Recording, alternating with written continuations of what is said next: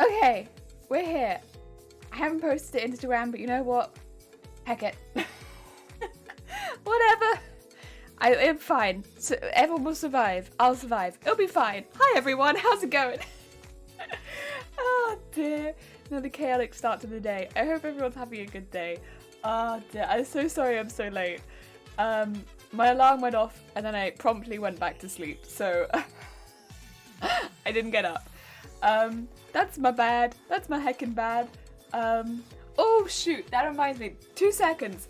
I'm gonna leave you with mannequin. It's fine, you'll be okay. I just have to mute my mic real quick. Also, hi high school run. 2 seconds. I'm so sorry.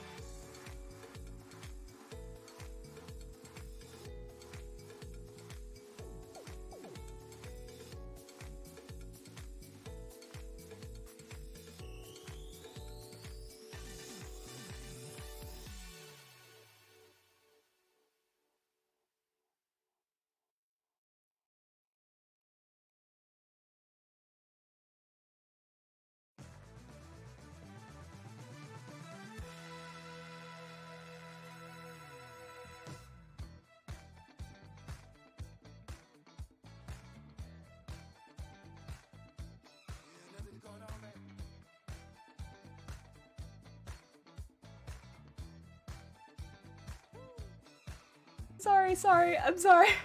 My organization levels this morning have been like so out there. I'm sorry, like a ghost. I spook in and I spook out. Ah dear, ghost stream, very ghost stream.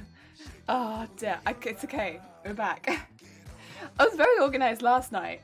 I did so much stuff, and then I did go to bed at like 2 in the morning though, and I think that's why I ended up sleeping in. So I was like, it's fine. It's fine. I'll just roll over and then not wake up for another like 2 hours. And then I was meant to stream in like 15 minutes. Oh no. I'm not ready to stream. And then we didn't have any breakfast in the house, so I was like, I need to go out and get some breakfast. And and my organization levels were not very high this morning. Oh dear. Hey ho, it happens. We all have mornings like that sometimes. Hey, it wasn't a bad morning. I went out and got myself a nice breakfast. I got fancy porridge. Normally I just have standard porridge. Today I had fancy porridge. Oh dear. Yeah, I hope your morning's been good. Understandable. Ah, heck, it happens. I could have got, you know, on another day it would have been an opportunity to get like a McDonald's breakfast, but there's nothing at McDonald's I can eat right now. So it's what it is. The thought crossed my mind and I was like, wait, if I eat McDonald's, I won't be able to stream. So I didn't. Yeah, otherwise it's good. I've got stuff prepped for today. I've ruffled one, which means I might have to ruffle one of the really long ones on stream today. We'll see how that goes, if I want to get both of them done. We'll see.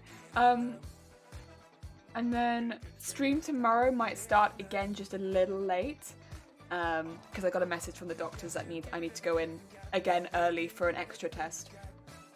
Fun. Love that. My poor arms. I'm not going to be able to stream because my arms are going to have no blood and I'm going to enter stream like... work. Oh dear. Porridge! Hype! I love porridge. I don't eat it that often. Normally I'm a toast in the morning kind of gal because I can't really eat a lot of bread right now. Because I know a lot of people say eat bread if you're ill, but like I can't do it. Bread's been making my stomach hurt like nothing else. So I've been avoiding bread. And yeah, porridge has been great. As far as you didn't order your usual breakfast of 5 dozen eggs. That's a very good point. That would have been a good opportunity to get 5 dozen eggs in the morning to help me get large.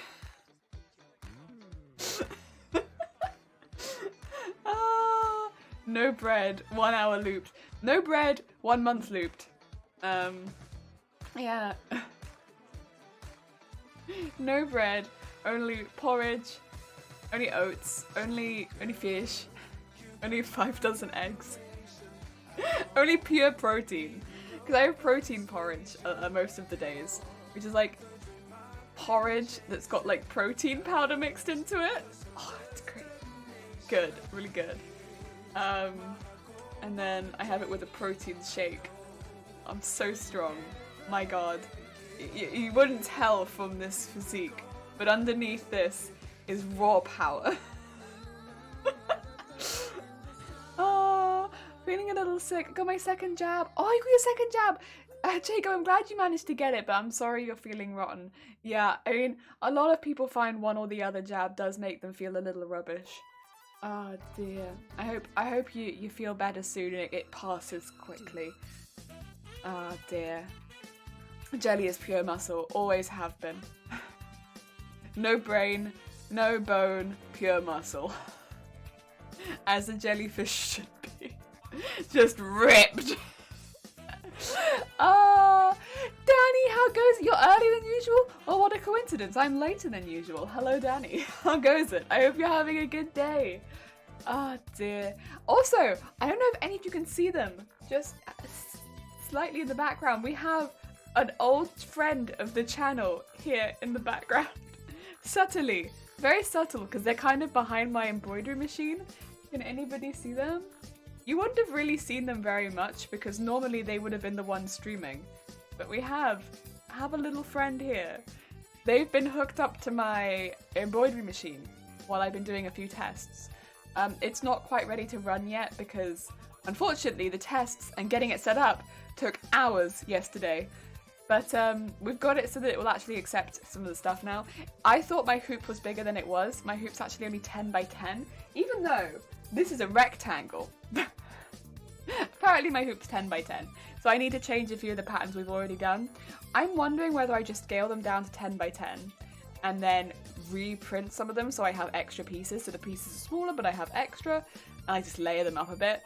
Maybe. I'm not sure, considering it. The only pieces that won't work on are going to be the ones like the strap pieces, which I might have to redo.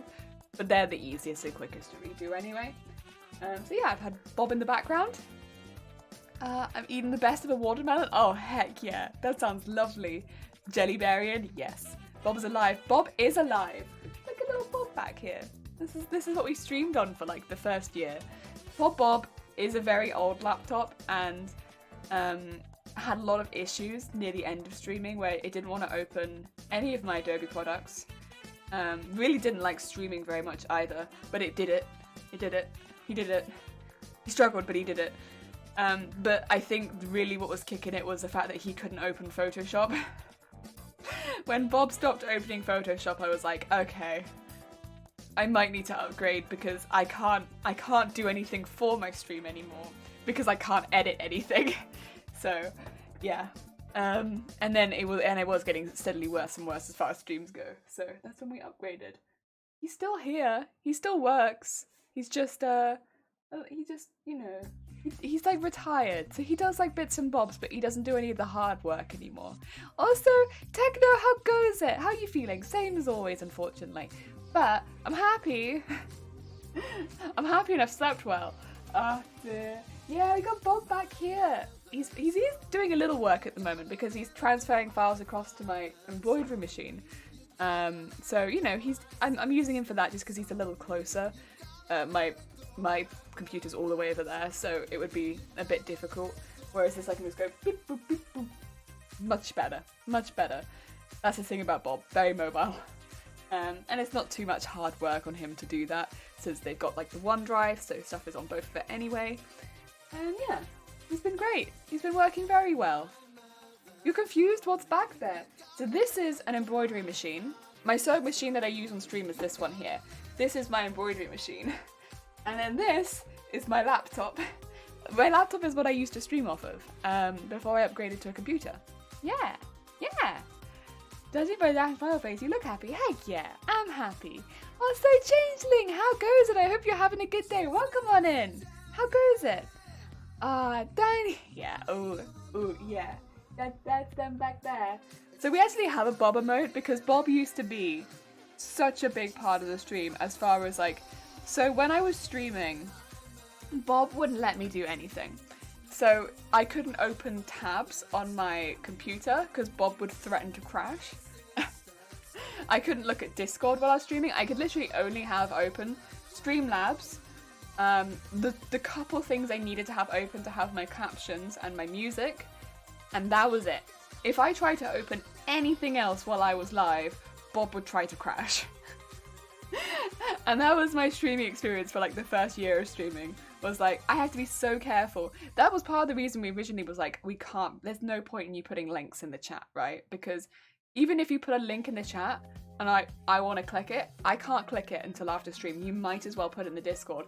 And that was one of the main reasons we got a Discord, was because people were like, well, I want you to see it too. Can we put it somewhere that you can see it too? And I was like, I won't be able to click it until after the stream, because if I click it while I'm streaming, I'm gonna crash. So we got the Discord so that we could share things that I could see them as well. Because otherwise, what was gonna happen was I'd click it and crash. So yeah, that was one of the main motivators for getting a Discord, was so that I could see everything everyone else was sharing. Because otherwise, people will share images and stuff like that, and I'd be like, man, I want to see that too. But I couldn't click it. There was no way. Oh dear. It goes well. I finished a suit of armor for a teddy bear. My shipping his wings. Oh my god, that sounds lovely. Heck yeah. Oh, he's like, I'm only gonna give you the necessary. Yeah, the necessary, basically. He was great for getting me started, and for the first year he was wonderful. But I started with whatever I already had, which was my very old, it was old when I started streaming, my laptop was. So I had my old laptop, which was already struggling. It already had parts replaced at one point, because it had struggled before. So it had some cooling down issues, Bob did, and it was still running, but he struggled. And then streaming is quite a pressure on your console or whatever you're streaming on. So if your laptop or PC has already had struggles before, like mine had, where it had to have parts replaced, and then you put streaming on it, it's quite intense. And so Bob struggled. Because you put a lot of things in it, like you put a mic into it and other cameras and stuff like that, and it really doesn't like it. And he'd try and overheat a lot. Yeah, good times. I remember when we got, at one point, this microphone that was too much for him. So this is a nice mic, and I was so happy to be able to upgrade my microphone from this one, because this is a microphone I used to use, to that one, and it was too much for Bob. As soon as I plugged that in, everything lagged. Like, it was too much. We can't handle that, I'm afraid. That microphone is too much for this system. Oh, it's hilarious. But like, I was wondering why like the games I was playing now were like when they were perfect before. It's because of the microphone. So we ran it through, like, I had to buy like a powered USB tower, and then even then it was a bit iffy, but it was better. Oh my god, it was such a nightmare.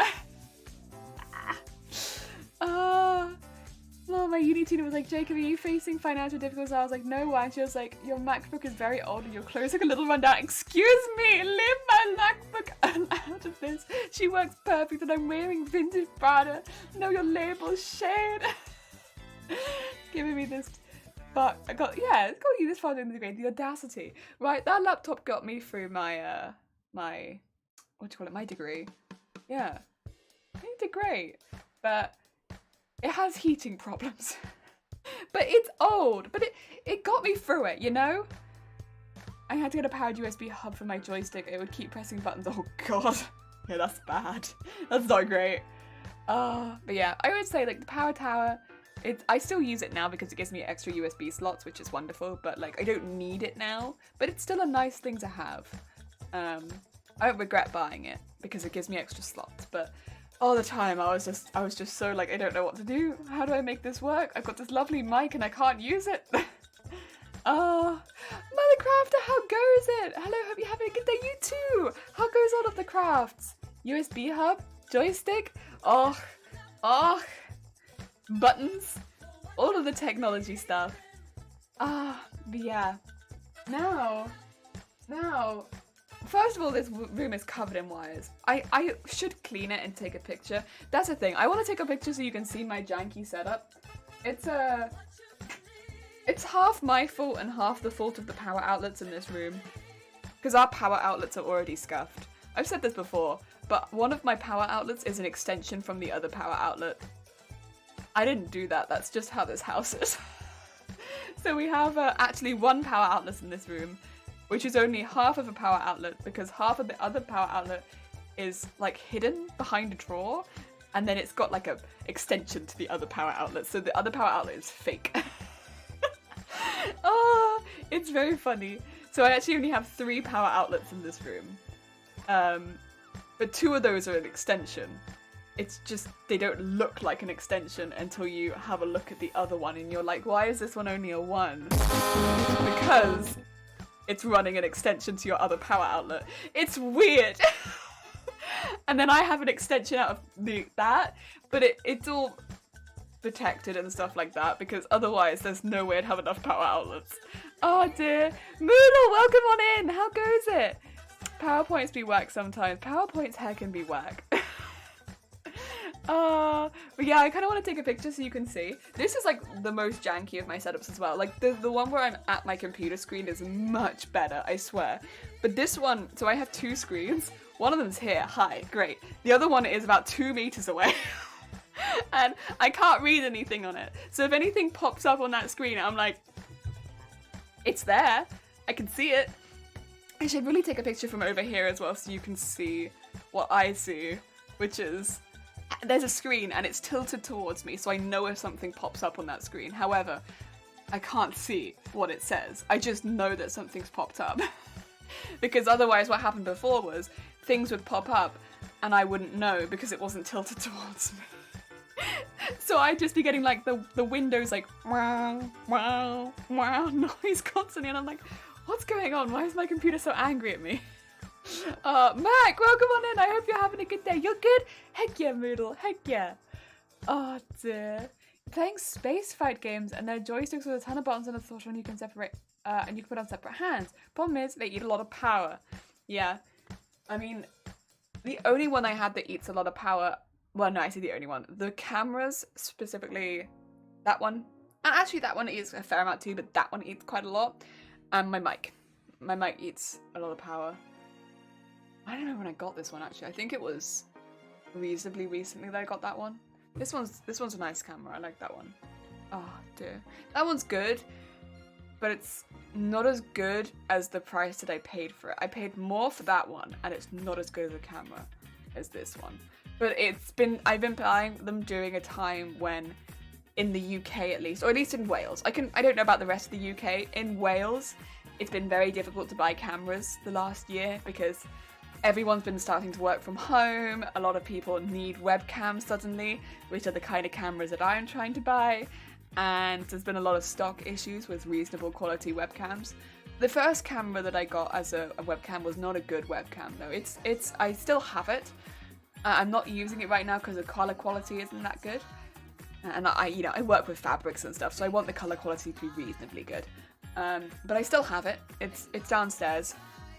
And it was a Logitech, but it was like an old Logitech. I think it was I have to check, 2700 or 3200, something like that. It's something like that. And I picked that up pretty cheap, comparatively. And like it was like 30 or 40 quid. And I think that was one of the few things I actually bought when I started streaming. Or did I already own that? I didn't really have to buy anything when I started streaming because I already had a headset with a mic attached. Nice. That might have been it. And I bought it a fair while before I started streaming. I know that. I didn't buy it. I already had it when I moved here. And yeah, other than that, I had everything I needed because I didn't have a second screen. I just used my laptop for everything. I had a little desk on my desk, which was my lap desk, put onto the laptop. And then I had mic, headset.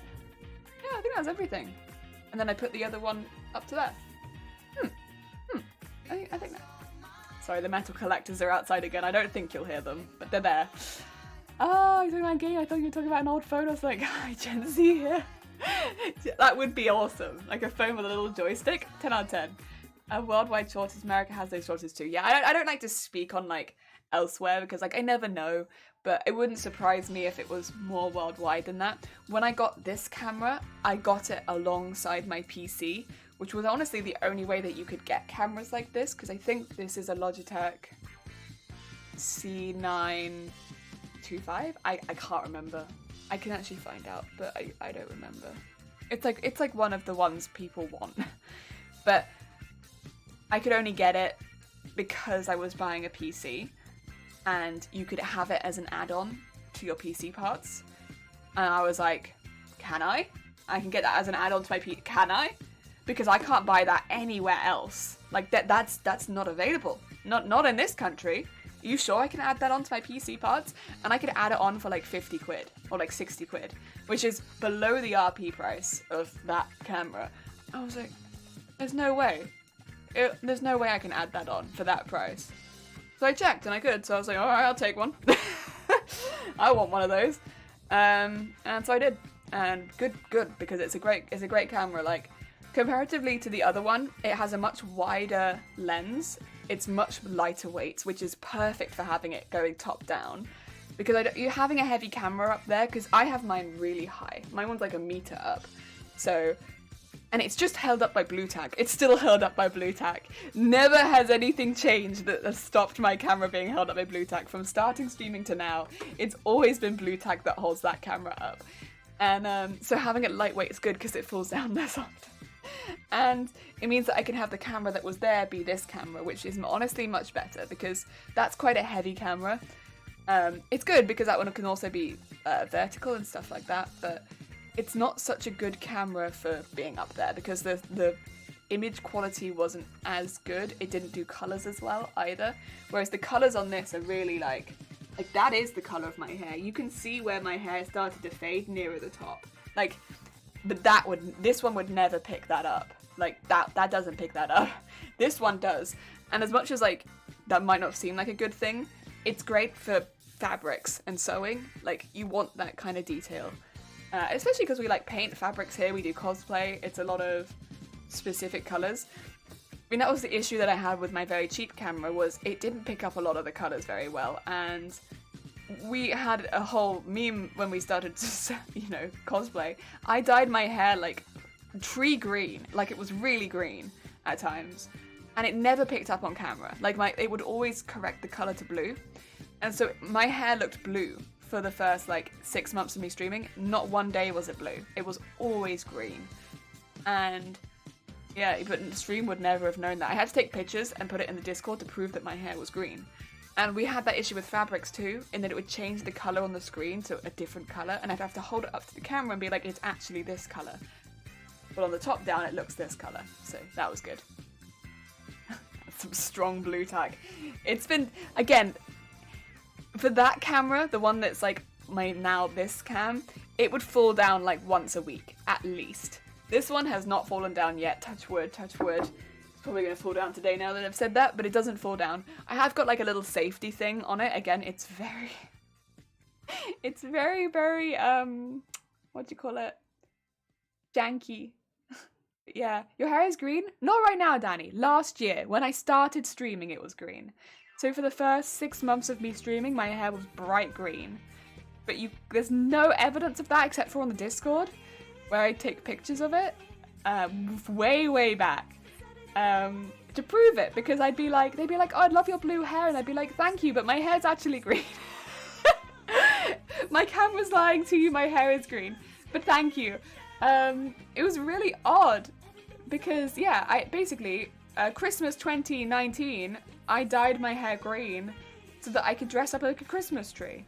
This was before I started streaming, but that's just something that I did. We didn't have a big flat sea, so we couldn't fit a Christmas tree in it, so I decided that I was going to be the Christmas tree that year. There's a logic there, I suppose. And so I dyed my hair bright green. It was like kind of the colour of this, honestly. Like, if you can see that, that's the colour my hair was. And, yeah. Decorated my head like a tree. And I had like the beard baubles, but I put them in my hair. I still have the beard baubles actually, just in case I do it again. But yeah, and then when I started streaming, my hair was still that colour. I think I maybe have a warped view of blue tack strength, because it sometimes gets hot enough, blue tack kind of melts. Yeah, see, in the summer, my camera falls down a lot more. You're not wrong. In the winter, it stays up pretty good, because when it's cold, it doesn't really fall down. Hope you have a good day, night, and a good stream. Chard, you're pretty great yourself. No, you. Uno reverse. Chard, you always just pop in and say nice things. I hope you're okay. Because you're always spreading a lot of positivity, so I hope you're doing alright. Oh dear, I had that problem with coloured chainmail as well, that the purple colour, that webcam is only covered as bright blue. Yeah. I think it's taken me to like the last 6 months to get like a proper camera that actually captures green. And yeah, purple's the same kind of issue. It's just, it takes a while, huh? But yeah, I mean, as long as you can take good photos of it, it's normally alright, right? Cool, dyeing your hair green, dress like a tree, and a cup tuna. Become a tree. Green is a good colour to dye your hair if you're looking for hair colour that doesn't leave your hair very easily. Because I tell you right now, the green did not leave my hair. Which was good, because I didn't want it to. I like to get value for money with my hair dye. Green did not leave my hair. I will say, green dyed everything. It took forever to wash, like the first time you put the hair dye in, it took forever to wash the water clear. Probably at least like an hour of like me washing my hair. An hour of just standing there. And I didn't have that much hair at the time. And just like whoosh, whoosh, whoosh. And then afterwards, it dyed my skin, it dyed my fingernails, I think it dyed my toenails too, and it did dye a couple of items in my clothing that I slept in, and my pillowcase, but then I always have a dye pillowcase, so that's okay. It dyed everything. Dragoness, how goes it? I hope you're having a good day. Welcome on in. So I'm using a DSLR webcam. Yeah, if you can afford a really good webcam like that, then you'll be set. Pick up a product to get that colours right, yeah. It has a native time-lapsing and optical zoom. Heck yeah, heck yeah. Also say, how goes it? I hope you're having a good day. Welcome on in. Oh, an hour is a lot for you. Two and a half hour showers on my hair. Oh my god, Danny, wait. What hair colour is that? What hair dye are you using? Also, what is by my foot? Oh, is it the, oh, it's that. Sorry, it's my laptop thing. Wait, what hair dye are you using that it takes that long? No Uno reverse to you. Yes, Uno reverse to you. Don't worry about me, I'm a ghost. Yeah, but I still want you to be having a good day. You always come in and you spread positivity, and then I worry that you're not having a good day yourself. Because sometimes people that come in and just spread positivity and are not having are not in the best place. So I hope you're doing alright. I might be looking into it too much, but I hope you're okay.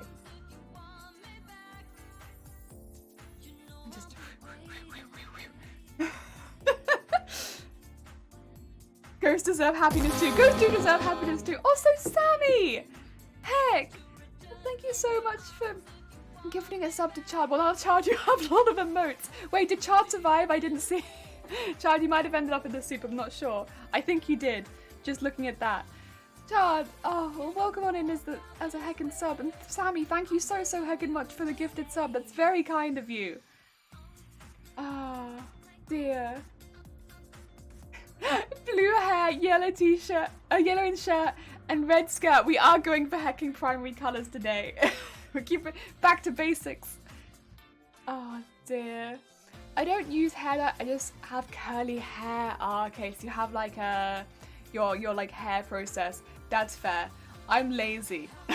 And I don't have difficult hair like to be fair, I have thin hair for starters, and my hair falls like very straight.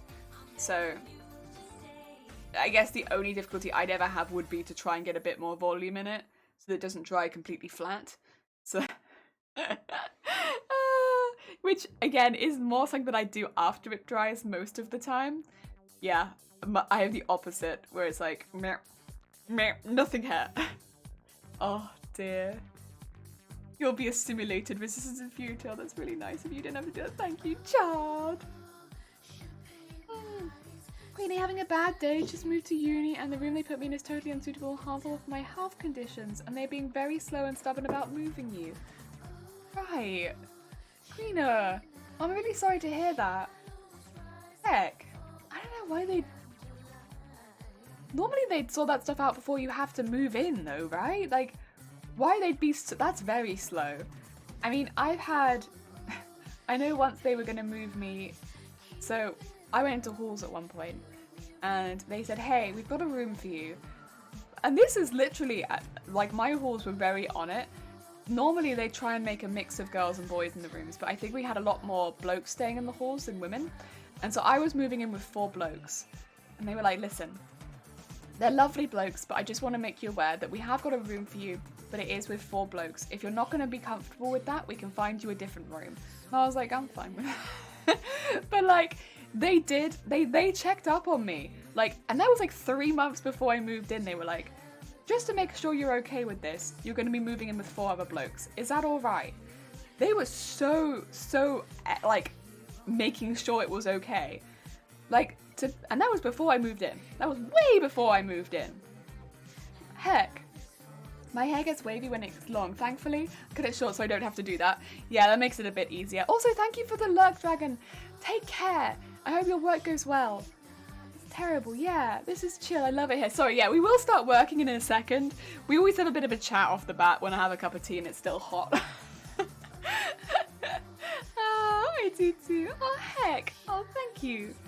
I turned up and... Oh, Jesus Christ. Chard! Chard, you didn't have to do... Chard, you activated a very angry emote. Chard, you didn't have to do it. Very hecking kind of you. Thank you so hecking much for the 5 gift subs. Who got it? Yarnage? Bloopy? You got one for Teacup and Snowden and Techno. Oh, heck. Chard, thank you so hecking much. It's very, very kind of you. Heck. Heckin' horn. That's horrid. Hope they get that sorted soon. Yeah, I turned up. The room was awful. My key didn't work. Wait, the key didn't work. The front lock didn't shut. The room was full of bugs.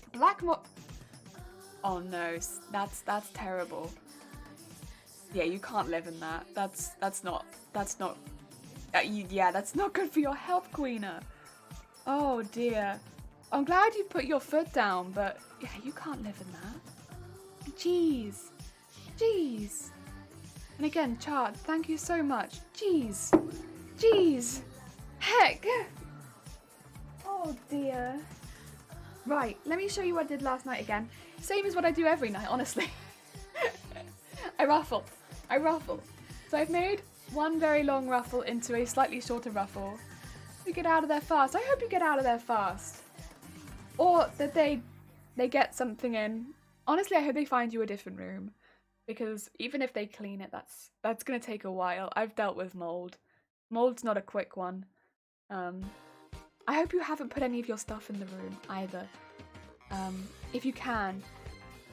Again, I can only go off my own experience, but with mold, if you've put your stuff in the room, sometimes you have to put your stuff for a really hot wash, like your clothing, if it's been exposed to like the mold, and it can destroy a lot of your clothing. So best not to open any of the bags if you can. I mean, it's different, I suppose, case to case, but I just know that was my experience and I wouldn't want anyone else to have to go through that, because in truth, that really hot wash destroys a lot of your clothing. And no one wants to have to go through the experience of rebuying all of your clothing because of mold. I mean, it's taken me years to get back to like having a normal amount of clothing. So, yeah. Isn't there a health department or something that you can report that to? Bugs and black mold sound unacceptable for a university. Yeah, I'd say so. Right. Let's get... Oh, that's a short one. Sorry, I'm just sorting through some of these because some of these are little ones. That's a little one. Is this a medium-sized one? I think so. Disco. There we go.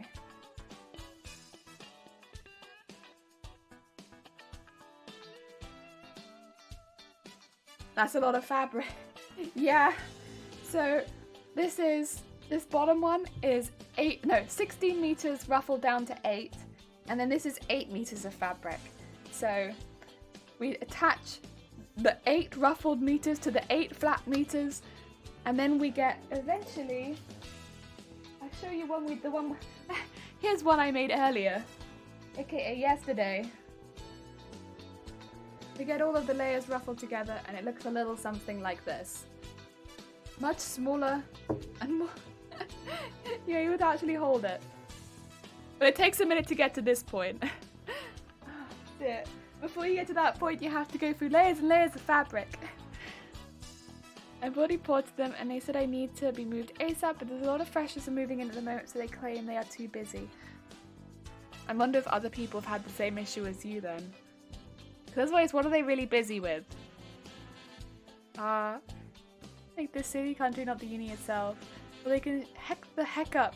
You deserve to be moved out. Yeah. Oh dear. I mean, I don't know if Shifty Bluke's still in the chat.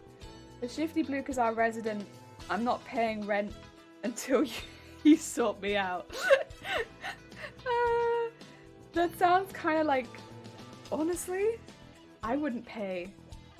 I would straight up not pay.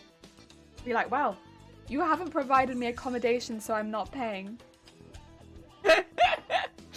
Kind of thing. Because that's not acceptable, is it really? If they haven't provided you a place to stay, you not pay. And normally if someone's not paying, it kind of incentivizes someone to get a move on, you know?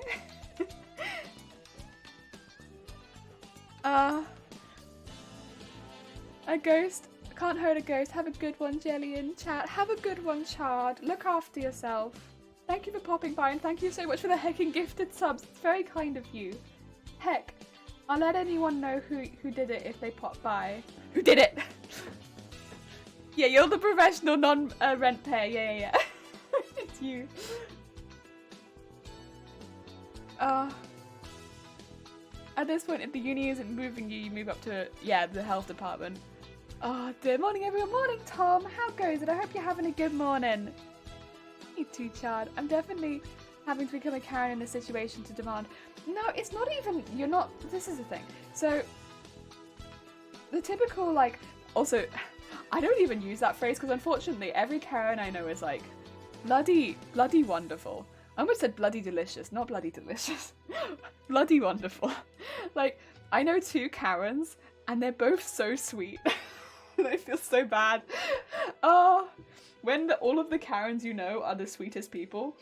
Oh, but yeah, anyway, I don't think it's even that. It's like, because you're not, that kind of stereotype is complaining about things that aren't real, or like that you're complaining about stupid shit, and you're taking it out on people that can't help you, or you're taking it out on, like, you know, normally it's like the lowest rung workers, and you're causing a fuss for no reason. That's not what you're doing. You're standing up for yourself to make sure, in a reasonable situation. There's a very big difference between screaming and yelling at people for something that you can't change, and standing up for yourself for your own health is a bit different. Yeah. Oh dear.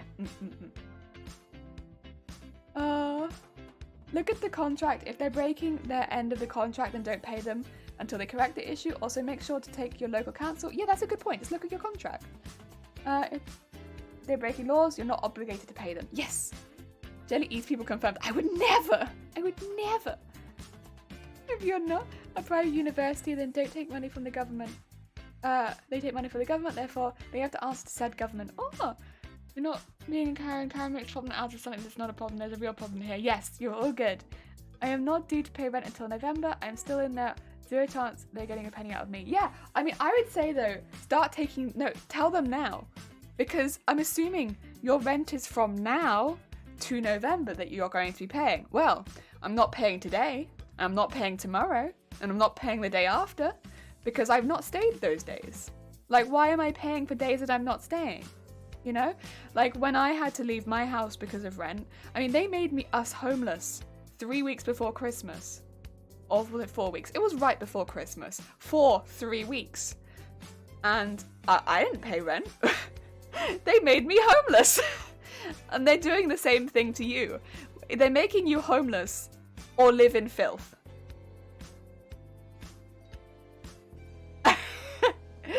And yeah, it's not unreasonable to not pay at the very least. If anything, you could take it higher than that.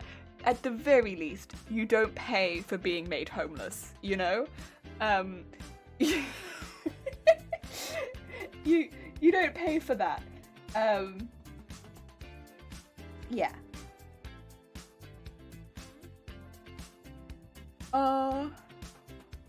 Even if they're private universities, probably a tenant's right to consider. Yeah, they still try and strongly arm them to pay, but do not pay them. Ultimately, it's contact between two parties. If the part of the landlord's obligation to make sure the property is habitable and livable. Take pictures as well. Take lots of pictures. Lots of pictures. Take pictures, date them, and be like, listen, I'm not paying you for making me homeless. Look at the awful situation you put me in. Is that the Christmas you turned into a tree? Nah. Christmas I turned into a tree. I had a home. It was just a very small house, which is why I turned into a tree, because I couldn't fit a tree in it. I would never have turned into a tree while homeless. That would have it would have put a lot of pressure on somebody else's house, the people that were putting us up. So yeah, no, not that Christmas. Seeing the stuff you make is making me want to get on with the blouse I've been making, or some petticoats my skirt. However, all the fabric, the shops are shut right now. I mean, you could get on with pattern making maybe. Get some pattern making, do some designing. That's what I often do, because like I don't go fabric shopping very often these days because I have a hoard. I don't need to. But designing, pattern making, all that kind of jazz. That's heckin' fun stuff. Also, pattern making takes a good long time. Also, Black Mage, how goes it? I hope you're having a good day. Welcome on in. Yep, took lots of pictures. Smart bean. Smart bean. Look at that, we got a smart bean here. Good. I'm glad. Cover your backs. Like, we took pictures of this house here. I mean, this house has not got problems comparatively to, like, the ones you said. But, like, this house had a few problems when we moved in. You take pictures of it because you don't want to get blamed for it. Like, the last thing you want when you leave the house is to be like, did you make the roof leak? I bet you made the roof leak. I bet that was you. I bet you prodded a hole in that roof. Now pay for it. No, I'm going to take a picture of the leaky roof and be like, hey, listen, the roof leaks. And they're like, well, we're not going to fix it. It's like, that's fine, but just don't charge me for it, okay? Oh, dear, you know? Just, you take pictures of that kind of stuff. We also took a picture of the gas leaking. And said the gas leaked. That didn't get fixed for like a year, but you know, it's whatever. Yeah. Got a brain in you? Heck yeah! Have you seen my husband lately? Oh god! Yeah, we got Queener, we've got Black Mage! Black Mage, I don't know if you've played Final Fantasy IX, but if you have...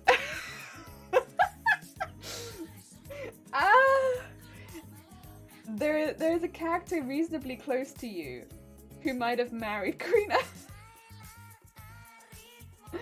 If two Final Fantasy characters in chat. The coincidence. Oh, hilarious. Oh. When Jaylee calls you smart bean, she's also saying at the same time that she's a smart bean. I'm also a smart bean, yes. Listen, I know I'm a smart bean. I'm a smart bean who is also... I'm a smart bean with no common sense. Yes. If I'm giving instructions, I'm a smart bean. But I'll also turn myself into a tree. But no, I don't think I'm stupid. That's for sure. Like, when it comes to stuff like moving house, I'm pretty versed in it. I've done it a lot. I've moved house a lot. Like, we move house like once a year, maybe like at times more. So I'm pretty good at moving house. Those things I'm good at. I'm good at moving house. And making sure they don't charge me. I'll not be charged for their negligence. Yes. And I will say, the majority of my landlords have been lovely. Like, our last landlord was really, really sweet. Even the landlord who... This is the thing. The landlord from the house where we ended up being homeless, they were nice. They were a nice landlord. They were just a little bit out of touch, I think. And a little bit, they just weren't really, I think, prepared to be a landlord, which meant that we suffered because of it. They weren't a bad person. They just weren't really ready for everything that came with being a landlord. And this one's a nightmare. I stand by that. I wanted to give this one the benefit of the doubt for the longest time, but like maybe they're new, maybe this, maybe that. No, this one's just not keen. Anything they say they can pin on you, they will. Security deposits like free money to landlords. They'll take lots. So yeah, make sure you take lots of pictures. Exactly. Like, why can't they just keep that deposit? No, you have to make sure you get it back. It's not been half an hour. No brain or muscle. Listen, I also live on this. You know though, if I could choose between the two, I probably would choose to be no brain or muscle. I just think it'd be so much fun. Why'd they kick you out if it isn't too private? Why'd I get kicked out? Did I get kicked out of anywhere? I haven't been kicked out of any property. I'm a good bean. I don't get kicked out. But so I've never been kicked out, but I have oh no, I was made homeless before Christmas because of mold. We had a really dangerous mold grow in the house. Yeah. For 3 weeks we had to leave while the house was fumigated, basically. That's why we lost so much of our clothing, and that's why I'm like, if you can, don't put your clothes in the room, because yeah, we had to put so much of our clothing through this really, really hot wash because they were like, basically you might have spores in your clothing. So what we had to do was put all of our clothing in this really, really hot wash and then put them in bags and leave them out the house. And a lot of our clothing didn't survive those washes because our clothing was kept in the same room that the mold was in, and the mold made it difficult to breathe, truthfully. Like, that we didn't see the mold at all. We didn't know it was there. But every time I went into the bedroom, I would start coughing and finding it difficult to breathe, and so I was like really struggling in that room, and we couldn't see why. And then a piece of the wallpaper fell off, and it was like squishy and black behind the wall, and like where all the wallpaper paste was, and we were like, oh no. And we had somebody come in and look, and they were like, yeah, you can't stay in this room, you need to leave. And that was the room we rented, just that room. And so they were like, yeah, you can't stay here, also this has to happen to all of your clothing and the Christmas presents and this and that. Luckily, a lot of my cosplay stuff I kept downstairs in bin bags, so I didn't have to do it with any of that, except for like 1 or 2 bits and bobs, but most of it was fine. But a lot of stuff had to get thrown away after that. And yeah, we stayed with other people for during that time. It was a nightmare, like a true nightmare. And it was right before Christmas. I mean, all through October and November, I was really struggling. Even Shiny was struggling a bit, and Shiny doesn't have any chest problems. And we were like, we can't understand, because we looked and we searched for mold so much. And every now and again, we see a little bit on the windowsill, but like, we didn't see really anything. And we thought maybe it was mold, but we couldn't see anything. And it wasn't until the wallpaper fell off that we were like, shoot, it's everywhere. And we couldn't see it. And yeah, and then they came in and they fixed it. But it took a few weeks to fix, and our landlord wasn't in the country, so he couldn't work anything out for us to anywhere else to stay. Obviously we didn't pay, but like, I felt like we paid for it, because during that time we lost a lot of our clothing and a lot of our possessions, and you know, in travel I paid for it, because I was staying with people I didn't normally stay with, and I still had to go to work, and yeah, it was hard. That was a hard time, but that's why when it comes to mold, I'm always like, really be careful, because like, as much as it was an inconvenience to have to stay somewhere else, the real inconvenience came with a lot of the stuff we had to throw away afterwards.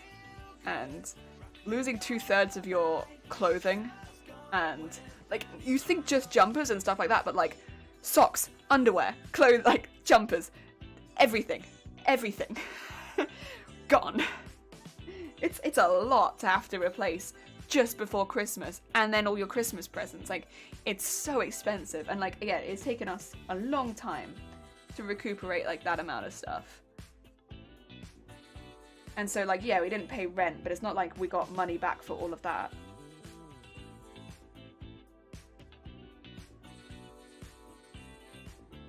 Yeah, mold's difficult. That was probably the manager. They managed to claim that our house was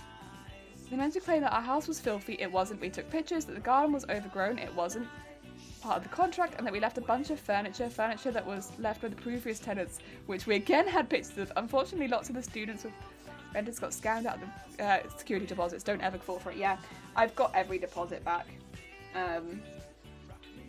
Yeah, I've not.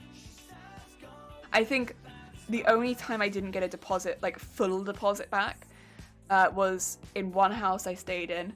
There was like 30 quid they claimed back from it, which didn't affect me because it affected one of the other people I stayed with, and they claimed that, and it's because they'd like punched a hole in the wall. And they were like, I'll cover that. And it's like, yeah, you will. You will cover that. You who punched a hole in the wall. So, yeah. You know what? Fair. Can't really claim that was there before. I don't know if it was like a full hole or if it was just like a big dent. I didn't see it, but I didn't know it was there, to be honest. It wasn't my room. It wasn't the one I rented. We left at the same time, so. Ah, dear. The mole behind the wallpaper reminds me of how arsenic was used in wallpapers in the Victorian era, and the mold that was fed made arsenic vapor, which, you know, is poisonous and makes people sick in the rooms the wallpaper was used in. Ugh. Ugh. Spooky. Heckin' spooky. Ugh. Yeah. It just, yeah, I don't know. We were just not well. And it like sucked as well for the couple months leading up to it, because bear in mind, like, I have bad lungs anyway. And it kind of just made me really ill every day. And I'd then have to go to work just feeling like absolute trash every day. And I couldn't work out what was wrong. And like, I felt like I was going insane. Because I'd get home and be like, long day at work. Like, what's going on? Why am I so ill in the house? Like, I'd get to work and I'd feel better by the end of the day at work than when I get home and relax. I'd be like, what's happening? I don't understand. And like, you couldn't see anything. Like, nothing was visibly there. And I just feel like insane. And then yeah. To be honest, when we actually found out something was wrong, as spooky as it was, I actually felt like very validated. That like, I wasn't just going insane in this house. Also, thank you for the lurk, Danny and Shifty. I hope you both have good lurks. The university managed accommodation, even more shocking that they're being so reluctant. With a huge debacle last year when lockdown literally went not allowed to move in, they refused to refund rent. Yeah, it's terrible. That is terrible. I guess one thing with like just normal student lettings, but it's quite another thing with the universities. Oh dear. Also, minimal. Excuse me. How goes it? I hope you're having a good day. Welcome on in. We're talking about renting. Fun stuff. Renting can be like a lot of fun though. Like, as much as we're talking about like a lot of the negatives, renting can be like a whole lot of fun. Like, you can meet like a lot of interesting people during rents. You can meet some really good friends and get really close to people during renting.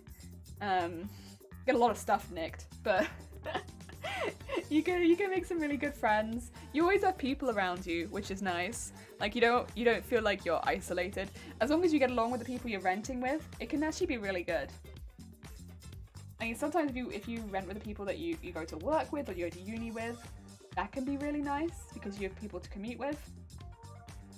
That's good. I like that. People to cook with, that's nice.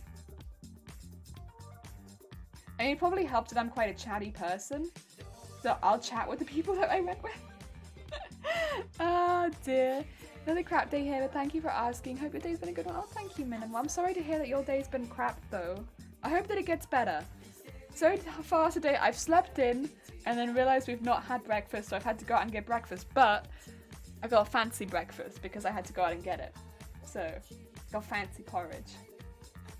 That was nice. Crap on the high five day. Heck yeah. Probably my day has been the least crap out of everyone's. I'm like, it's not my ideal start to the day, but it wasn't fully crap. Oh, I have to go to the doctors again, but honestly, I think that's worse for them than it is for me. I just feel very guilty because I'm not a good patient.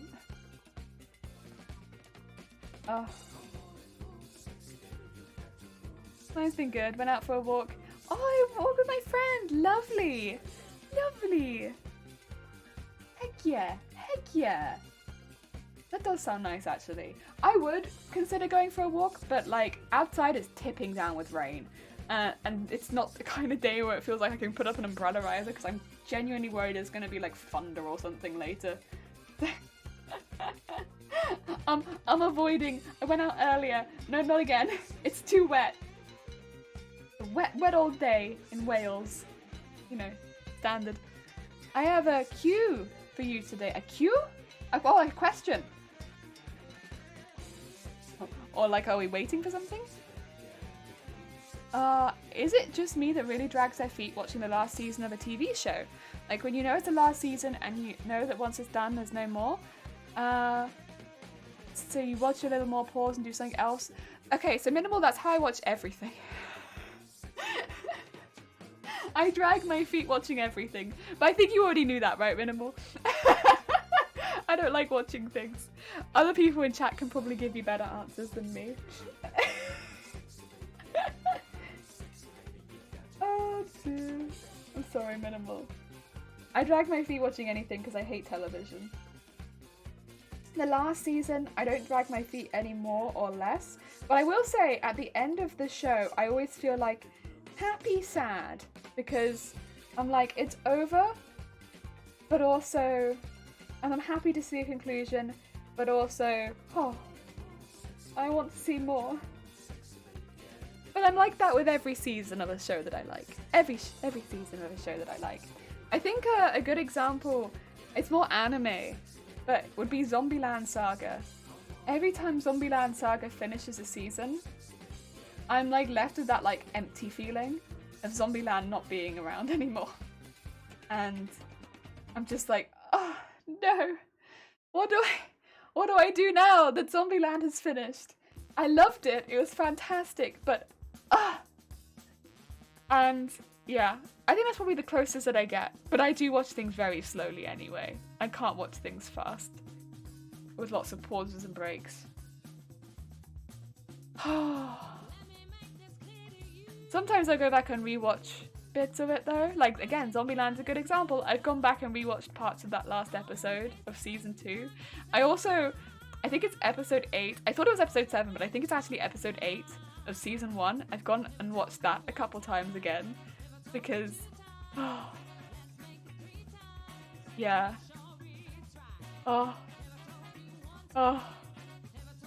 That one gets me quite a bit. I just need a good cry. Not so much from just the last, but I have a great difficulty getting through TV shows that have awkwardly cringe moments, such as The Office. Oh, Karina, actually, I feel that.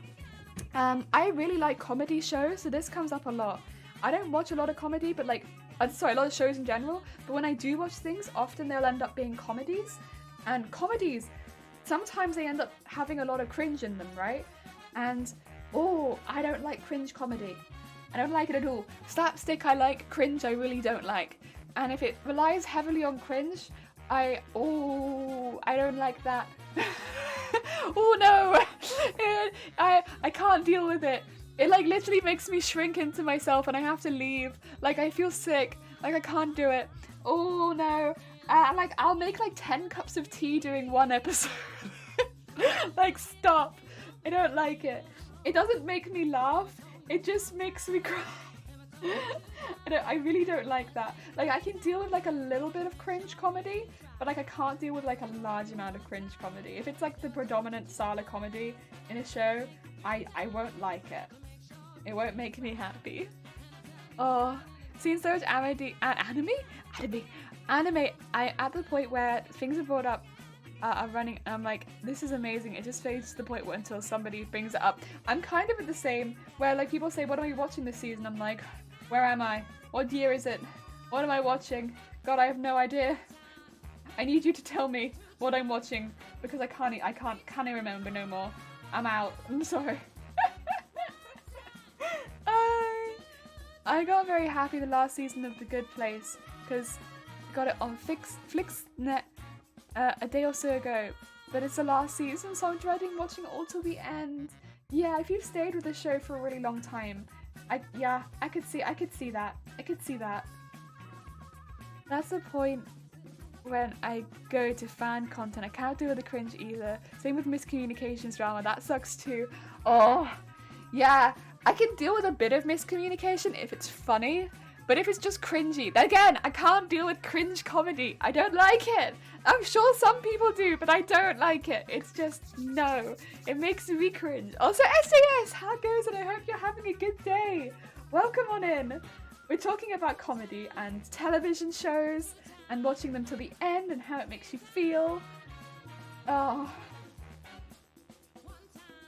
Yeah, I do like building comedy though, and sometimes that does rely on miscommunications. So that I'm kind of okay with. You know, like when comedy builds upon like one thing and then it stacks and it stacks and it stacks and it stacks. I like that. That I find quite funny.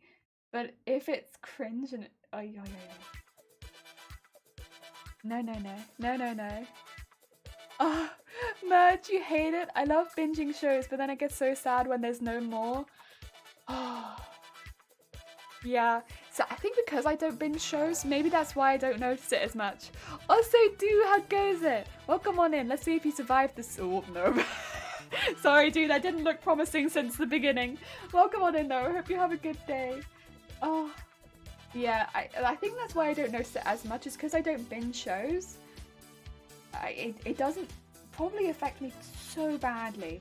But then there are shows that I have like I really love, and so when they end and I know that I can't watch them again next week, I'm like, oh. And I think normally I don't see too many shows like that, but when I get one like that, I used to find a lot more shows like that, but these days I don't find too many. But Zombieland Saga stands out as one. When I knew there wasn't going to be another episode of Zombieland Saga the next week, I was so sad. So sad. Now Gintama. Yeah! That has it all. I'm a huge fan. Gintama. Yeah, Gintama. See, now that's a very long running show and I have not watched all of that. But that really has everything. Gintama is the kind of comedy I like too. It's like that quick comedy. Yeah. That's a good comedy.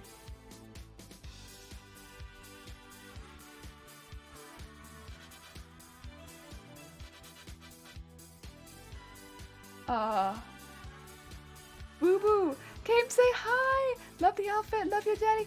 Sandman, he has to go to sleep because he has to wake up early and eat lunch and pick Mum so we can go to work. That's fair, Boo Boo. Take care. Have a lovely rest of your day. Thank you for popping by. Also, Schmidt, did you mean jellyflesh? You have to be really careful saying jelly in this chat. How goes it, Schmidt? I hope you're having a good day. Welcome on in. How goes the Apex? How goes your path to Dead by Daylight? I hope things are going well. Welcome on in. Ah, dear. What's up? What's up? I'm making more petticoat layers. The DVD debut is still on hold. What are you gonna do for your debut? What are you gonna do? You gonna do killer for debut? Bold. What is DB waiting for you to play? Oh, Schmidt. Okay. Are you free? When are you free, Schmidt? When are you free?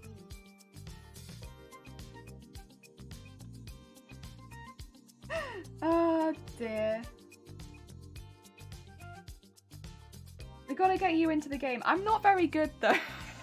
You're gonna be debuting with someone who's literally gonna drag you down. You? Oh, bless you. You free? So I think I have... Tomorrow I need to do prep. Are you free Thursday?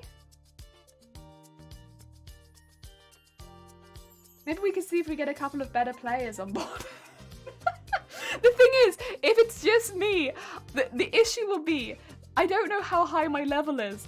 It might not be that high and then we'll be okay. But if my level is at all raised, I'm going to raise the level of the killers and then I'm not very good. So I can't deal with that. Oh dear. I'm trash, Schmidt. I'm absolute trash.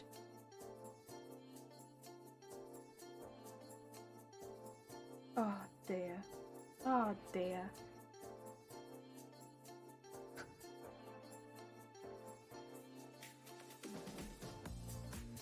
Wheel. Is there a proxy chat? Can we scream at the killer? No, but we can hop in a Discord. That's normally what I do. I find Discord, hop in, and then scream. Oh dear.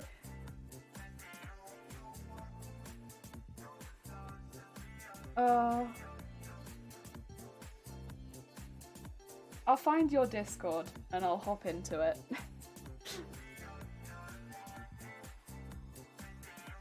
Oh dear. I promise you, I'm gonna sandbag you on accident. It will be on accident, but I will. There are, again, Shifty can attest to this, as can Dem, as can Zero. It's literally, basically, I play with them. They'll all be happily working on a gem, and then I'll lead the killer straight to them. I get everyone killed. B can attest to this. I don't remember if I've played with Vile. Vile can probably attest to it. I was doing something. Oh, I'm not too bad. I don't really scream. I make like airplane noises mostly. Airplane, mechanical noises, VHS tape, you know, that kind of thing. I don't know, I don't really scream. I'm more like a VHS tape. Accidental talk. I don't mean to do it. Like, honestly, if I was playing with people that I didn't know, they'd legitimately be like, why does this person keep sandbagging us? And it's like, I don't mean to. I just can't see you. I have no peripheral vision. And I just don't realize you're there. And I think I'm doing like really sneaky and leading the killer away from everyone, but then you're like right there. And I'm like, oh no. How did this happen again? Every time. Oh, right, I need to pull this out a little bit because I've tightened this just a little too much. I'm just gonna pull this out just a little bit. Honestly, I'd rather have it this way around because tightening it a little bit too much is better than having it too loose. So we're just gonna pull this out. Hopefully that'll get them a little closer in size. I can go a little bit further than that.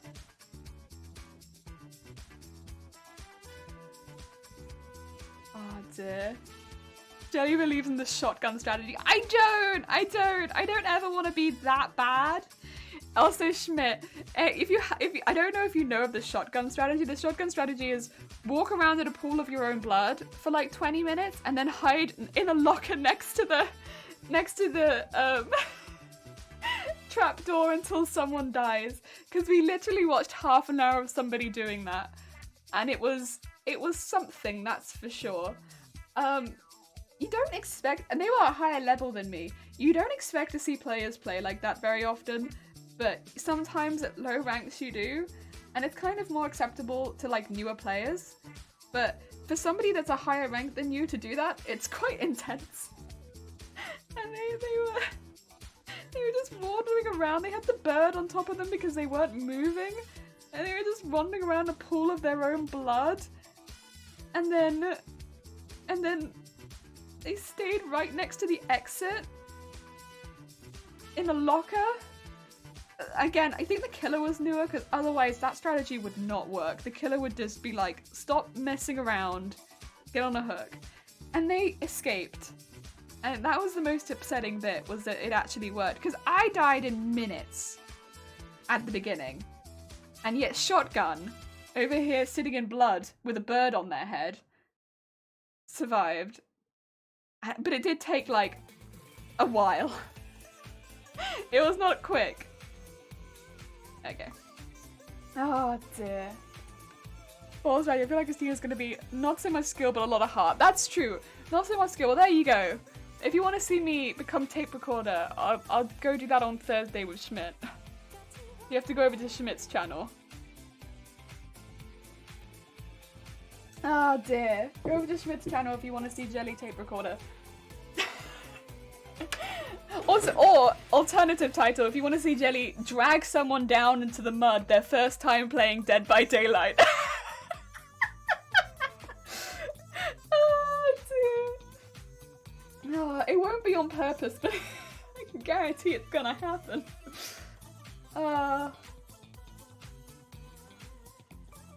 Deary me. Ay. Mud cosplay. I haven't done like a mud cosplay.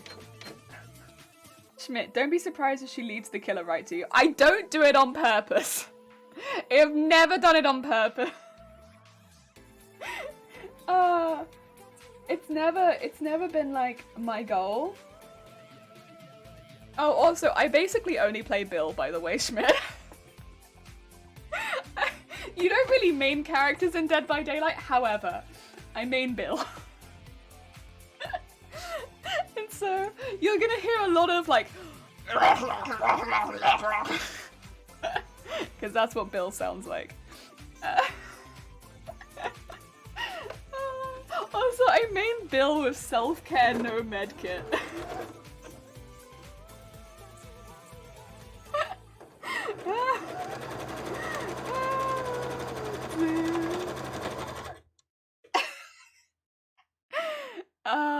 Shifty, pray for me. See, Shifty can actually play Dead by Daylight. Shifty's actually, like, pretty good at Dead by Daylight. If Shifty didn't ever play with me, Shifty would probably rank up much faster. But then Shifty goes in a few games with me and rank just goes boom. Because I sandbag! Not on purpose. Oh dear. But Shifty can actually play. As can Zero. Zero is very good at the game. I think Zero got like pretty high rank, got close to Dem's rank pretty quickly. And again, Dem is like a very good rank at Dead by Daylight. And then they play with me and they're like, Jelly, you're leading them right. Jelly, stop! And I'm like, what? What's going on? And that's basically the Dead by Daylight game. Oh, it's good. 10 out of 10. And enjoy it very much. I have a great time. I'm just not very good at it. Your chat's gonna be so mad. Smith. Your chat. Because I bet there are people in your chat who know how to play Dead by Daylight and they're gonna be like, why is this person helping you? Oh.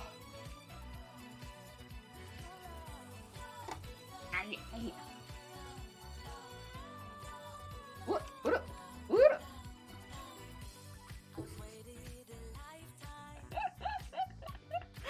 Oh.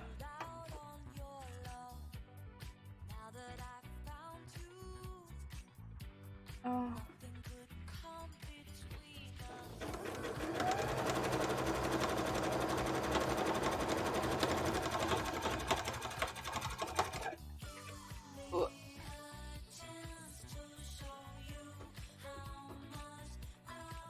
That being said, Schmidt, after I've teached you with all of my extreme Dead by Daylight wisdom, you have to be red ranked.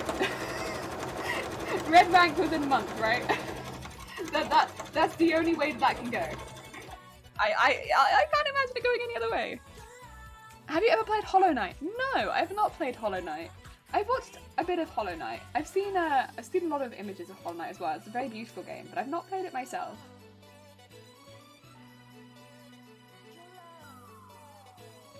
It's like one of those games that's like kind of on my radar, but it's not. It's probably not like right at the front right now. It's very pretty, and I like the idea of it, but I don't think it's the game that I want to play right now. You know? I'm not really looking for like a boss platformer game. I don't know, I really do gravitate towards horror games. Like specifically horror. I really like horror.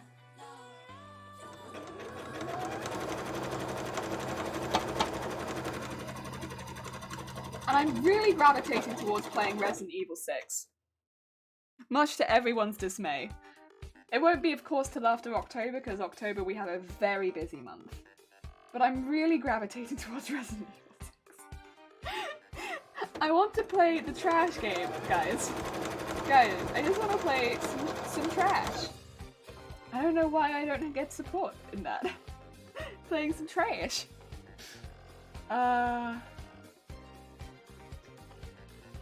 Jelly is good at phasmophobia too. Oi oi oi oi oi oi. I mean, I don't have the keyboard skills to be good at phasmophobia yet. I need to know where all of my keys are, because the things that I struggle with are having my hands on the keyboard at the moment. Hey, I'm not terrible. I'm not terrible, right? I only died every house. Oh dear. The aesthetics and music is beautiful, but it can be challenging at parts. Yeah. See, the bosses I see are quite tricky. But yeah, I think it's like a game that's on my radar, but I don't think it's the game for me right now. I'm looking at that trash fire that is Resident Evil 6 and being like, yeah, that's what I want. I want to play some hot garbage. Gotta play that again at some point, like Phasmophobia or Hollow Knight or Resident Evil 6.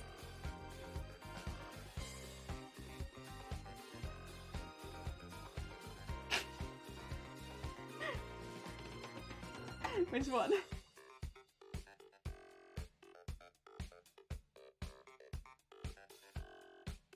Phasmo, definitely not Res. What do you mean definitely? You know, Shifty, Resident Evil 6 got co-op. We could play it together. Oh dear. Can you imagine? How fun would that be? I'm gonna find someone and coerce them into playing this game, but oh god, we could. How fun would that be?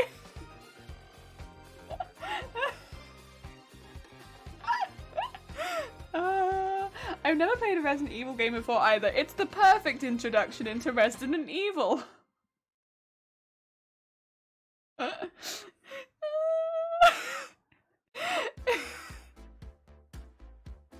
Honestly, it is definitely an introduction to Resident Evil. I get too addicted to Minecraft, so I avoid it these days. Minecraft is very addicting, but like, it's a very good game. You know, a lot of good games are addicting, so I like fully get that.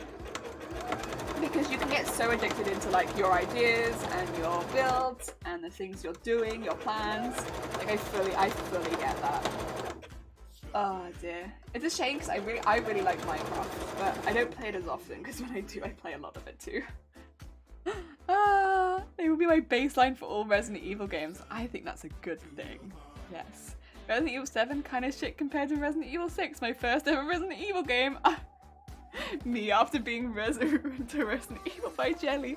I think we'd have a great time. You could go play 7, arguably a really good game. You could go play 8, the newest in the series. Or you could join me and play 6.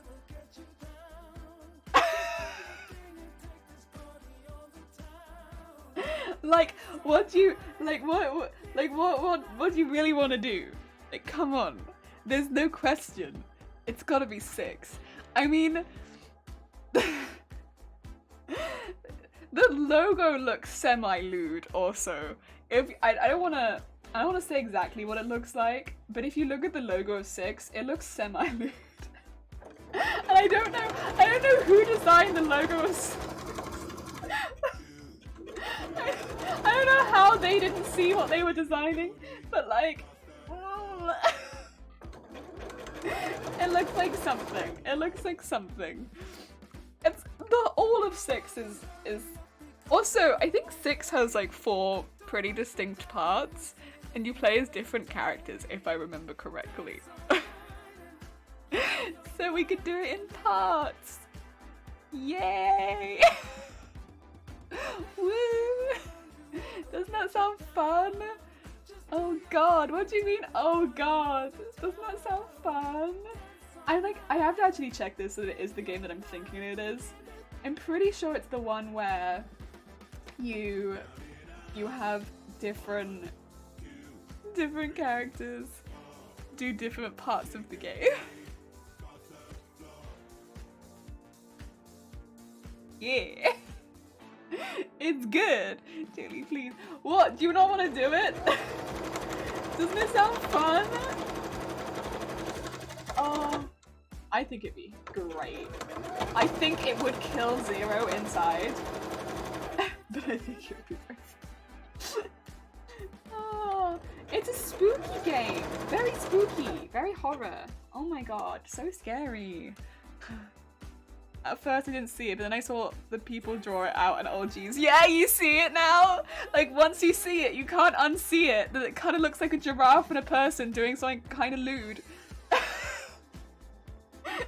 Oh dear. Also Matrix, how goes it? We're just talking about Resident Evil 6. I hope you're having a good day. Welcome on in. I want to play Resident Evil 6 on stream. And I'm trying to get Shifty to play it with me because it's co-op. I think Shifty would really enjoy Resident Evil 6. Shifty's never played a Resident Evil game, so it'd be a really good introduction to the series, don't you all think? Yeah. Like, wink wink, nudge nudge, everyone say yes. Oh! Emmy! Welcome on in! How goes it? Oh dear. And Mitchie, Eggy Raid, how goes it? I hope you're having a good day. Oh, thank you for shouting at Emmy. Means I don't have to release the keyboard. How are you doing? How goes the heckin' cosplay? I'm assuming it's cosplay you're working on. Welcome on in. Hi Sims, how goes it? We were just talking about Resident Evil 6 in this chat. If you were curious on the conversation you joined, I'm trying to coerce one of my mods to play Resident Evil 6 with me. If anyone hasn't played Resident Evil 6 before, it's fantastic. Highly recommend. Best one in the franchise. It's co-op. Like, 10 out of 10. Logo, nothing weird about it. Great. Howdy, howdy! How was your stream? What did you get up to? If you're curious about what we're doing over here, we're making a petticoat. We're 2 layers deep at the moment, so this is going to be the 3rd layer. We're making it out of cotton. Kind of looks like this, each layer. Traditional, innit? Yes. Have a wonderful snooze. Ems, try and have a good day for tomorrow for me. Have a nice snooze if you need a snooze. Dear. Yeah. Great introduction to the series. Fully recommend. Come on, Shifty. You know you want to. You're always looking for new games to play, right? I think I found one.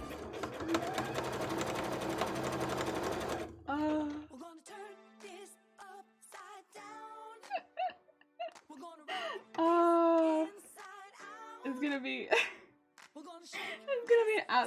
also, I'm pretty sure I'm gonna have to check that actually Resident Evil 6 is okay to stream, because I'm pretty sure, again, if we have any Resident Evil 6 fans in the chat, who are you? Where are you? But also, is one of the bosses a naked lady? Don't spoil too much, but is that allowed on Twitch? I need to check if Resident Evil 6 is Twitch appropriate, because I'm pretty sure one of the bosses is a naked lady. I could be wrong. Oh wait, your stream broke? While you were live, or like just now? Are you okay? Is everything fine? If it just broke now, that's fine. You're not missing out on much. We're literally just chatting about Resident Evil 6. But I hope it didn't break while you were live. To be fair, I would, but I can't stream or play games. That's fine. I can stream later in the day. That's okay with me. I don't mind streaming in the evening. I'll do heckin' spooky evening games night. That's all good with me. That's heckin' good. Oh dear. Naked Lady final boss. Yeah, I'm pretty sure. And again, I don't want to spoil anything about who they are or like where they appear, but I'm pretty sure one of the bosses is a naked lady. And I don't know.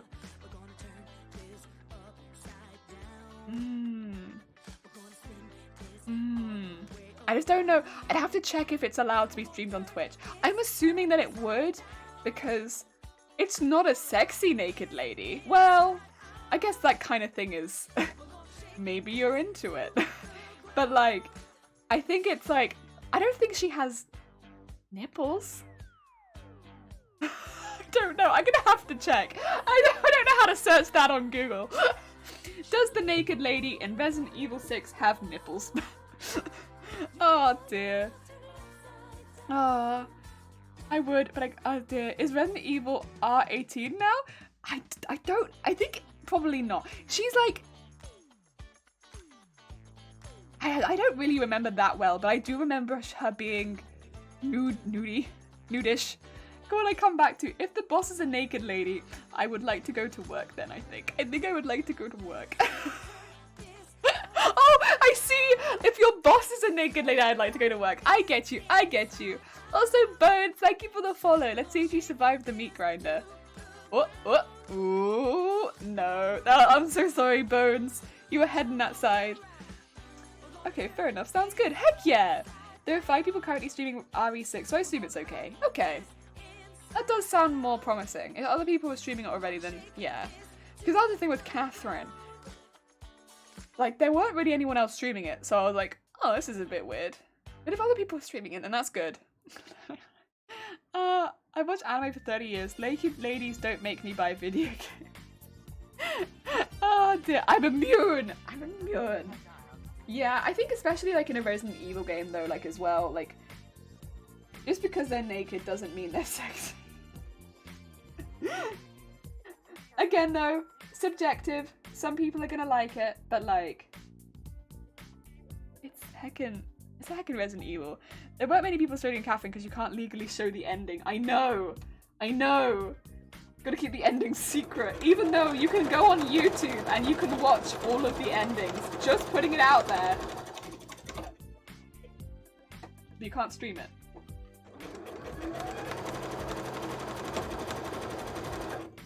Oh dear.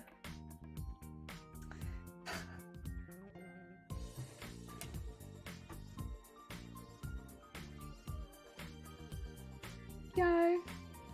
Ooh, heck yeah. Well, that's, I mean, I won't be playing it until November, probably for reasonably obvious reasons, just a heads up to everyone in chat and also to Shifty. But next game, Resident Evil 6, let's go. Hype, much hype. I'm looking forward to it. I'm like really looking forward to it. I think it's gonna be a great game. I have fond memories of renting that game, I think from the library, and being like, damn, this game's trash. So I think I'm gonna have a wonderful time. Yeah. I don't remember how the combat is though. If I don't remember the combat's also trash. Also, if there's a hard mode or an easy mode, do you want to go hard mode? I'm pretty good at games. I'm pretty good at video games. Honest, you can trust me. I'm good at video games. Vortex, how goes it? I hope you're having a good day. Welcome on in. How goes your week? Haven't done this in ages. Oh, Mitchie, please don't feel bad. It's absolutely fine. I honestly, I think when people don't come in for a while, not in a bad way, because like I'm obviously happy to chat with everyone. It's lovely to see everybody. But often it just means people are doing a lot of really good things, and especially with the last year being how it is, that's a really positive thing. Like if you could go out and do things, like heck yeah, amazing, because so many of us can't. So I'm happy. I'm heckin' happy that you've been busy and you've been doing things. That's a good thing. Oh dear.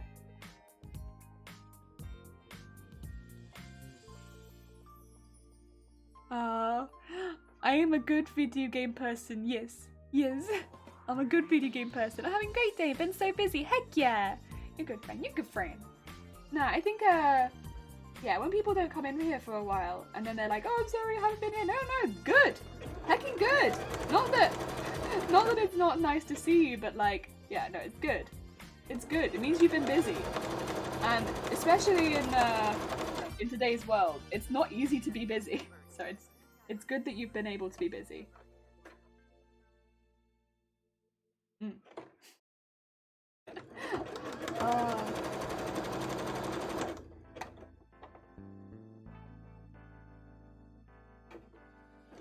Streamer kicks everyone out of stream and tells them to get busy. Get busy, everyone. Jeez, honestly. They have things to do. A heckin' lot has happened. A heckin' lot has happened, Vortex? Good stuff? I hope it's good stuff. Hoping for good. Fingers crossed, fingers crossed. Oh dear.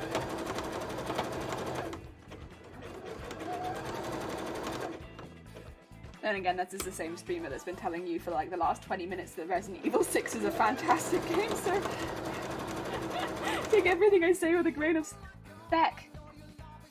Oh no, it's fine. I thought I'd sewn the back of the petticoat into the front. That would have been trash, but nah, it's okay, we're fine. Oh dear. I moved out, got accepted into my second year of uni, made friends, went clubbing for the first and last time. Ugh. And then I started lessons this week. Oh, heck yeah! Heck yeah, that is Pog! That is all good stuff. Yeah, clubbing isn't really for me either. But then, that makes sense. I can't do flashing lights and right now I can't drink, so...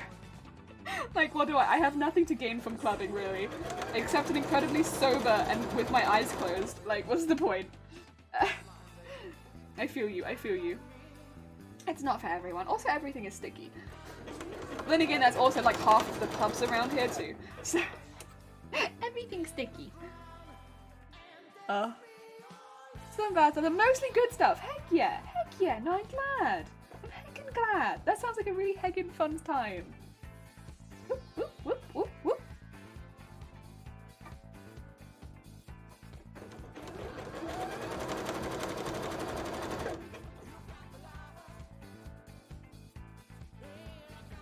That being said, even though pubs are a bit funky around here, I do still miss them. I do like sitting in a pub, whining the afternoon away every now and again. Pubs have a certain vibe to them, right? Then again, cafes give me that vibe too, so I still like cafes. Oh, dear, speaking of, I should probably drink some more of my tea. If it wasn't raining, maybe I'd go to a cafe, but it's tipping down. I just don't fancy going out when it's this wet.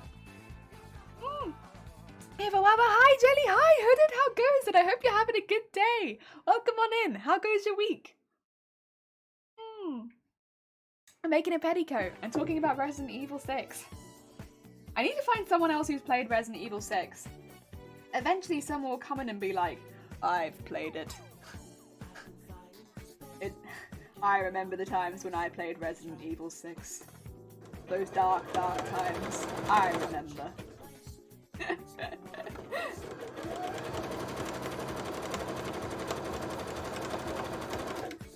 I went to a pub for the first time the other day. Spoons! Oh, you went to spoons? See, I think spoons, they're not fancy, but they feel fancy because you can order stuff to your table from your phone. Wow. That feels to me so fancy. Like, wow. The first time that I realized you could do that, I was absolutely blown away. Like, you mean I can just order drink after drink after drink? Because honestly, that was the only thing that kind of stopped me getting absolutely trashed, was the fact that I had to get up and go order drinks. It's like, wait, I don't have to get up and order drinks anymore? I'm very lazy. You know, I don't have to go and walk all the way over there, they'll just bring them to me? What? You mean what? They can just come to me? crazy. It's a good job I don't drink anymore because that would ruin me. Oh dear. I like it though. And it makes it a lot easier to see like stuff that I wouldn't normally order, like as far as like the big jugs of cocktails and stuff like that. Like I'd never normally order that, but because you can order it on your phone now, I can see that they're there on the menu. And again, I never normally have ordered that, but well, they're there, so I'm like, what? Again, I don't drink anymore, so it's kind of wasted on me at this point, but hey, one day I might be able to drink again, and then now I know. Order myself a whole jug of cocktail. Sick.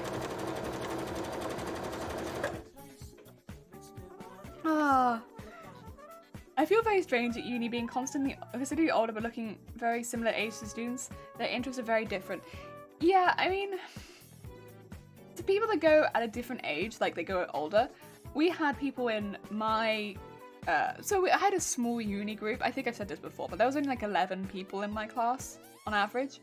Comparatively, and like that's the whole of the study group. Like we had like on the fashion class, for instance, there was like 130 people split into groups, but like, you know, there was a lot more, whereas we were just 11 the entire time, and less in that at points too. But we had a couple people that were a bit older who already had kids and stuff like that, and were coming back to uni. You know, they definitely had different priorities because they were going home to a family, but they were still very chill. Like, heckin', we were all pretty chill. Everyone was quite different in the group, but I don't know, we all got along. I think the one thing that we all got along really well on was food. We all liked food.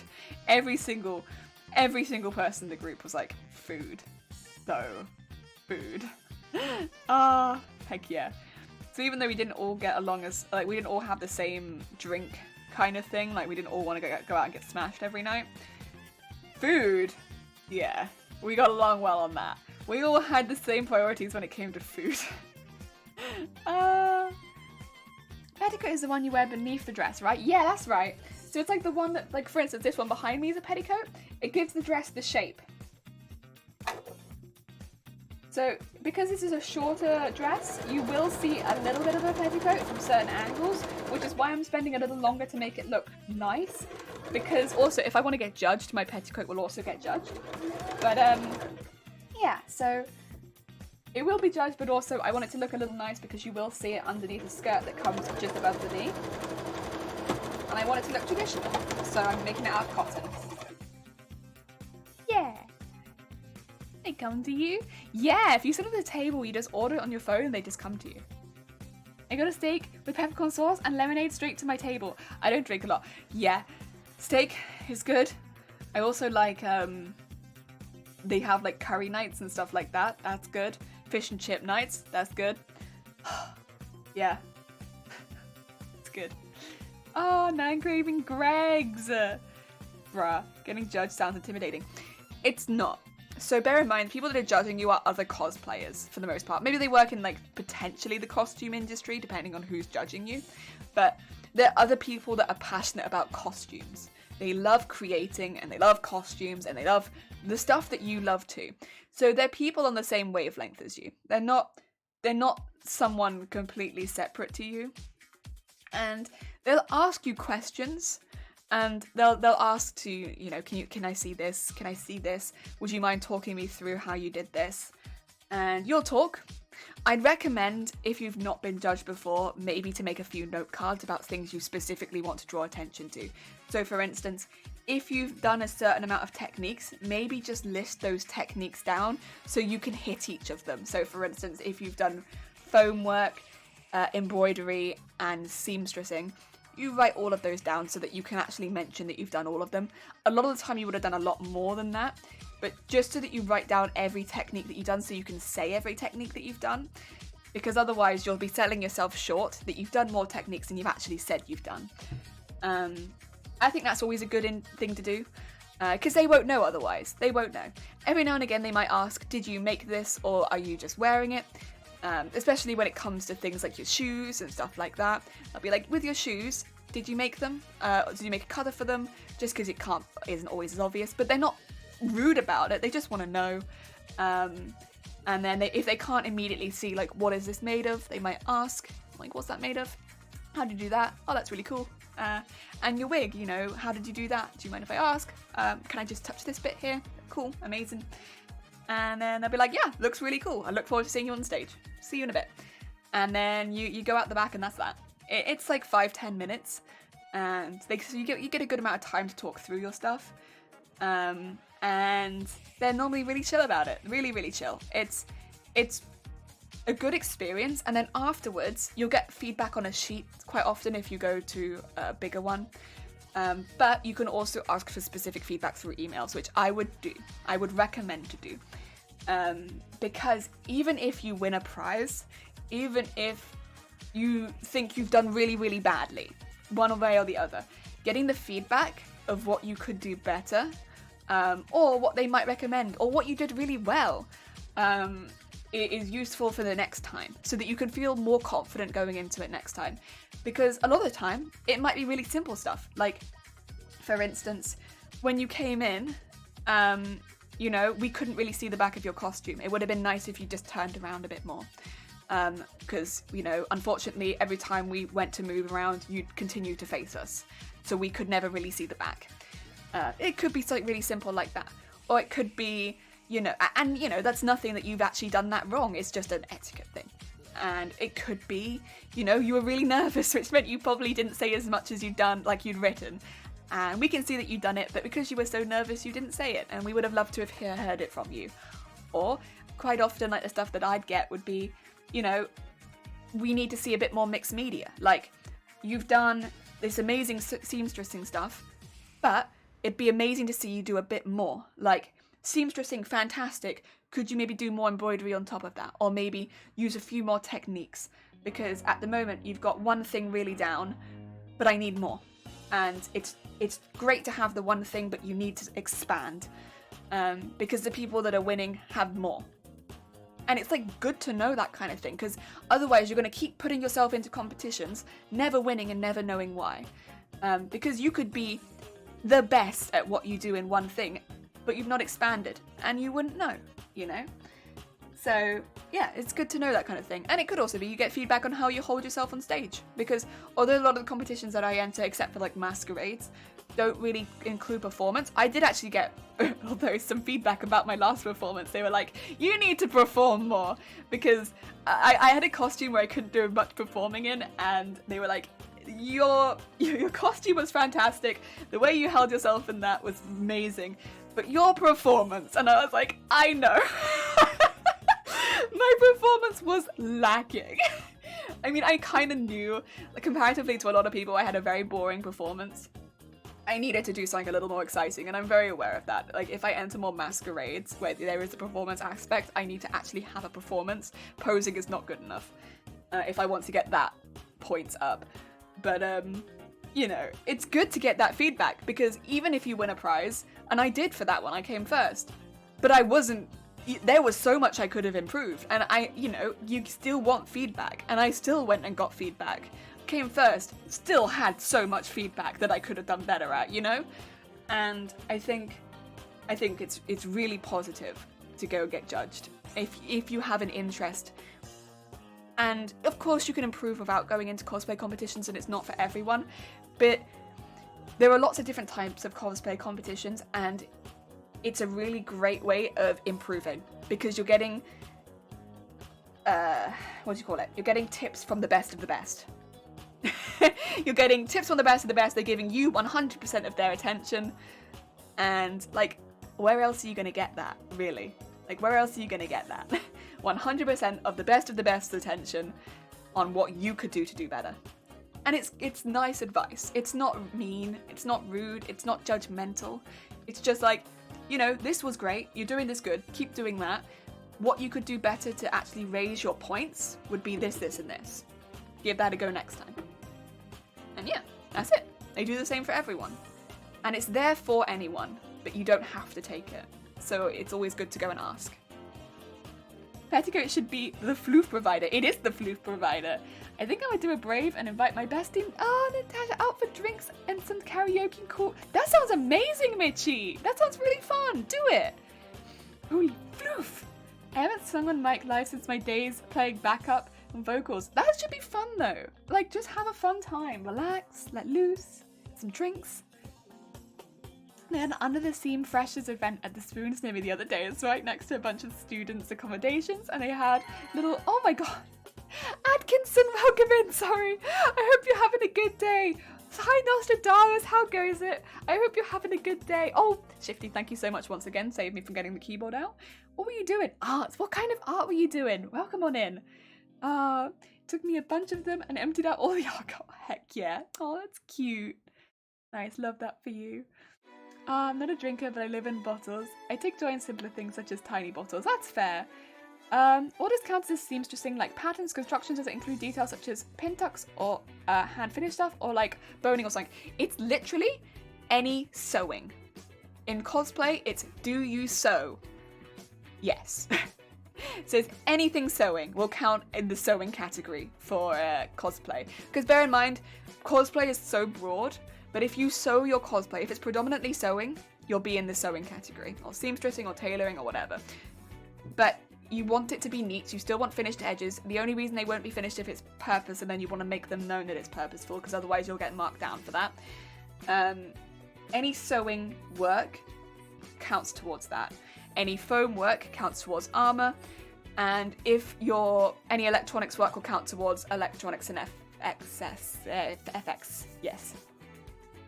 And if your build is big, then it becomes larger than life. I think it's more than 1.5 meters larger than life. Yes, generally. Different from con to con, but normally it's around that. Yeah.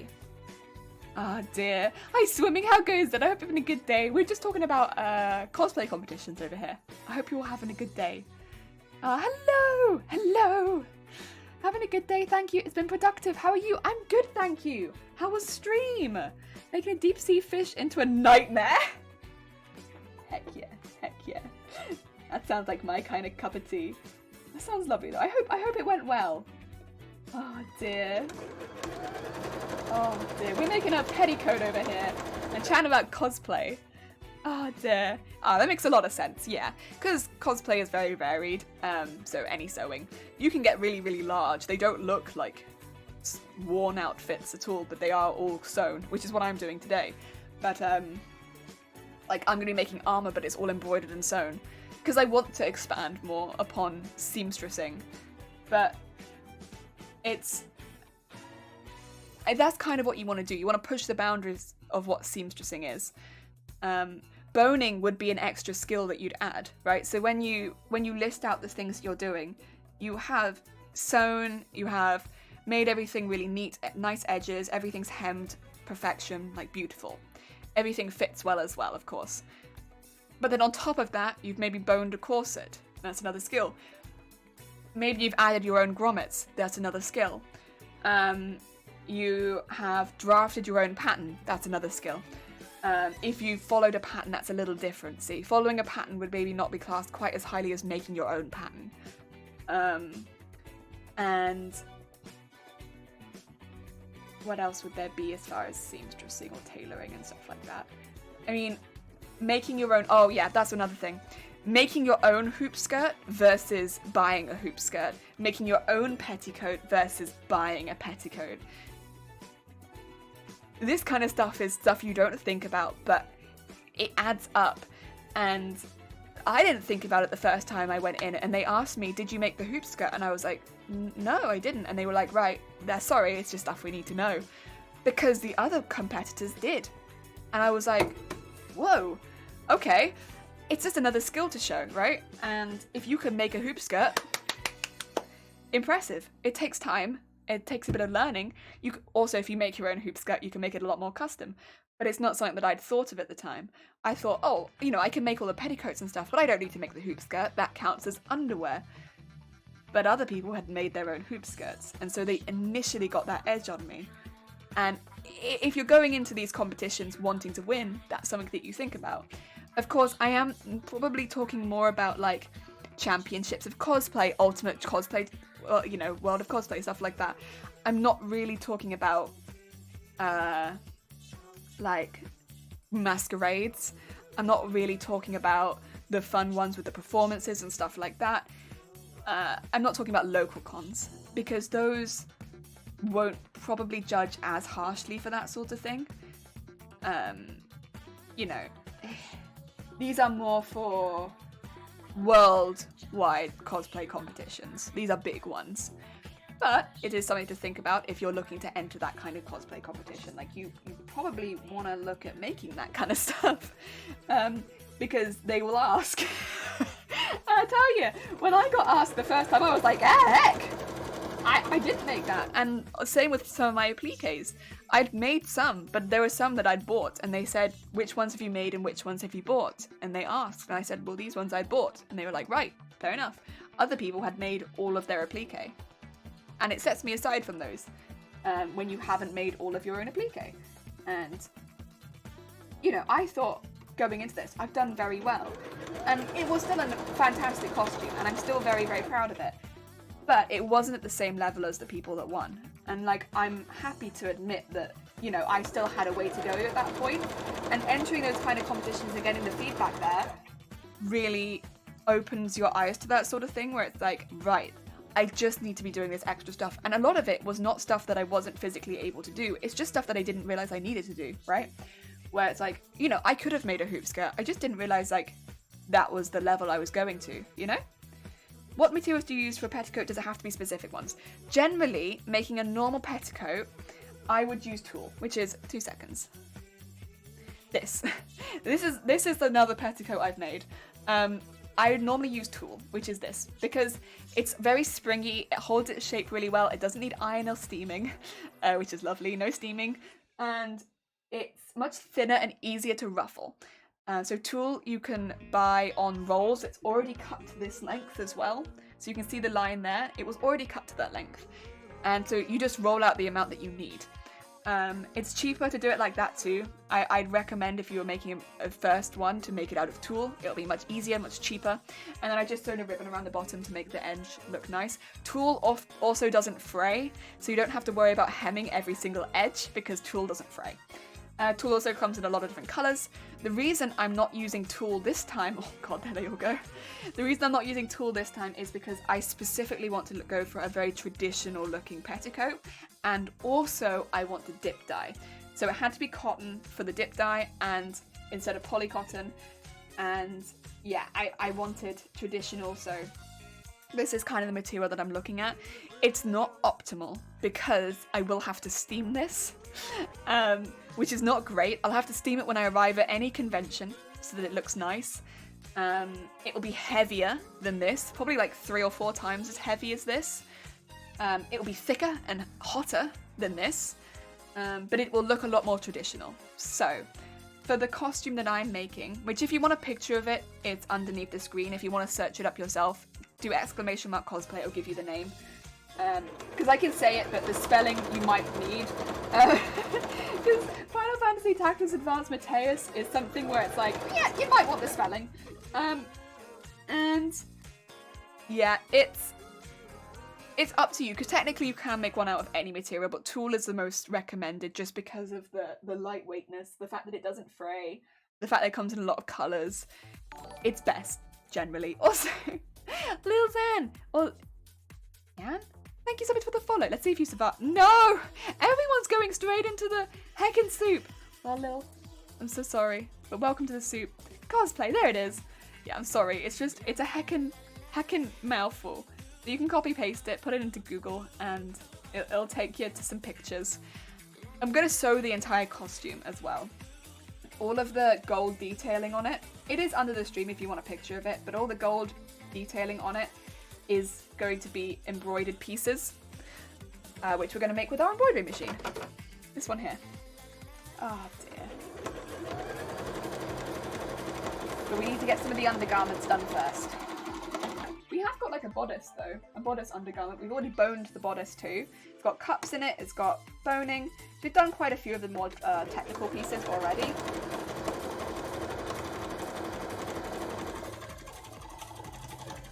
And again, like then I'm slowly building a list of things that I can present to judges, right? So already I can present to them that I have built my own pattern for the bodice and the skirt, that I've boned and cupped a bodice, that I have drafted patterns for every embroidery on the bodice and drawn them all up and sent them all over to my embroidery machine so they'll all have custom appliques. Like that's already a lot, and I've already done all of that, and this is really early into the costume. So I'm like slowly building up a list of things that I can list off to judges to say that I've done for my costume.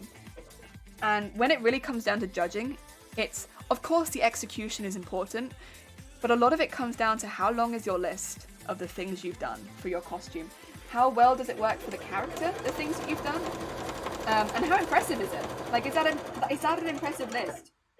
Is it something new as well? Like, you know, this is, I think, pretty intense, pretty new. I'm learning even more. Teacher James in session. I'm not necessarily the best teacher, but I appreciate it. I do my best. Like anything I know, I try. But yeah. Oh dear. Do you have to provide evidence, or do they just take everyone at their word? Really good to provide pictures of the work in progress. That's why Instagrams are really good to have. If you have an Instagram and you just take pictures as you're making it, then when you finish the cosplay you can just take pictures from the Instagram, because they don't want like thousands of pictures, but you can just take some of the best ones. Like already I think I've taken a couple pictures for my Instagram. I could be wrong. I really don't want notifications right now. I'm pretty sure I've got one of the bodice, right? Yeah, so you can see on my Instagram already that I've got a picture of the bodice and a picture of like how I've made the pattern, as well as me patterning all of the pieces for the embroidery, right?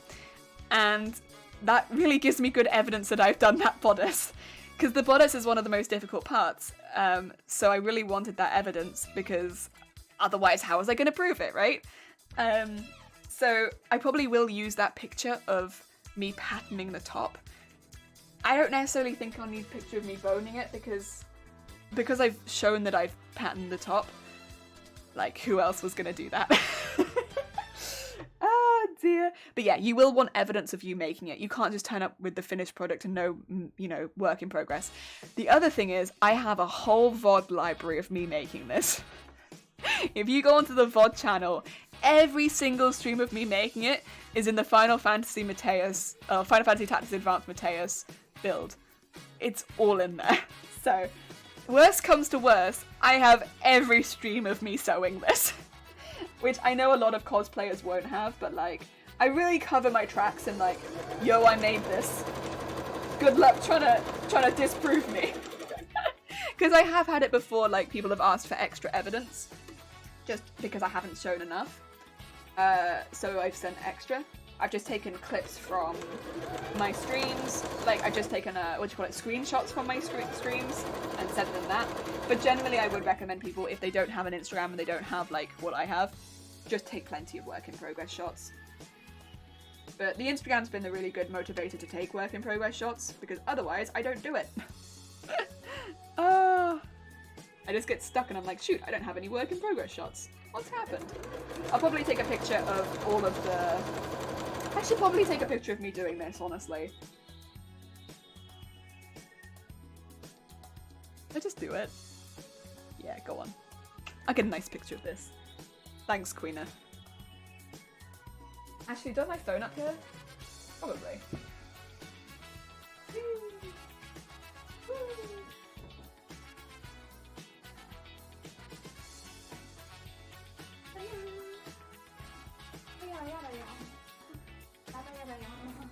Yeah. Sure. I'll take a nice picture of me making my own petticoat. Before it's dip dyed. Here's all 100 hours of work. It's very tempting, honestly. Because, like, people always say, like, oh, this costume took me this many hours. I can literally just send them my stream archive and be like, I did, like, because I'll be honest, outside of streaming, I probably do about an extra 8 hours a week on average. I can be like, hey, so here's my stream archive. It took this many weeks, so add about this many hours because I do about an extra 8 hours a week. Phone, are you okay? Oh. So my phone is a baby. Phone? There you go. Okay. Ba-bum. Bum ba bum. Okay, camera. Just like, yeah.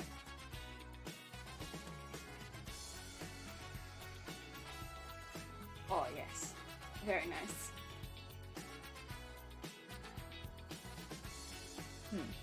Maybe.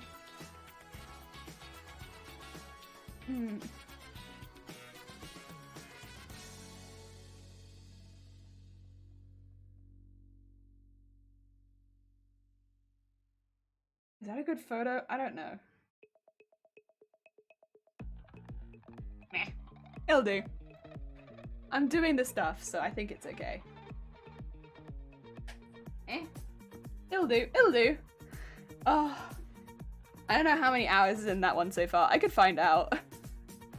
Where's the VOD channel? Stream archive. Playlist. It's the Mateus one. Did it tell me how many hours is in this? It's 16 videos. How many hours is the videos? I want not report it. I just want to know how many is in there. One. So, some of these are much longer than others. Okay, so there's like 8-hour streams and then there's a straight up 1-hour stream. I'm gonna average them at about 4 hours. Maybe like 4 or 5 hours actually. Let's average them at 5. 16, because that's easier to multiply. 50. 80, I think. I think there's already about 80 hours in here. Yeah. So I've already, and then if I add the extra time out of stream, there's a lot. Oh dear. Okay, so basically there's already a lot. Sewing machine photo shoot, heck yeah. It's gotta look nice. Gotta make my sewing machine look nice. It works hard, you know? Gotta make it look nice. There you go. I mean, I will take a picture of the petticoat before I dip dye it so you can get a before and after. Because like, that's an important step. And then when I dip dye it, that's another skill. Dyeing fabric, there you go. Add that to the list. See, it's all of this stuff. I mean, I'm also gonna get custom lace made, so designing custom lace, add that to the list.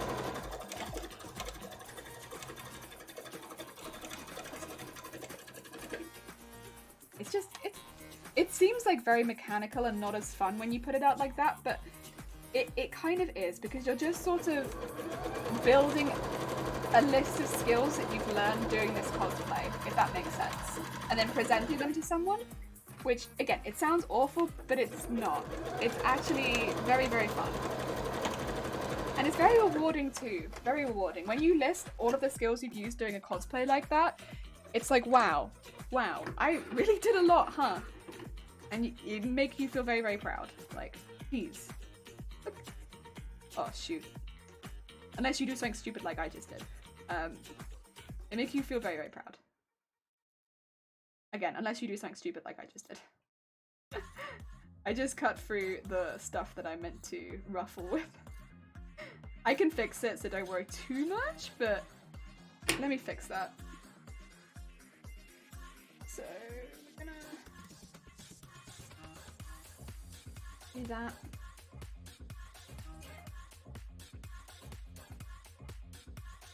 And tie them together.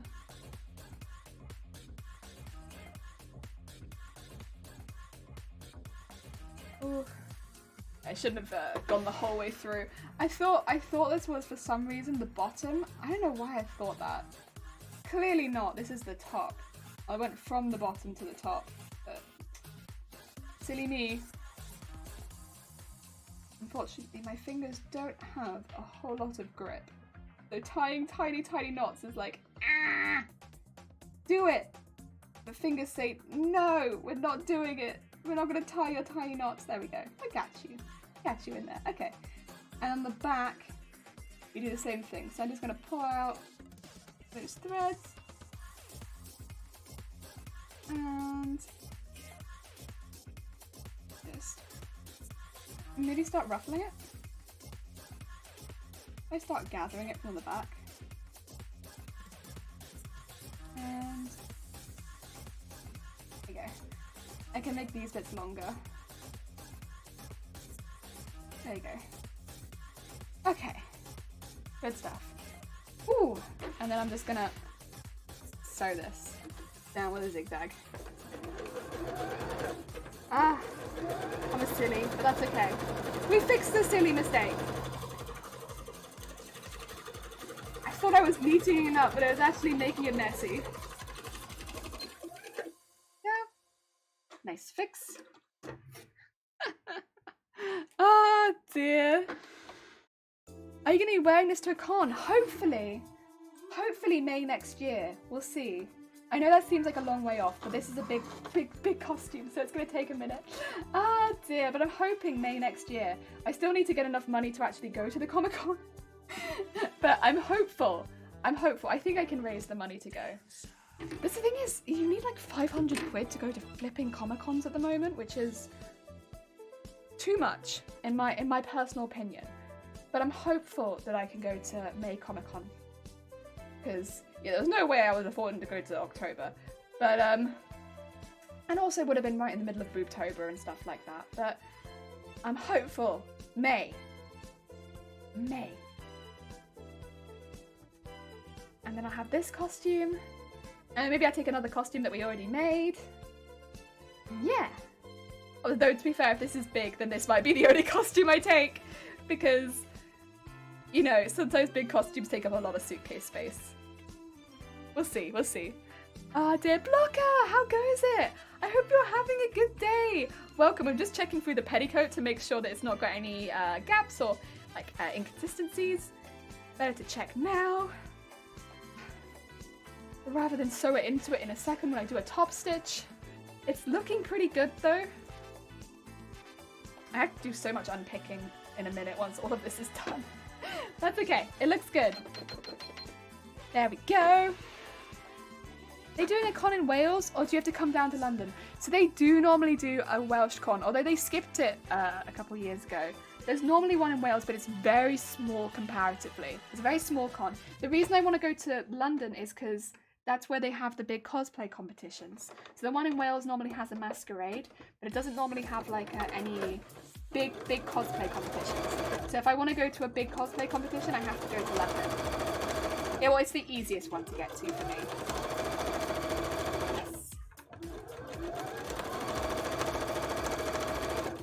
Because there's like mega buses and stuff like that go from centre of Wales to centre of London. So it's just the easiest. Yeah. And since I mainly go to Comic-Cons for cosplay, it makes the most sense. So I took your advice to start with planning rather than waiting for stuff to open. So I'm looking at a 1904 blouse, and there are pin tucks that look like they're a millimeter. What? They're so tiny. Oh my god, that is small. Jeez. I could kind of see that though. I don't know. I can kind of see that. Why they do that? I don't know, but I can see it. It's so tiny. It's so teeny tiny.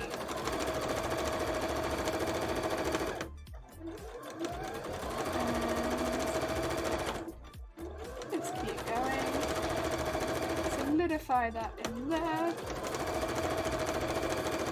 Whoa, Isacia! Hi, day is doing okay. Need someone to encourage me and keep me focused. You got this, Isacia. I believe in you. Hello, what's going on here? Hiding behind files, trying to freelance live. Bless you.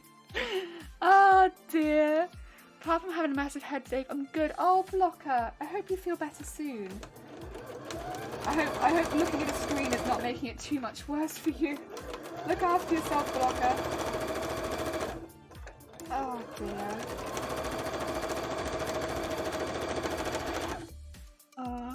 What day is it in May? I don't know if they've announced next year's Comic-Con yet, but it's normally the last weekend in May. Yeah, I don't think they've announced the dates just yet. I could be wrong. I don't think they have.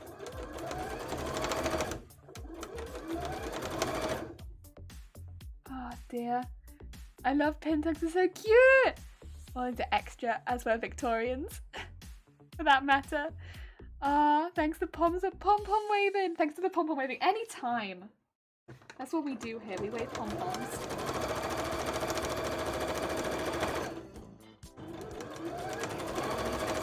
Out. Whoop.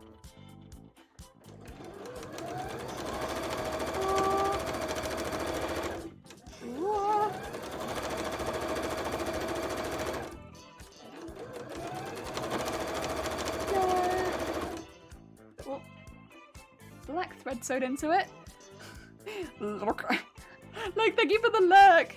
No worries, I'm using headphones, wouldn't risk loud noise at the moment. That's fair. Careful of the horn blocker. Bear in mind, we do have the horn on this channel. I don't want you to get caught out by a Venga bus. No one wants sudden Venga bus when they have a headache.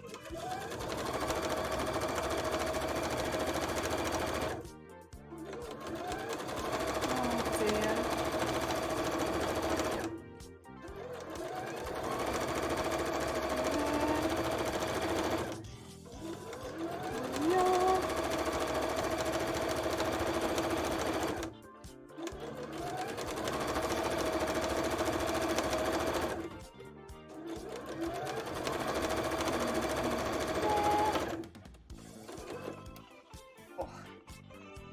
Good on bobbin, right? Yeah, still good on bobbin. Bobbin whenever I finish like fighting. Hey Shimasi, I believe in you, Isacia. What does a lurk command do? Oh, it just means people can say lurk without having to say what they're going to do, or like, you know, it basically just lets me know people are hanging around. I could thank them for hanging around, but like, it's nice and simple, you know? Nice and simple. Because a lot of the time, like, I'm a lurker, for instance. I'm a hefty lurker. Because I'm always using my hands when I'm watching streams. But, you know, I feel a bit awkward often telling people, like, I'm really sorry I can't use my hands because I'm crafting, I'm doing stuff.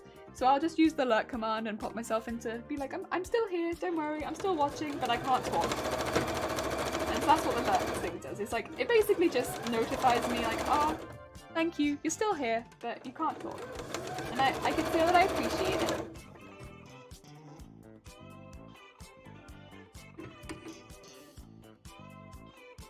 There we go.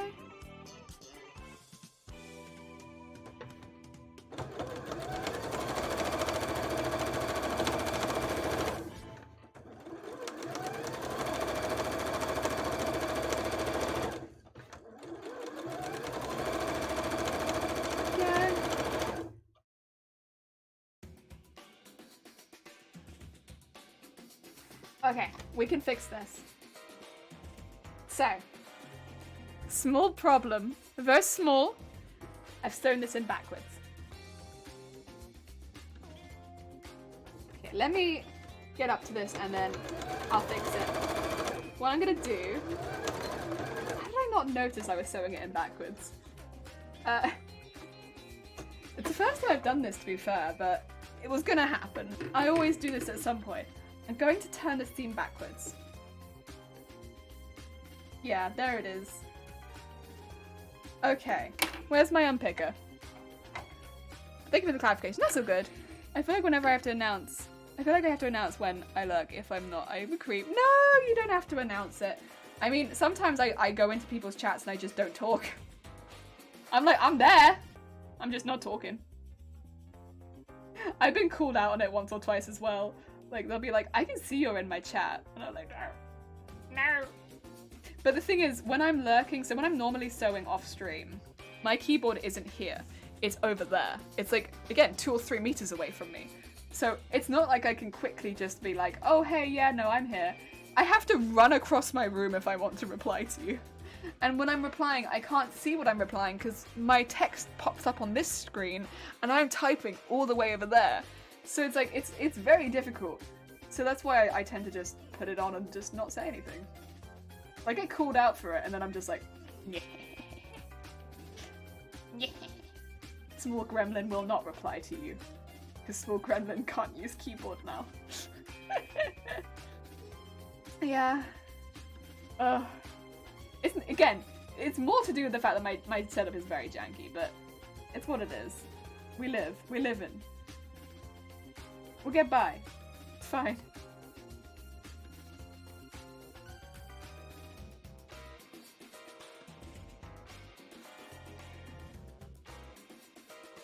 Oh yeah. I don't know what the best way to unpick this bit is, because I've done it quite tight. Let's try unpicking from this side. That might be the best. And then... go! Nice. And... slowly creep it under there.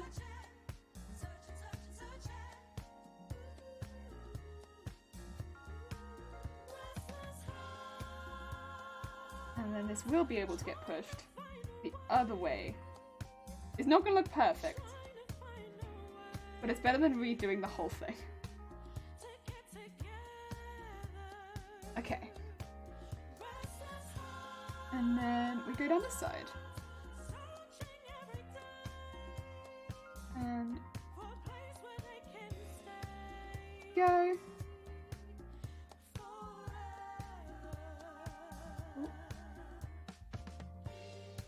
Ooh, go. I never go yet because I don't know how to see who's lurking. So if you, I think if you go on your Streamlabs, again I'd have to go do it, but I'm pretty sure there's a little, the little symbol that has faces on it, not face on it, two bodies on it, shows you who's in your chat. I don't use it on my own stream. Is that Mamu Teddy Mad? Thank you so much for the follow. I'm sorry if I've just butchered your name. I'm so sorry, but you did survive the soup. I normally don't use it on my stream, but I have used it on, because you can see it on just Twitch itself, I think. I've used it on Shifty's stream to check if there are horses in their chat as a mod. Yeah. Because it is useful for that. You can check for bots. A little bot check. Bot check! I feel like I have to lurk to confirm I'm still here and listening, but I have you on an audiobook. Oh, thank you!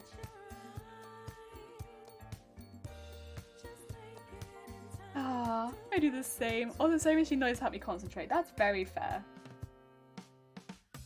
Yeah, I use it the same way I think a lot of people do though. It's like having craft on in the background helps me concentrate so that I don't lose focus. There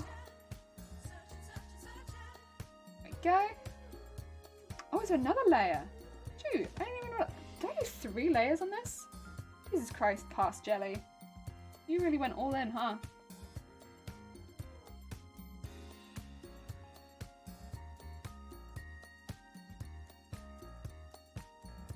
There we go.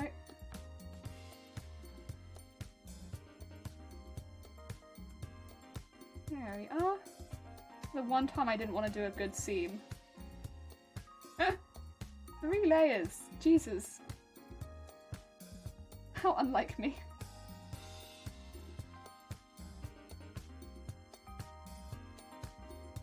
And there. And up there. Up there. Ooh. I'm gonna get out all of this excess thread. Jeez. And it's white. Oh well, it's fine. I made the mistake. Literally doing her right now. Concentrate on 80%. Heck yeah! That's important. Oh dear. Oh. Oh, there are...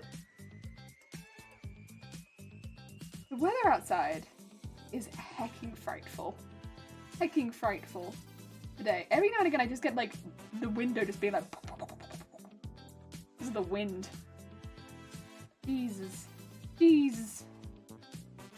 Right. What we need to do then is have this And this go to the other side. Not gonna be perfect, but we can get it pretty good. Yeah, like that.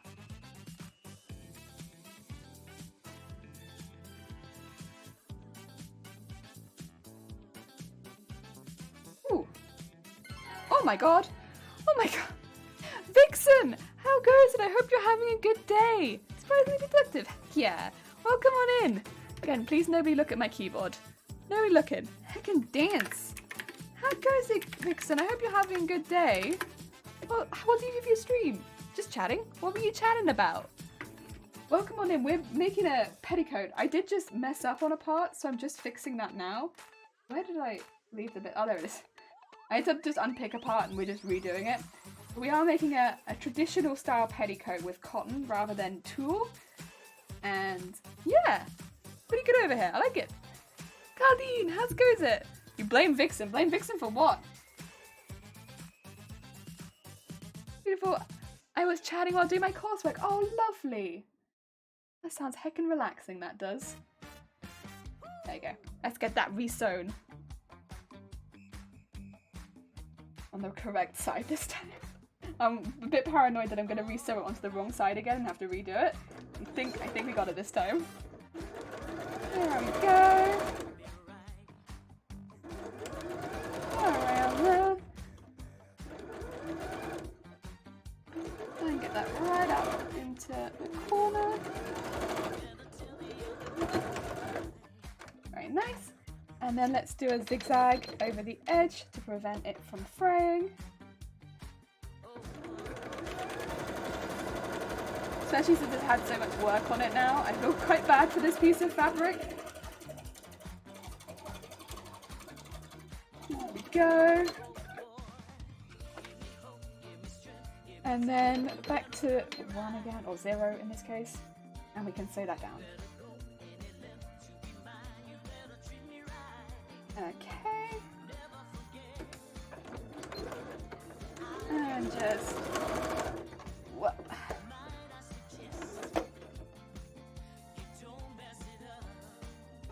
There we go.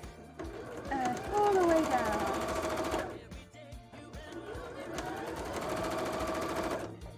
Very nice. Okay. Fixed the problem. Which I created, but that's okay. We will ignore that bit. I created a problem, but it's okay. Loving stream. Is petticoat underskirt? Like, yeah, basically. So I've got one behind me. This is another petticoat that I've made. They're for shaping outfits. So they kind of give the outfit the shape. So if you have like a skirt that doesn't have very much volume, you can put a skirt underneath it and it goes poof. The poof.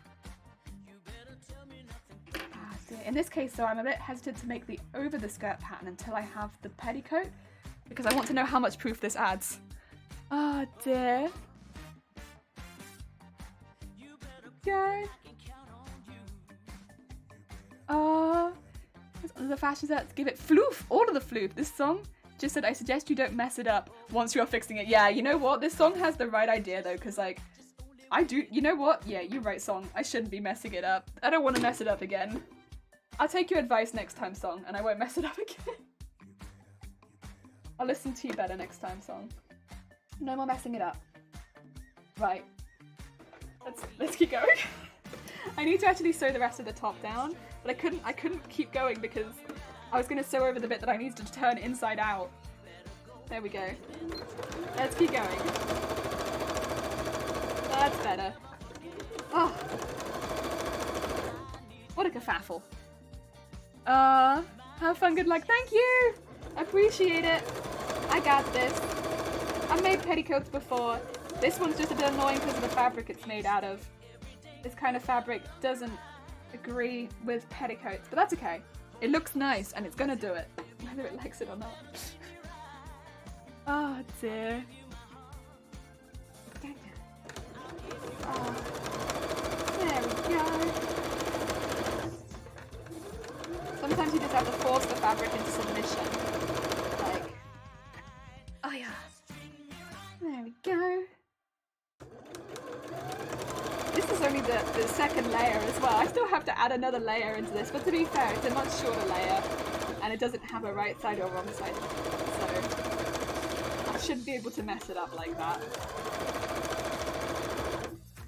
There we go. Whoop.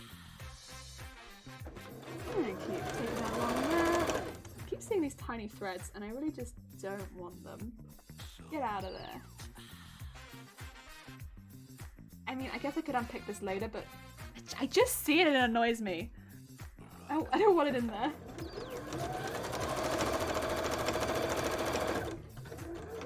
All along here. Let's get it together. Up that.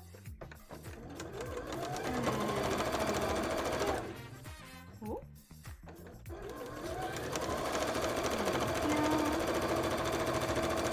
Very nice.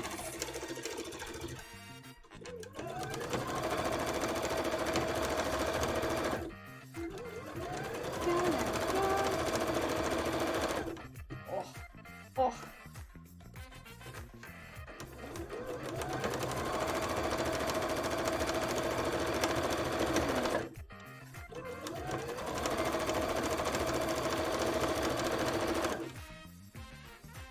It's already heavy and it's just this much. Oh dear, thank you for the hydrate. You know what? Probably...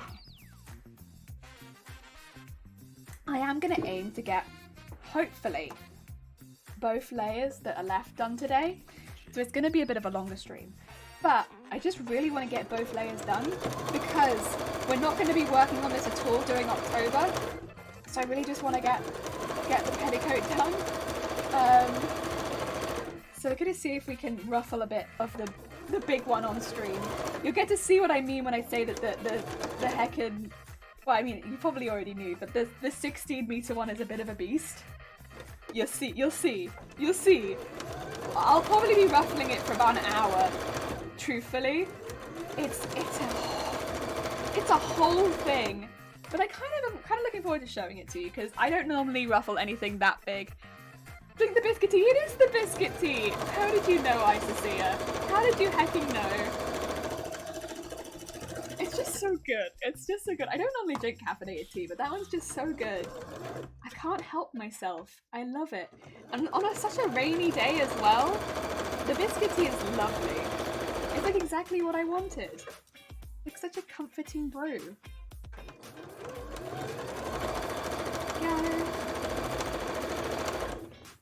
Of course I know. I've sucked up myself. It's so good. Oh dear.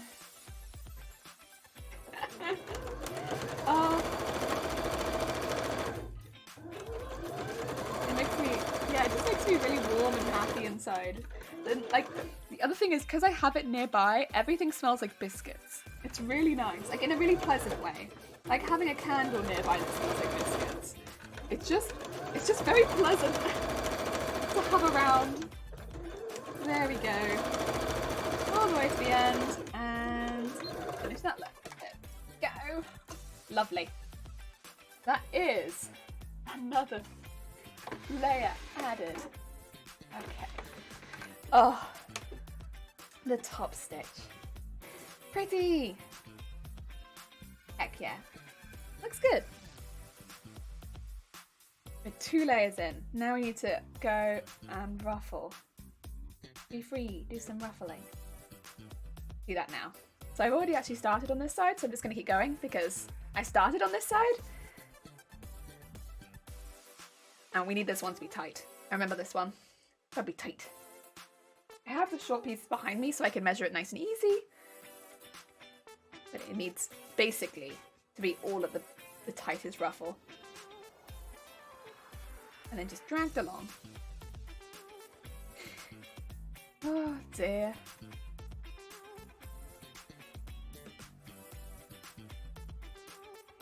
Oh, you're...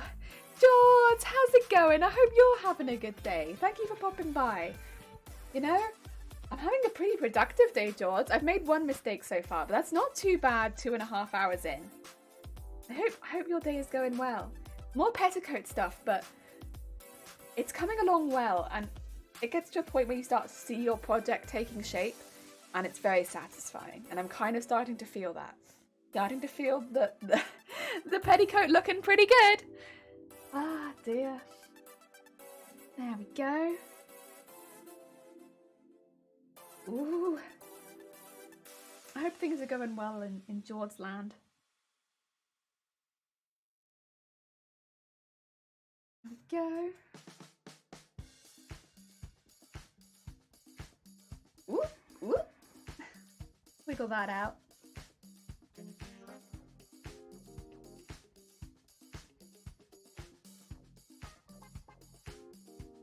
Wheel. And push it all the way along. The ruffling is really just, I don't know, it's fine. If the string was was bigger, and I did get a really good recommendation, didn't I, about putting a cord down it and sewing it like that. That's not how I've set these up to ruffle, so I can't really do that. But it'd probably be much more comfortable to ruffle like that, because ruffling with two thin threads is better than having just the one, but it does put quite a lot of pressure on the fingers, because they're so thin. Productive day is good to hear. Heck yeah! Like, we're already starting to get this ready for adding the final layer. Because then the last ruffle is pretty quick to add, because it's only 2 meters long, you know, as opposed to the 8-meter ruffle, which is quite long. There we go. Start getting all this moved along.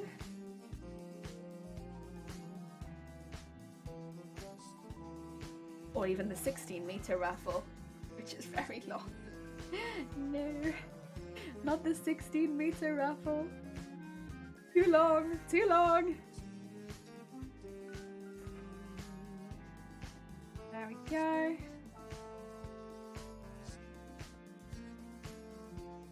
I'm gonna take more of this, wrap it around fingers, and pull. All the way down.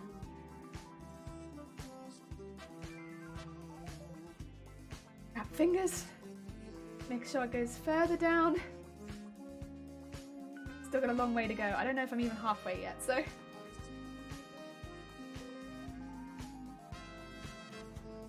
Okay. You've got to be a little careful, because if you snap either of the threads, you have to redo all this. So, I don't want to snap the threads. I technically I could keep going because I still have one thread, but it's kind of a nightmare. It'll twist all like in a spiral. Not very easy to ruffle, so you really don't want to snap the threads.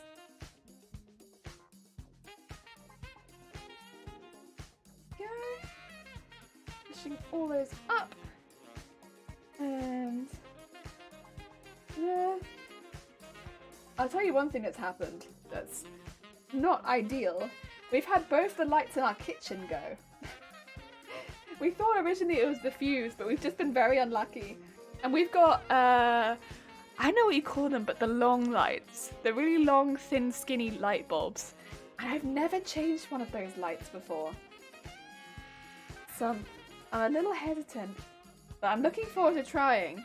The thing is, I'm a bit better positioned to change the light because I can stand on the chair and be at a really good height for it without hitting my head on the ceiling. So I'm gonna try and be the one to change the light. But I've never changed one of those light bulbs before. I don't know what they're called, but they're the really long ones. They're like yay long, and they come in like sets of 2. And yeah, they've both gone. They both just went poof. So again, we've had really bad weather, so it kind of makes sense, I suppose. And maybe something just blew the light, but oh, yeah. It means it's very dark in our kitchen. We've actually got one of the spotlights I use to take pictures of my cosplay in the kitchen right now. So if you want to cook in the kitchen, you have to light it up like it's like a set for like for like you're doing like a cooking show, because you've got my like, what do you call them, the big lights with like the boxes over them, like my box lights in the kitchen so that you can see what you're doing in the kitchen. It's kind of ridiculous right now until we can get some of those light bulbs in. You chop food like you're in a production. It's very funny. You just had to get like a green screen in there now or something, and it really would feel like you're on a set for something. and a microphone. You can do it. Thank you, George. Heck yeah. Oh. I don't mind changing a normal light bulb, but I don't know. It probably won't be too different, right? But just new. Next top cooking show. Yeah, I mean, probably it'd still be a little dark in there because our kitchen doesn't really get any light. I need a few more box lights, I would. But yeah, it could be. It's what it looks like. It looks like a cooking show. It looks ridiculous, honestly, and there's wires everywhere because it's not obviously set up for being a cooking show. It's set up for being a kitchen. Oh, dear. Fortunately, we don't actually have to do any cooking right now because we are set up for the week. We'd already cooked most of, like, we've meal prepped the week since we're both quite busy. But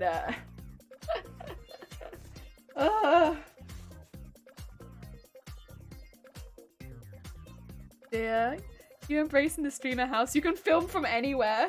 Yeah. I've been tempted at times to bring the box lights in here, but there's just really nowhere to put them. So they stay in the garage, which is where we also take the pictures. It's very dusty in there though, and it's very cold. Or hot. It's either very hot or very cold in the garage, and there is no in between. It's uncomfortably hot, uncomfortably cold, and incredibly dirty. Oh dear. Also, you can't really open the garage because they've got like a very small door to the garage, but like, you know how garages are meant to open for cars? Like, you're meant to be able to open the bit where you can put the car in. Not our garage. Our garage is bolted to the floor. So that you can't, specifically so that you can't open it for a car. It's really cool. It's really cool. We only realised this when we actually got some furniture for the house and we were like, oh, you can drop it by the garage, right? We thought we could drop it by the garage because that makes the most sense. And then we could like prep it in there because it needed some sanding and stuff like that because it was secondhand furniture. And we're going to repaint it and varnish and stuff. Do that in the garage and then bring it into the house. No, because you can't open the garage door because the garage is bolted to the floor. Like, why? What? Why? I know! I don't know. I really don't know. We like called the estate agent about that and they were like, yeah, that was a choice the landlord made.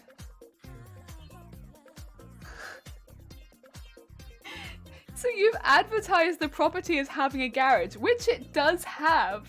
However, you can't use it for a car because you can't unbolt the garage. It is bolted to the floor. Like, it's not like it's locked there. You just physically can't get it. You can't take it up. You would need like, I don't know, a crowbar or something? This is why this house kind of frustrates me. It's like the same reason why I don't think it should be called a 3-bedroom is because one of the bedrooms can't fit a bed in it. Like, yeah, there is a room there. It can fit one chair.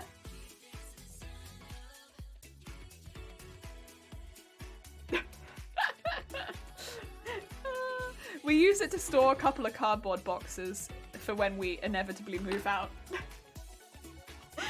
And that's it. Just a couple of cardboard boxes. That's all it can fit! Oh my god. You've been scammed. Yeah. It's alright. It's somewhere to live. The thing is as well, it costs less than the house we lived in Cardiff. And it's like 3 times the size. I think that's the thing. Because we used to live in Cardiff. And yeah. When you live in a city centre, it's very expensive. And it's just not. That room can be for a ghost roommate. It could be. Ghost that doesn't need a bed. Yeah. But yeah. Comparatively to living in a city centre, well, like specifically the capital of Wales is much cheaper here. But yeah.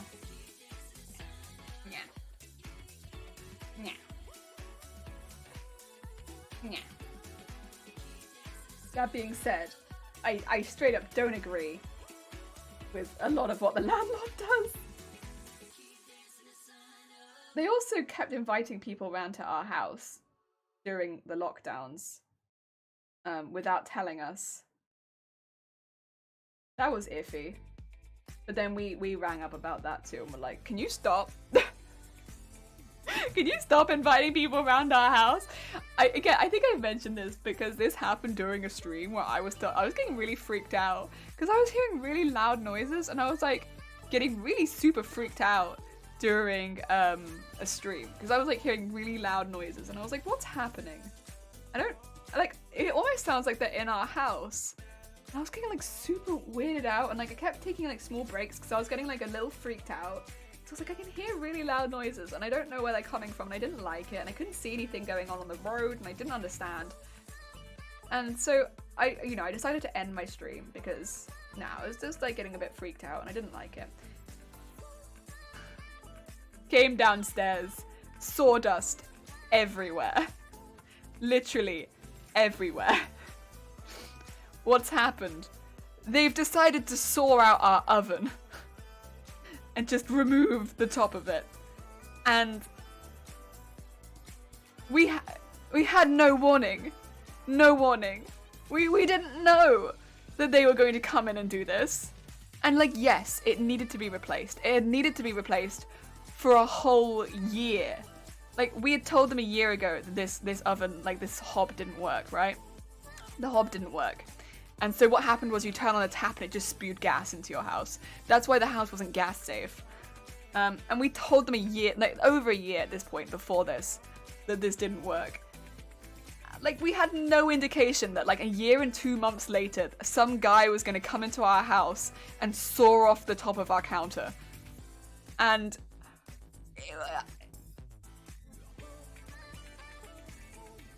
so like, what happened was we still had like stuff on our surfaces. We had like stuff out and about in the kitchen. Everything covered in a layer of dust. Like, we didn't know. So like, everything that was out on the surfaces was filthy. Because, it was, yeah. And then they apparently, I was streaming at the time, so this guy had left by the time that I got down and just left with the top of the oven. And so I was like, Shiny, what's going on? And Shiny was like, so, yeah, this guy came in and was like, I'm here to fix your oven or your hob. And I was like, oh, okay. So I called the landlord, not the landlord, the estate agent, and they were like, let us have a talk about that. But then he came and sawed off the top of my oven, the hob, and yeah. But then he said he didn't have one of the parts he needed, so he can't replace it yet. So he's gonna go out and grab that, and then he's gonna go replace our hob. And I was like, right, did we get any warning about this? No. And I was like, yeah, me neither. I had no idea that's gonna happen. Right. So yeah, we had called the estate agents, and then I got a call from the estate agent, like I did, not Shiny, me, saying, hey, we think some guy is gonna come over your house. It is from the estate agent, but like, we're not sure what day this week they're coming over just yet. We're really sorry. We're trying to talk to the landlord. And I was like, he's already been here. And they were like, what? I was like, he's already been here. He's taken our hob. and they were like, oh my god. Right, I'm really sorry. We need to talk to your landlord. I was like, yeah, please. Because this was in the middle of lockdown. People weren't meant to be coming into your house. And especially not, like, he came in, no mask, sawed off our kitchen, which, by the way, if you're creating that much sawdust, you should be wearing a mask anyway. Like, this guy was making a statement. And, like, oh my god. And then he did come back, and he did replace our hob, and our hob now is much better, because now it's gas safe. But we had no warning. No warning. The estate agents also had no idea that the landlord had organised this. So it was all behind this estate agent's back, which is not how the landlord is meant to do it. They're meant to tell the estate agents if they're telling, like getting people to go around the house, because it's meant to go through them, because we need to know. We need to be aware that people are coming over to the house, because we have to let them in and stuff, right? And yeah, it was pretty bad. And because we didn't know, because we couldn't prepare for it, everything in our house got covered in like this really thick layer of dust. And so we had to clean everything. It was just awful. Yeah, it was just awful. It was really stressful. I don't understand. This is why I don't particularly like our landlord at this point. It's like there's so much I'll like ignore, but like leaving us be gas safe for like over a year. No, leaving us not be gas safe for over a year, which we let them know. We were like quite forthcoming with that. And then upping the rent, which they did. And then not letting us have the garage. And then inviting people over but not telling us. That's not the only person they've invited over as well. They had someone come over and try and value our house. Or value the house. Not told us. They paid the person, not telling us, so we didn't let them in the house. Because this was also during lockdown, and like we were like, we're both working right now. So they can't come in. Because that's going to take a while. So no. You're gonna have to come back when we've been made aware that you're coming over, because we both have to work. Like, I'm sorry. And yeah, it's yep. It's something. It's something. I will say though, the estate agents have been very kind. Like, the estate agents have been on our side the entire time. Like, every time something happens, we're like, it's happening again. People are turning up at the house. Please. Oh. Hello, Crafty. Oh my god, Space Warfare. How goes it? I hope you're having a good day. Welcome on in. What have you been up to? How goes life in space? We're just complaining about landlords. Mainly me. You've been cleaning. No, they didn't clean it. They left sawdust everywhere. So shady. It's so shady. Just quickly saying hello. Was lurking. Oh, how's it going, Red? Thank you for the lurking. I hope you're having a good day. I didn't take it off unless he had the parts. I know. He just left us without a lot. It was so weird. I can't. Oh my god. Hi's in a robber. He just robbed you. Momo, hello. How goes it? Sorry, you caught me in the middle of a bit of a rant. I hope you're having a good day. Hi. I'm back. I have won the tax war. Heck yeah. Heck yeah, RCC. That's a good one to win. Ah, that's so shady, right? Wasn't it? Wasn't it? Oh my god.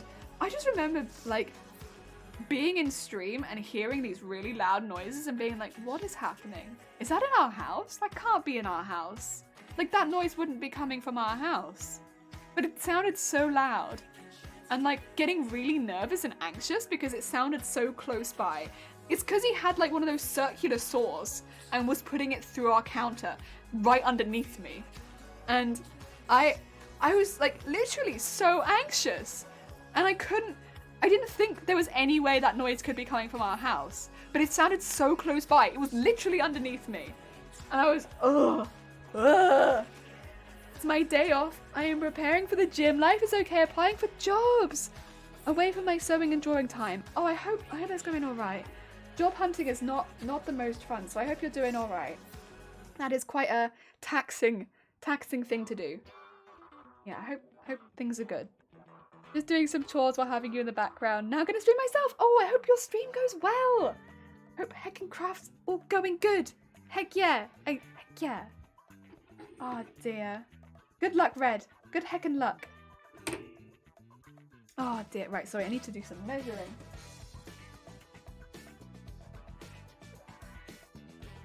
Oh, yeah. That was a... Oh, sorry. Bopping. Another heckin' time. They've been a bit better the last few months, to be fair. I think they learned their lesson after trying to invite someone over to value the house and we just refused to let them in. Like, it's... Yeah. I think after that it was listen, you can't keep doing this. It's getting too much now. We're gonna stop letting people into the house if you keep doing this. And we're gonna start complaining about you. Calling you out on this stuff. Not happy. Not happy. And they've been a bit better since then. In truth, they have. I mean, to be fair though, they couldn't have got a lot worse. They upped the rent after making us not gas safe for a full year. Like, what, do we have to pay extra because we're now gas safe? Like, really? Like, that's so shady. Oh, dear. Like, yes, safety in the house, that cost extra. Just saying. Oh, dear. A good stream, Red. Yeah, had a good stream. Oh, dear. Yeah. I mean, that's how it felt from my perspective. That might not be how they intended it to feel, but like, that's how it felt. It felt like they made us gas safe and then they were like, and now your rent's going up.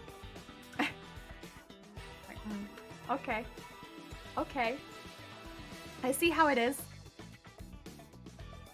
When we'd been complaining about it for the entire year, like, we've been like, hey, our hob spews gas into the kitchen.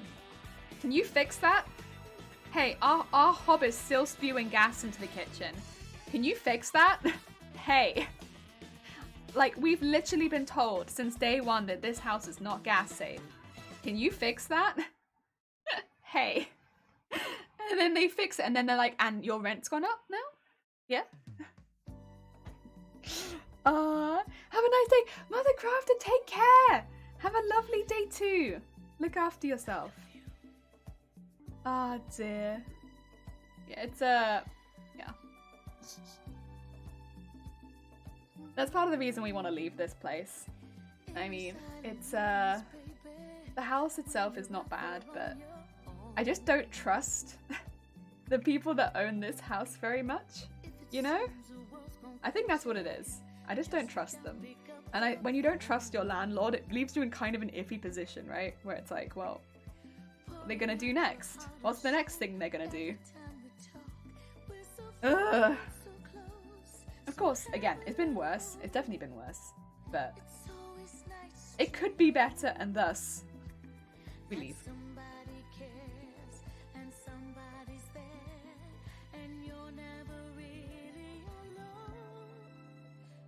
Oh yeah.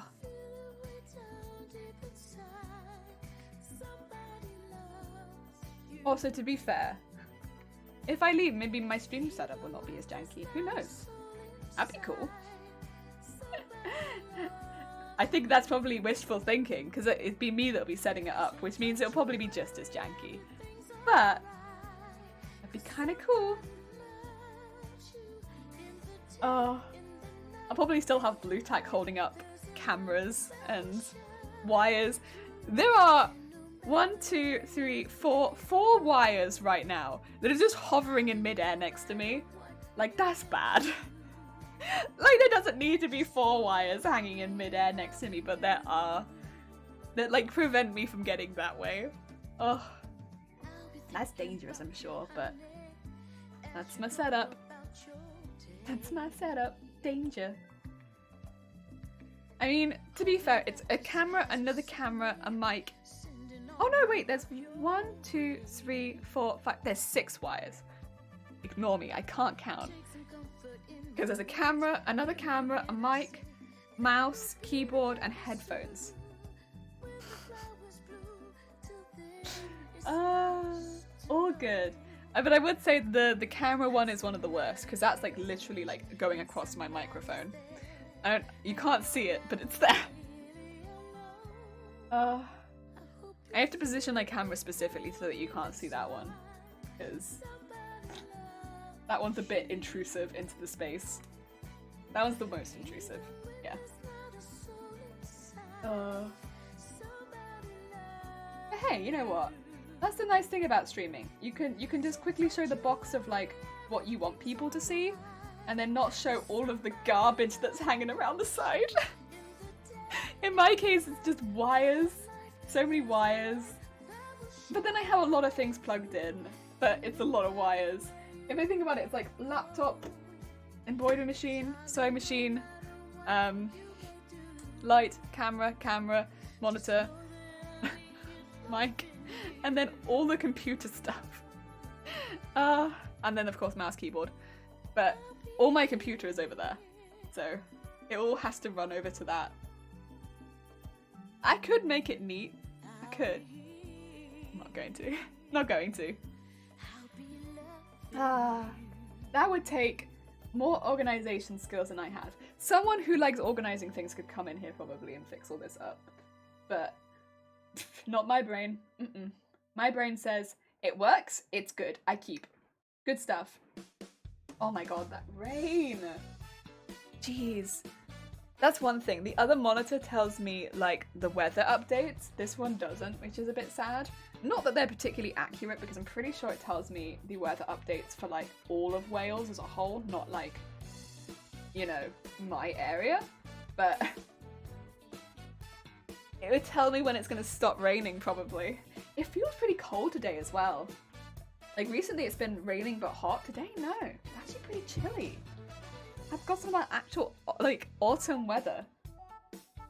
Kind of nice to see, though. I don't know. I'm not opposed to proper autumn weather. Although that wind and that rain is kind of intimidating. It makes me want to get, like, another hot drink. Like, it's like hot chocolate weather, you know?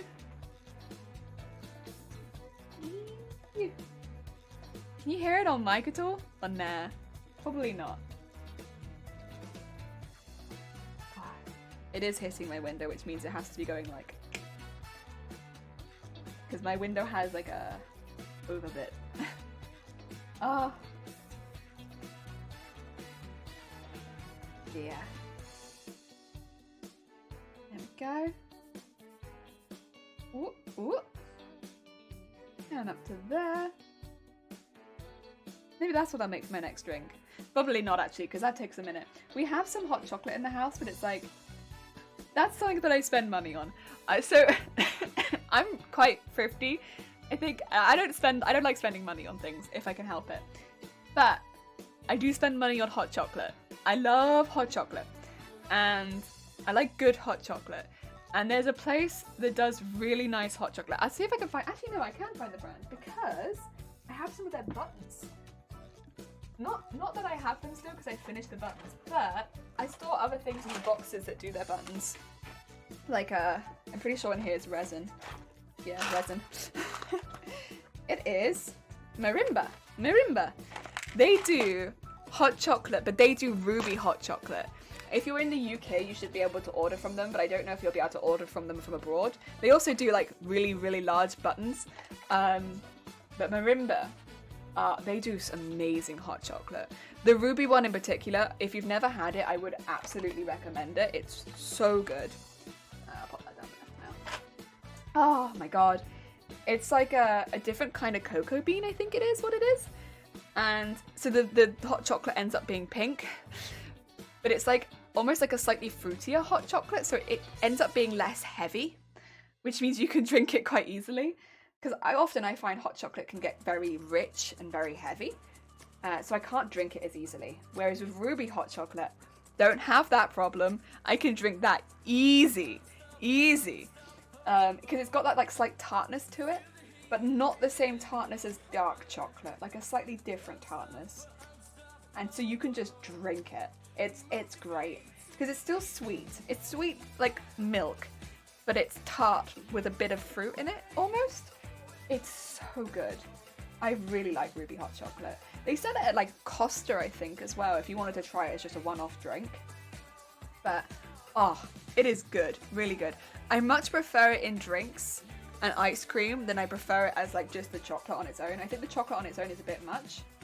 Kind of the same way as I often feel about dark chocolate. Sometimes it can be a bit much when it's very intense, but I love it with other things. So I think ruby chocolate falls in that same category where I really like it in ice cream. I really like it in hot chocolate. I think it's fantastic. Really, really good. Oh. Hot chocolate is tasty, but some brands make them super sweet. Yeah. See, I'm not really a super sweet hot chocolate person. That's actually what I don't like. I'm more of a... Because if it's too sweet or too rich, I can't drink that much of it. Like, it's fine, but I can't have very much. And I can't add anything to it either. Whereas with ruby hot chocolate, I could put whipped cream on top of it easy. Because it's not that sweet itself. I can have extra things on top of it because it's not so sweet. It's got like a tartness to it. It's sweeter than dark hot chocolate, which I do also have. I have dark hot chocolate from Marimba too, which is good. But yeah, and also Marimba is like the type where you melt the flakes into the chocolate. Sorry, melt the flakes into the milk. It's good. It's very good. You got another lace rabbit hole. Why is lace so pretty? I feel that. I want to make my own custom lace for this costume, and oh, yes, yes, yes, yes, yes.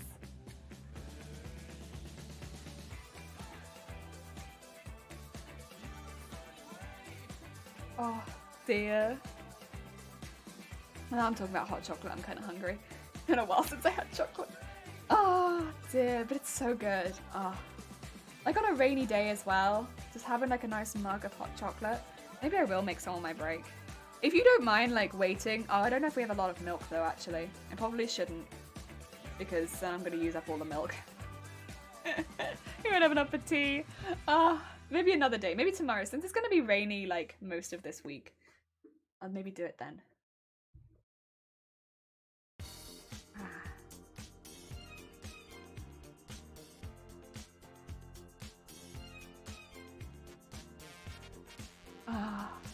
Yeah, that might be good.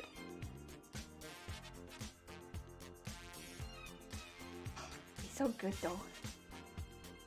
And the dark chocolate ones are good too. Don't get me wrong, the dark chocolate ones are good. Yeah, they are. They're just good. I don't like the really dark hot chocolates. They do end up then being a little too like sharp. Just like a dark hot chocolate's fine for me. When it becomes like the high percentage dark hot chocolates, I'm a bit like, oh, very sharp. Oh. Then you kind of need to make it with cream rather than milk because then it's like, oh, very dark. Come to save you, but I get stuck here as well. Feathered, how goes it? I hope you're having a good day. You're very busy at the moment, right? How are you? Are you doing okay? Anyone doesn't know, Feathered is a crafter, but they are also an incredibly busy bean. How goes it? Are you doing all right? Ah, dear. Oh, I'm a little short here. Let me just...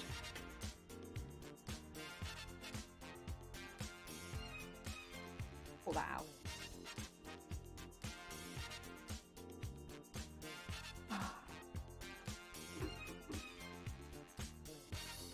Go. That round there. It's going to be a little short, but that's okay. I think it's not so short that I can't pull it back. I'll pull it back. I'll save it.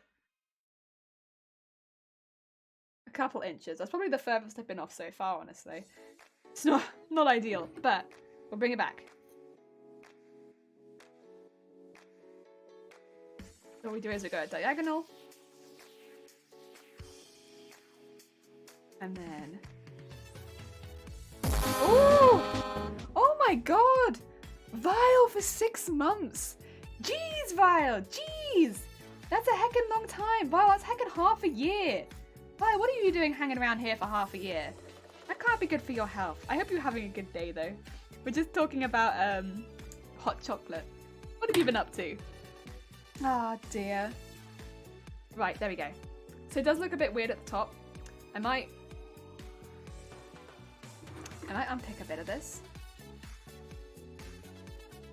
Carefully.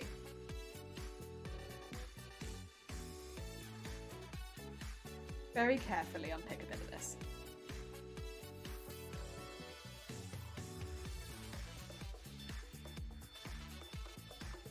Oh, there we go. So that I can basically not have this really big spike in it.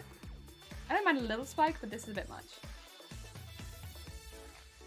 Ah, dear. Oh, hi, Vile.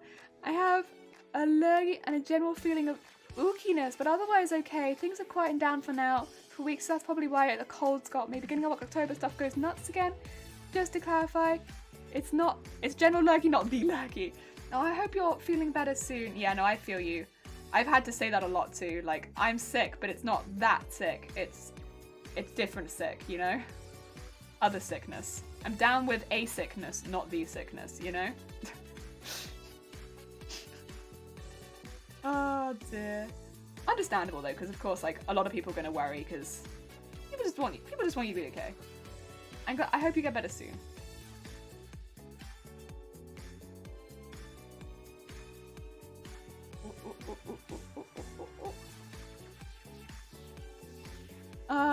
having fun making memes. Making memes, not good for my health.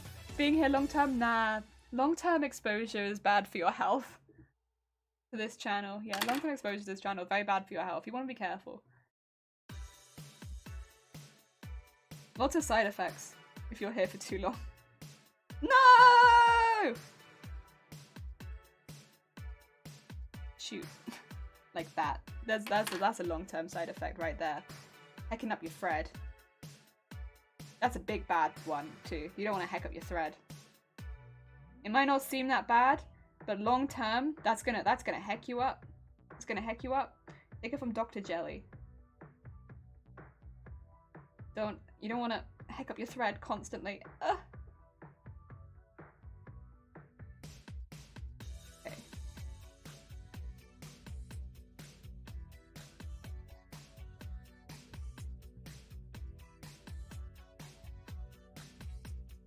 There we go.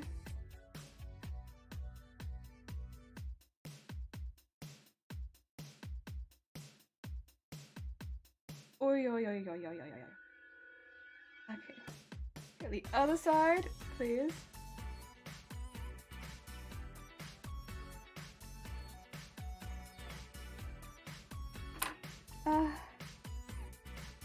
This side's okay, thankfully. It's just the front that I hecked. Oh. Like a silly. It's fine. Oh dear, oh dear. Today's ponder, could you herd cattle also be called community? Yes. Yes, it could be. Absolutely. I agree with that, yes. I love it. So they're one of those 40-hour bugs, feeling better today than I did yesterday. Oh god. Those are horrible, horrible. Oh, here comes the rain. Do-do-do-do. Oh dear. I hope you feel better. Those are nasty. They really wipe you out. Heck. Heck. Oh dear. Oh dear. Barrymore, seriously about the side effects. My hair turned blue last week. Oh jeez. Barrymore, you gotta be careful. Weather! Oh. Yeah, you gotta be really careful about this. It's no joke. Oh. What happens if you've got like a beautifully paired outfit? Everything looks great together, then suddenly your hair turns blue. What then? What are you gonna do? I need you to calm down. Okay? You need to step back, calm down. It's too much. Oh dear. I know you probably can't hear it, but I can. And it's being very intense out there.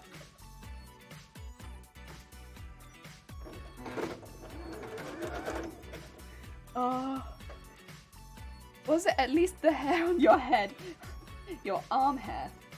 All blue. All blue. Terrifying. Terrifying, these side effects. Absolutely stop that. Absolutely spooky. I have a legit reason to stay in my jammies and have chicken soup. Oh, lovely. That's what you want. You wanna really look after yourself when you feel under the weather. And chicken soup and jammy sounds about right.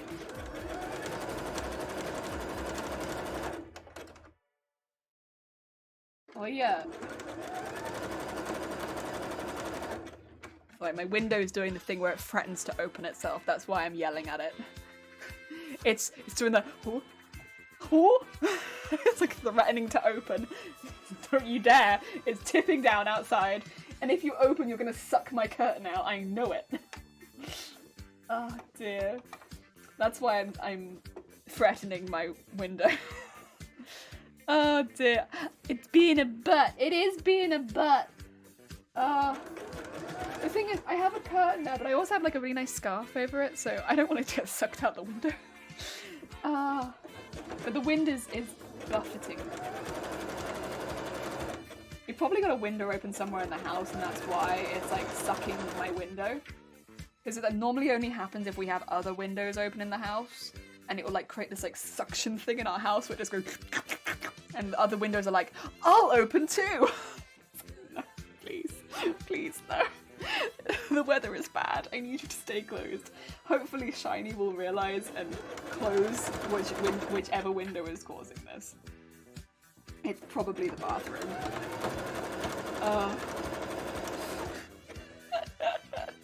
I did clear my workroom and sort out some of the boxes ready for madness next week.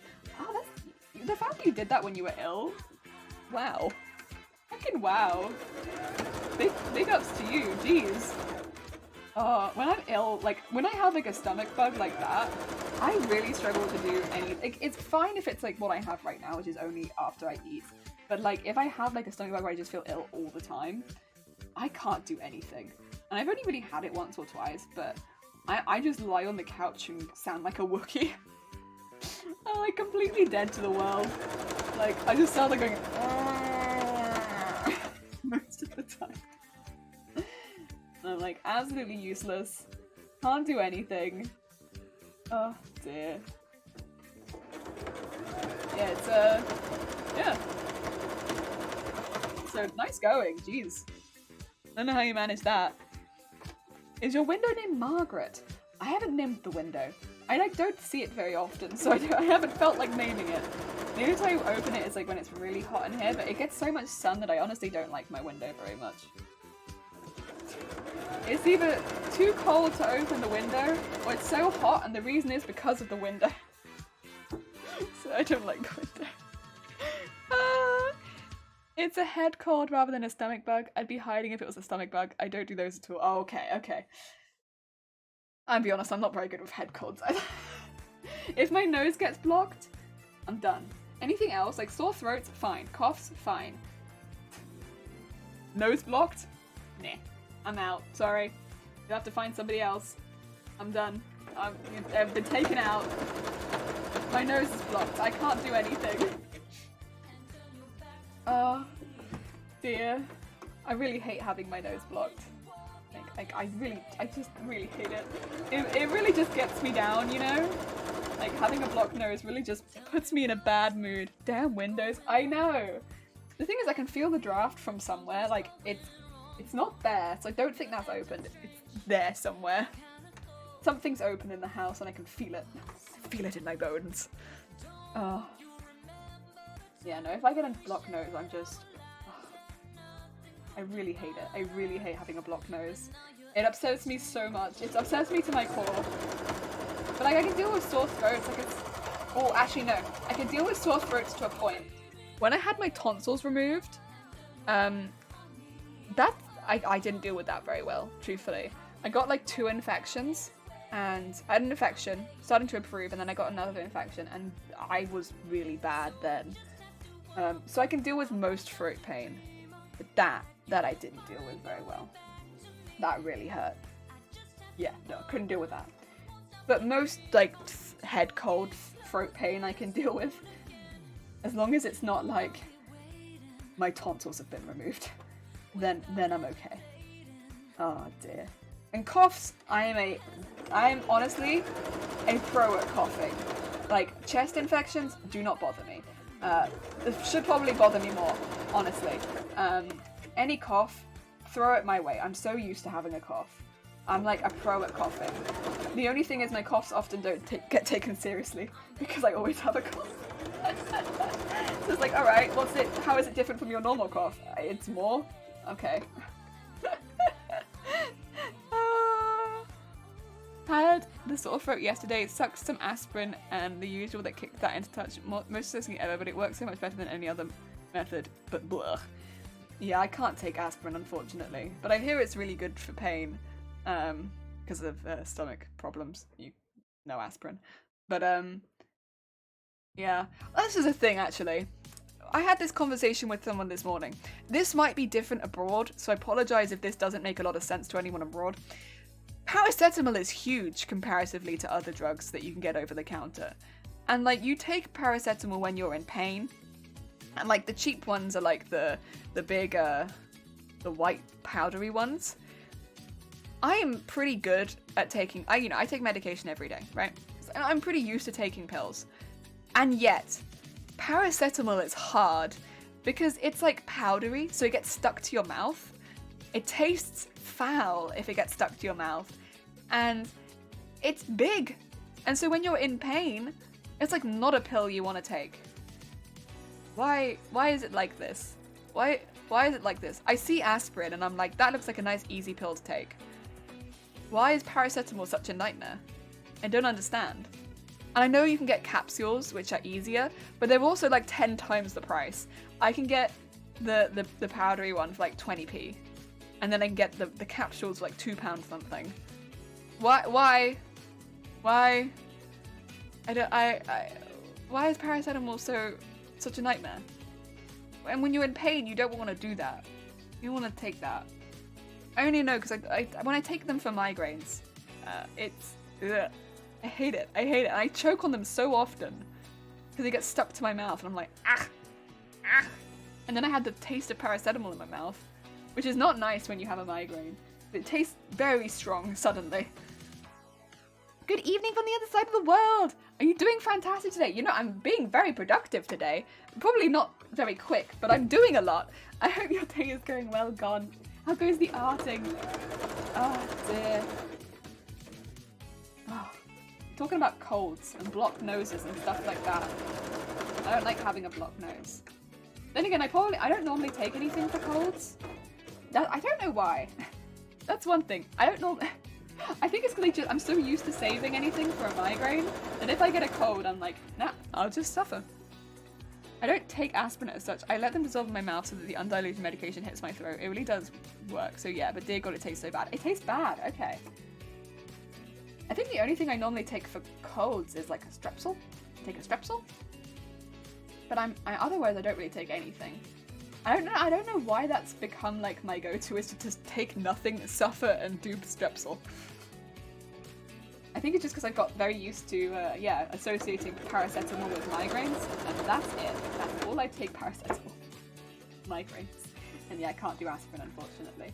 Otherwise, aspirin, yeah, they say it's very good for headaches and like head pain and stuff like that, but yeah, can't take it. Not allowed. Do your hand today actually. Coaching and doing some workout. Lately been getting some headache, maybe from the rain. I don't know. Oh, we've had a lot of rain today too. Does rain give people headaches? Is that something that can happen? Ooh, I didn't know that.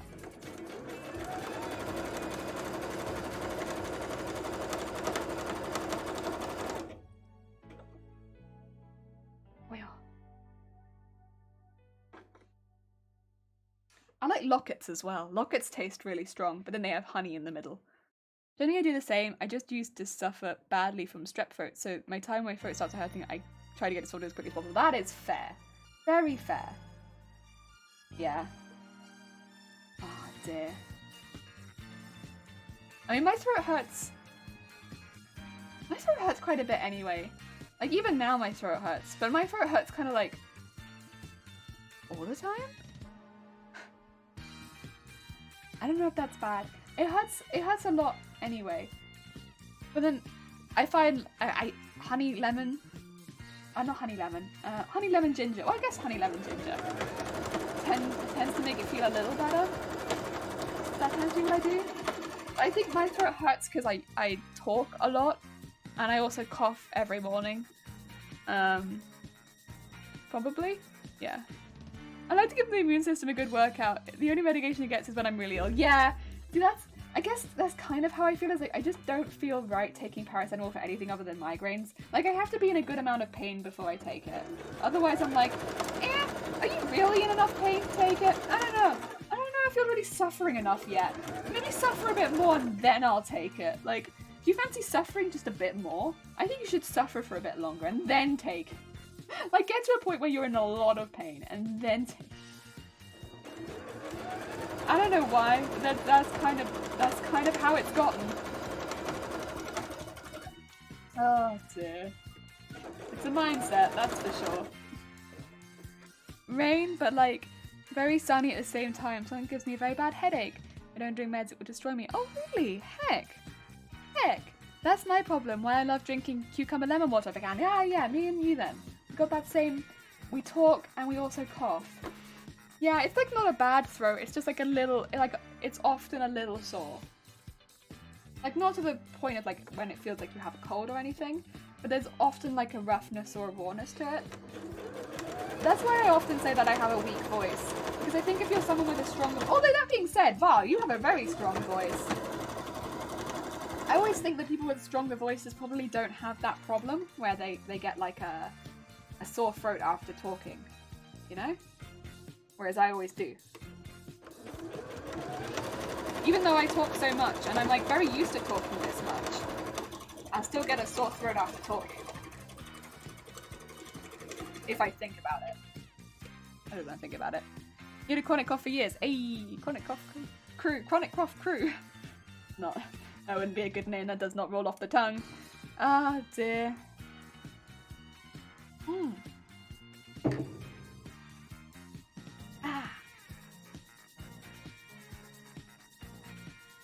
Delivery man's here. What did I order this time? Can I share anything I ordered? Really?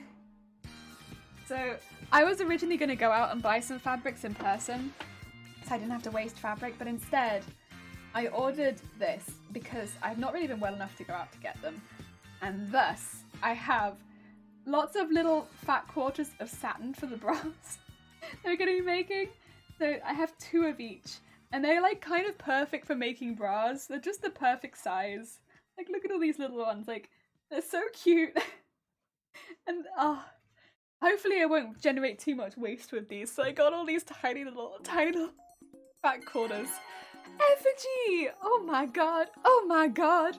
I hope you're having a good day. Welcome on in. How was your stream? I hope it went well. Heck, we're talking about coffin.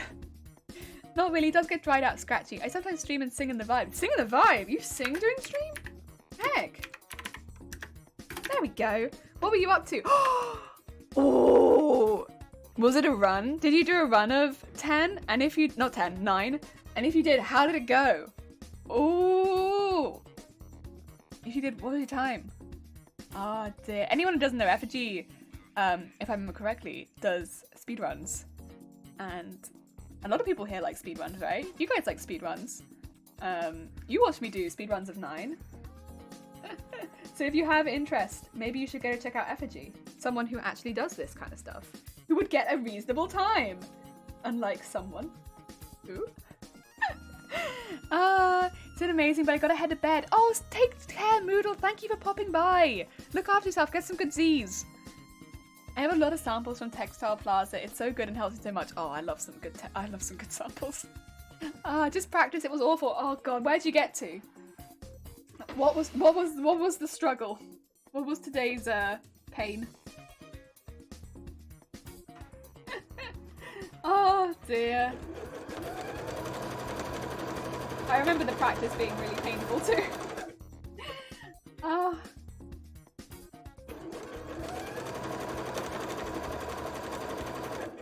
Dearie me. Look at that. Shh, Bile, don't look at it. Don't look at it.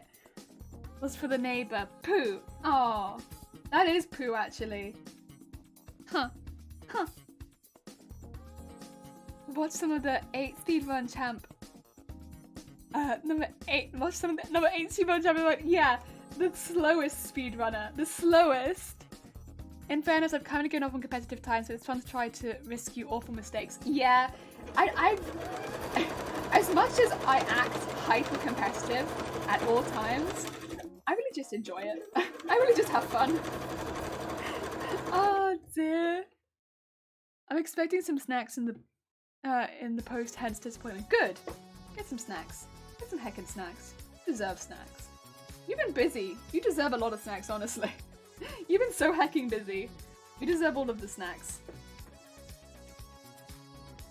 Go, get this bit through.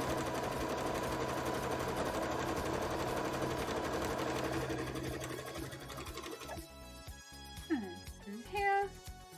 Oh dear. Did disc 3. Ooh. Yesterday was a lot of fun though. Disc 3 is the worst. Disc 4 is hard, but then I always struggled with disc 4 because I did really badly on disc 3. Disc 3, I made so many mistakes on. Oh. Yeah, I didn't. Oh.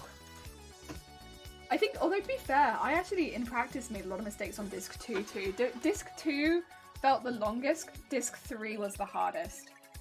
Yeah. Yeah, I think that's how I felt. 2 the longest, 3 was the hardest. Oh, that'd be nuts, but I'm so pleased with how the leather armor turned out. Can I spoil myself? Heck yeah! That is always good. Right, sorry, I just have to check quickly for any inconsistencies. Anything I've messed up. Any holes. Just because with the pleating and the gathering and stuff, you could have a hidden hole. Best to check. Especially in such a big piece of fabric.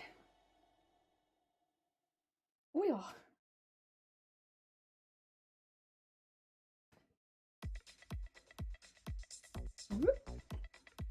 Oh, it's on there. It's on there. Oh yeah. It looks good though. So far. Yep, no holes. All good. All good. So we can take this through now and top stitch it. Oh, oh. So many ruffles. I know it's huge. Disc 4 is when you realise how badly you hecked up disc 3. Yeah, that happened so many times in practice. I think a lot of it for me as well was the speed, where it was like, oh, I've been too slow again. I can't get Excalibur. The first time I realised I was too slow for Excalibur, you should have seen my bloody face. I was like, where's the hecking sword? Also, the first time I did disc 4, I didn't realise you had to pick up Excalibur, and I walked straight past it. I just was like, do, and then I read the instructions, and they were like, now equipped Excalibur, and I was like, equip what? And I was like, what do you mean equipped Excalibur? I haven't picked up Excalibur. And everyone in chat was like, you didn't pick up Excalibur. I couldn't go back. I finished the boss fight and I just walked straight past it. I didn't pick it up. I just ignored it. And so I decided to try and do the boss fight without it because I was like, well, I didn't pick it up, I guess it's fine. And yeah, no. And then the second time I was too slow to pick it up, so I couldn't do it. Oh, there was so much pain in disc 4. The first time from just straight up ignoring Excalibur to the second time being too slow. I think that's the thing, is the guide didn't think anyone would just straight up ignore Excalibur. Well, here I am. Straight up ignoring Excalibur. Listen, you need it to foolproof, right? Some people don't realise Excalibur's there. I didn't know. I had no idea that it was there. So I just walked past it. You know, I didn't realise. So when you say equipped Excalibur, what Excalibur? I didn't pick it up. Oh my god. And yeah, then the next time I was too slow. I didn't realise there was a time limit on it. So I was just like, oh. Jelly making up excuses. I do my best. It was the whole reason I started running the game. Oh my god, I genuinely didn't realise it was a thing. I just thought it was there automatically. And then the first time I forgot about it, and the second time I was like, why isn't it there? Because I'm too slow. You know? Oh my god. It was bad. And again, I tried the second time as well, and I was just like, nope, can't do it. You really need this sword, huh? I tried so hard to do it without Excalibur. But then when we did our actual first run, we did it. We actually got there. So, you know? We did pretty good as well. As much as our first run was slow, we actually did pretty good. I think we killed the final boss second time as well, which was not bad. Not bad at all. Considering I completely forgot how to do it, because I hadn't actually practiced killing the final boss. Because I never got to it. Oh dear. Are you telling me that we could be watching the 7th speedrun champion? I'm the 8th. I am very tempted tempted to do another run of Final Fantasy, but I can't do it right now because I am not well enough to do another run. That's the thing with those kind of endurance things. You need to be a certain wellness level to do a, 10-hour stream or more, in my case. Because, yeah, I couldn't do a 10-hour stream right now and be healthy. Because I wouldn't be able to eat. And probably by the end of it would be pretty sick. So I can't do them right now. But I'm hopeful once my stomach improves that maybe I could do 1 or 2 runs. Oh yeah, that's fair. Effigy, take care. Thank you for popping by. Good luck with your next run. I hope that it goes well. Oh dear. But I would maybe like to do a couple more runs. I got the bug again. I kind of want to do it. That's the thing with speedrunning. You wouldn't think it's as fun as it is. I think you look at like me playing Final Fantasy, like the whole game through and spending like nearly 12 hours to complete it, and you look at that and you think that looks like hell. But when you're actually doing it, it's really fun. It's really, really fun. There's like so much joy in that. And yes, it's a learning curve, like, because you have to learn to play the game in a specific way. And there's a lot of specific events you want to do when you want to get to things by certain times. And I still haven't got the menuing down. So that's why my times are so slow. And also I'm like eating a pizza with my face and stuff like that. And screaming and yelling and all that good stuff. But like, there's a lot of reasons my times are slower. But,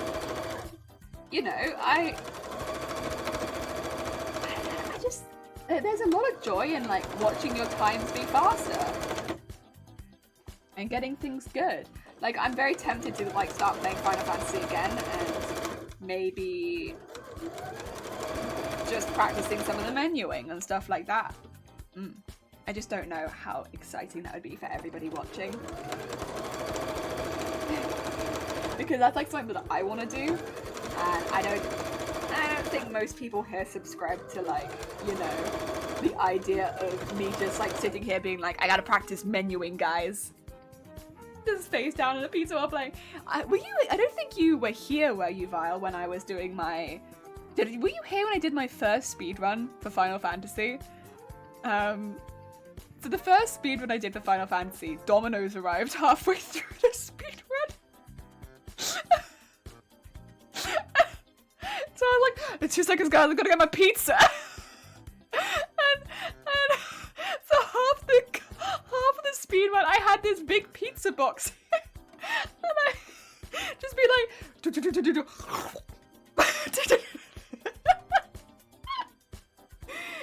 it was basically top quality speed run. Like, I would like stop clicking so that I could take a bite of my pizza. There's a reason. The first one was like 13.5 hours. My first stream.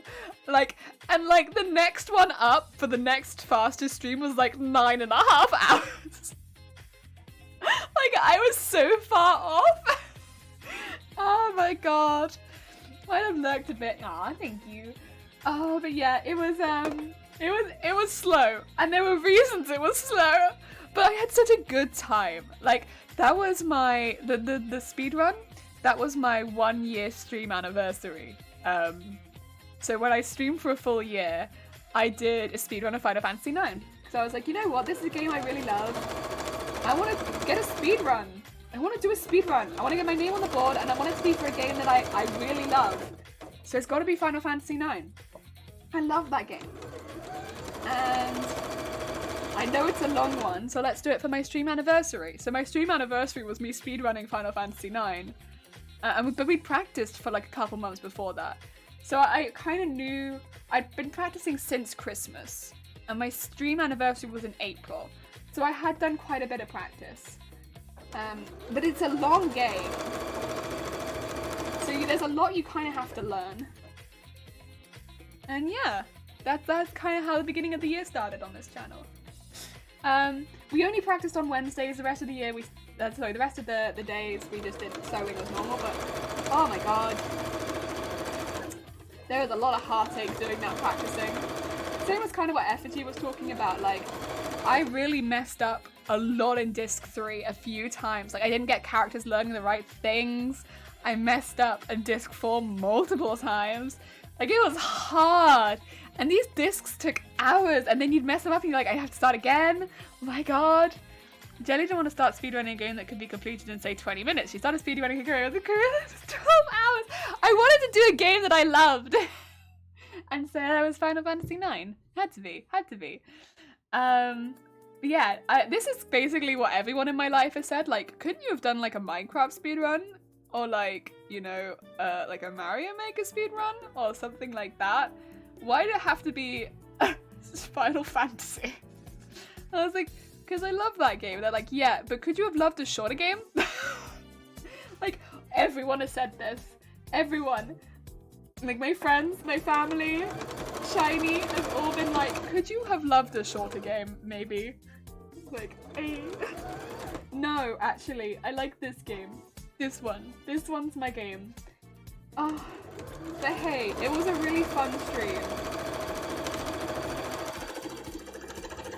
It's a very different way of playing the game as well. Like, if you have a game you like and you want to play it a different way, speedruns, they're a different way of playing the game. That's for sure. You have to get real good at it too. I will say though, I do feel like, I don't know, before I would say like, I was kind of, I don't know.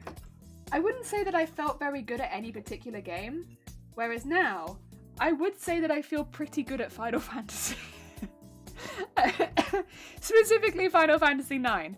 I'd say, you know what, I think I'm pretty good at that game. Any other game, I don't think that I can say that I'm pretty good at it. But that game, I think I can say that I'm pretty good at it. I'm the worst of the speedrunners, but I still think that as far as the general public go, I'm maybe pretty good at it.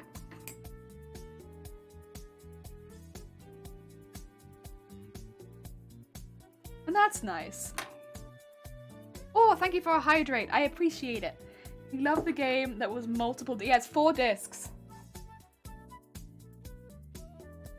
4 discs long, that one is. Also, sorry, the bobbin ran out, so I was keeping an eye on it because I could see it running out. Fix that.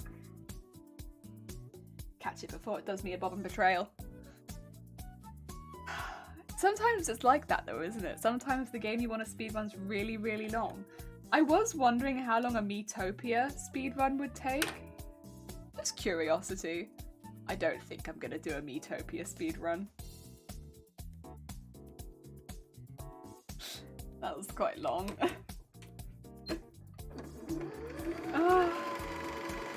There we go.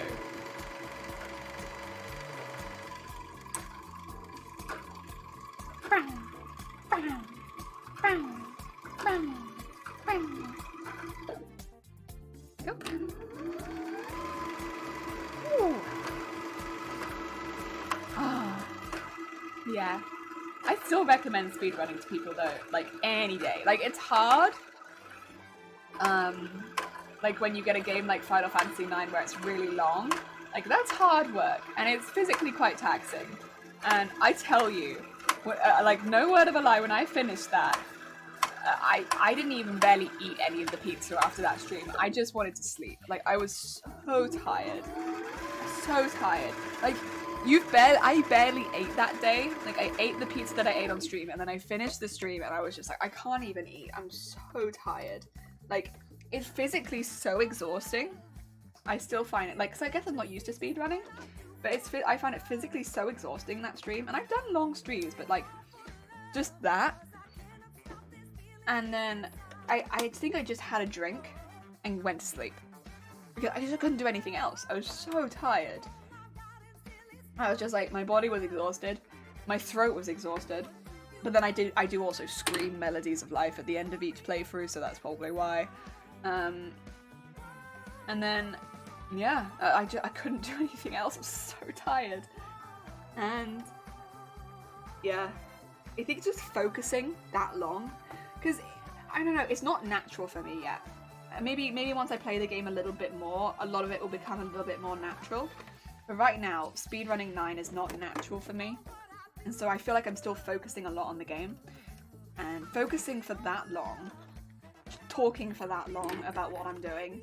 And then, like that much. I also, because like, there's a lot of things in Final Fantasy IX that can go wrong that can just prevent you from beating the game. So there's a lot of pressure as well to try and make sure that it goes well so that you can actually get a speed run. Because like it'd be very disappointing to play for like, you know, 8 hours and then realize, oh, it's not gonna work. That's like it's gone wrong. Like RNG was not on my side today.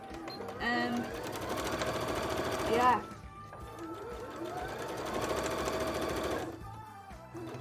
Oh.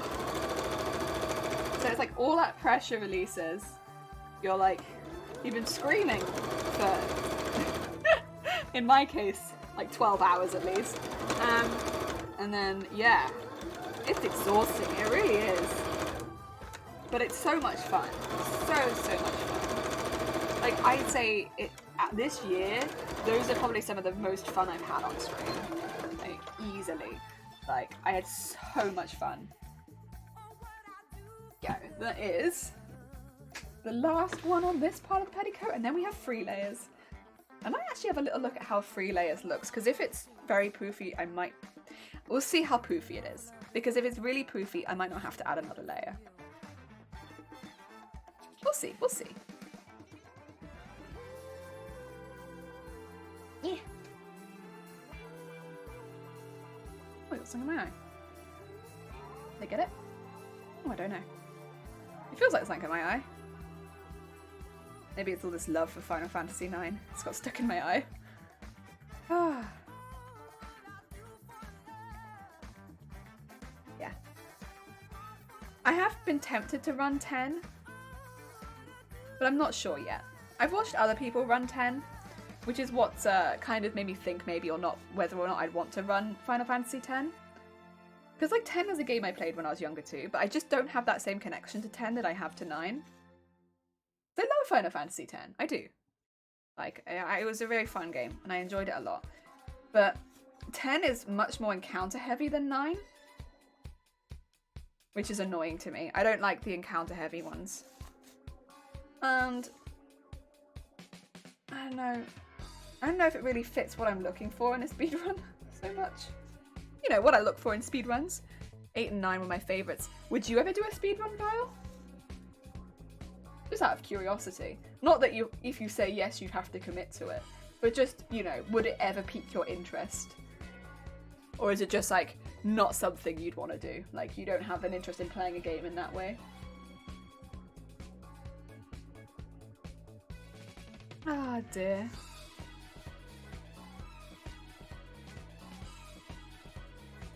I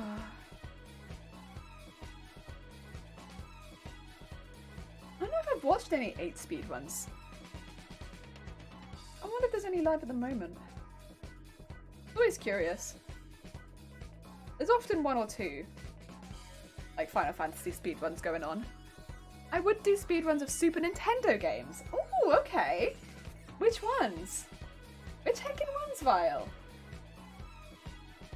I'm curious because I want to look up the times of like how long those games are. I'm like, how long are Vile speedruns? I want to know. How long do we get of Vile speedrun? I hope it's at least 5 hours.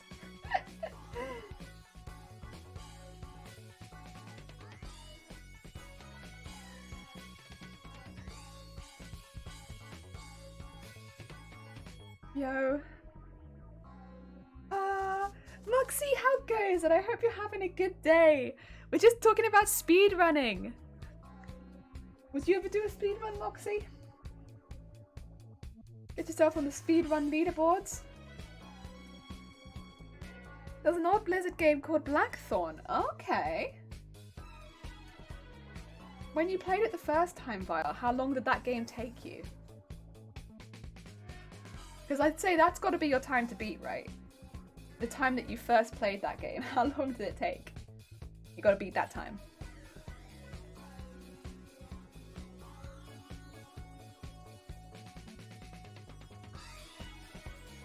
There we go. I'm telling games so probably would never qualify. Well, it's bear in mind, like the first speedrun I got was like 4 hours out of every other speedrun in my category. So you don't have to be like fantastic. It's like more about having fun and whether or not you'd enjoy it, right? I'm just curious. Just curious. Ah, dear. I used to play so much. I was getting it done in 1 hour 15 minutes. Ooh, okay, so that's time to beat Vile. 1 hour 15. I wonder if it's got specific strats though, because some of them. Sorry, you can probably hear something outside. Please ignore it. But yeah, I wonder if it's got like specific strats that you can get like a super fast time. Maybe a couple of weeks the first time. Ooh. I still have trouble moving the camera and the person at the same time. I feel that. That's me. The games that I the game I speedrun, Moxie, was Final Fantasy IX. So like the camera movement, you don't get camera movement. Camera movement didn't exist. It was just turn-based. I'm not someone who likes camera movement. I'm not a first-person shooter kind of person. I'm like, give me that turn-based RPG. Yeah.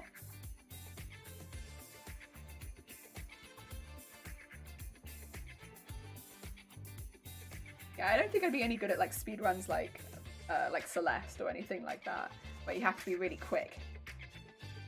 But I would like to get better at menuing. That'd be fun. There we go, scroll all that along. Okay, that's another one down. Let us try this off. Go. Gonna cut off the excess thread because we don't need it. Go. And heck yeah. It's another one. Another one. But now we've got a few. Give me 2 seconds because I'm just gonna put all these together and have a little look. Got a few layers now. I just want to see how thick they look. You know? I cannot fast. Oh, I'm not fast. That's fair. That's fair. There are some things that are like freeing slaves or running fast in correct order. Was a platformer. Ooh, platformers are tricky. You're probably gonna find, I don't know if you'll see it on speedrun.com, there are gonna be some people that are like, on that. But then again, it's not really about racing against other people, is it? It's about beating your own time. That's like the most important thing. Can you beat your own time? So for you, I guess your time's gonna be 1 hour and 15. Which, to be fair, still sounds like quite a hard time to beat. But if there are specific strats that would help you beat it, then maybe you'd be okay. My time to beat was 80 hours when I went into Final Fantasy IX. Like 80. Because when I last played it, I like tried to 100%. Which I didn't quite get, unfortunately, because of the cards. The cards were a nightmare.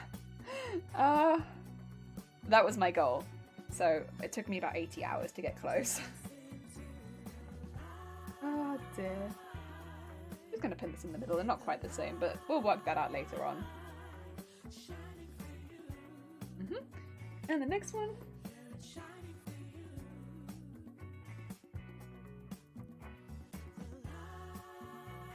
And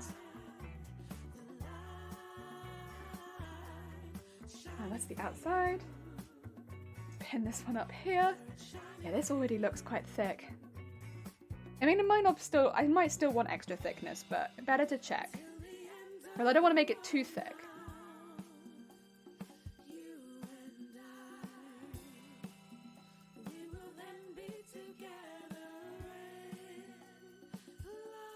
Where's the other edge? How would I turn down attention from my cats? They cuddly. Oh, that's me with food. I'm like halfway through the speedrun and I'm like, but a pizza though. Now I could eat that.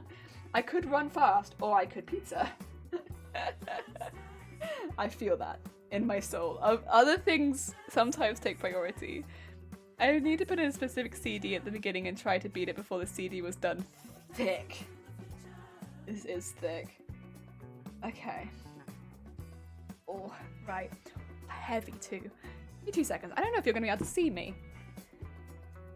Probably not. Oh well, I'm going to see myself in the mirror and then you're just going to take my word for it. I'm sorry. The chair gets in the way. Unfortunately. Ooh. Okay. I wonder if I can I shuffle into view? Can you see me over here? Not really. I'm here, I swear. I don't know how I can show you this without moving the chair, unfortunately. Well, can I shuffle in here, Mr. Inner Fabric? Will you let me? No. It's quite big. Listen, it's quite big. You see this? But I think I still want one extra layer. One extra layer. This is as much as I can show you. I'm so sorry. It's not set up well to show people what I'm wearing. But that's alright. One extra layer, that's fine. That's kind of what I'd planned for. I can do that. I'll just have to take a picture off stream. Where's the long one? Is it you? Is it you? I think it might be. Yeah, that's you. Come on. Come on. I need all of you. Oof. Oof. Right. We're going to do this on this screen because I'm going to basically be chatting to you. Are you ready for some chat? Actually, do you mind if I get another cup of tea before I do this? Because this is 16 meters that I need to ruffle now. I'll be honest, I might need some liquid motivational support, which sounds like I'm about to get drunk, but I'm not. I just want some hot cup of tea. Oh dear. I'll be back in like 5 minutes. I just need to boil the kettle, you know. Nice electric kettle. It won't take me too long. I'm gonna finish my cold tea real quick, but... We have a nice break screen, so I get to show you the memes. Drink your goddamn tea, I will. Also, hi David. I hope you're having a good day. I hope your day is going well. I wonder if I have any smooth snacks. Oh, I have Actimel actually. Oh, I have protein shakes. What am I talking about? I'll bring some protein with me. We can get like, while on stream. Heck yeah. Everyone loves that. We'll just pump, you know, people are here to sew, but like if anyone fancies like pumping weight, we can do that. Nowhere, how good is it? Nowhere, we're about to take just a 5-minute break just to grab a cup of tea. But if you've just popped in and you haven't got a cup of tea, good timing because we can go get you a cup of tea. Oh. Get some cup of tea, I'm having coffee. Yeah, get yourself a coffee. Get yourself a hot chocolate if the weather is as bad as it is here. Time to get drunk on protein. Yeah. Oh, be love, be hype, be love. Oh, honey. Hi. Honey, no way. What? Damn.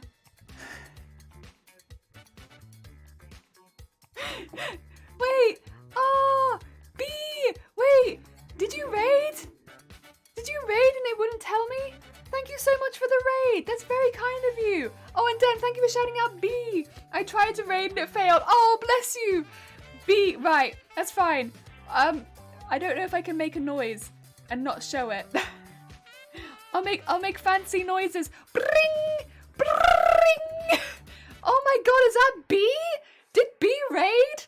Oh my god, B. Thank you so much. That's very heckin' kind of you. Can you believe it? Oh my god. Oh my god, is that B? Is that a heckin' B raid? Can we get some love for B in chat? Oh my god. Thank you so much. Can we get a shout out for B? Dem, thank you so much for shouting out B. Heck. Thank you for smashing an egg at B. B, what were you up to today? Apex. Lovely. Heckin' lovely. There we go. We got you. We're actually just about to take a 5-minute break, but that might be good because I'm assuming you're all exhausted as well. So we're taking a 5-minute break because I need to grab a new cup of tea because we're about to ruffle 16 meters of fabric, which is quite a lot. So before we gather all this up, we're gonna grab a cup of tea. I'm just gonna boil my kettle. It literally takes 5 minutes. You know, electric kettles are great. Is that all right with everyone? Thank you so much for the heckin' raid, B. I appreciate it. I'm sorry that it came as I'm making a cup of tea. Oh dear.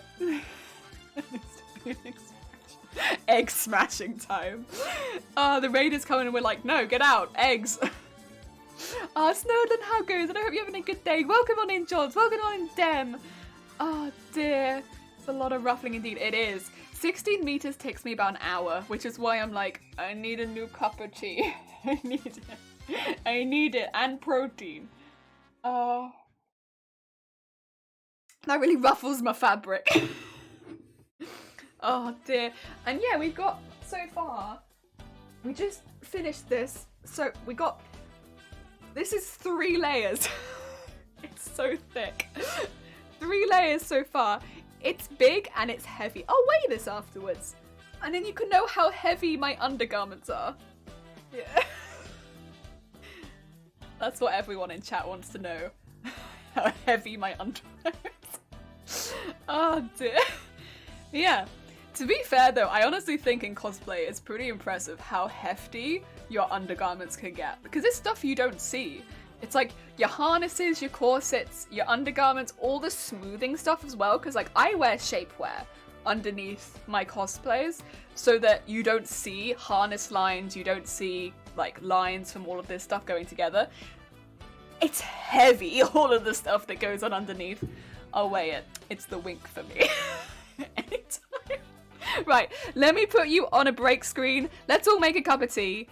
B, if you need to go out and grab some proper food as well, please do, because I get you after a stream. You probably do need to get some snacks and some breaks. I get you. But I'll be back in 5. I just need to make a cup of tea. Oh, lurk and eat. Yeah, I get you. Let me put you... Oh, good. I'll be back in 5.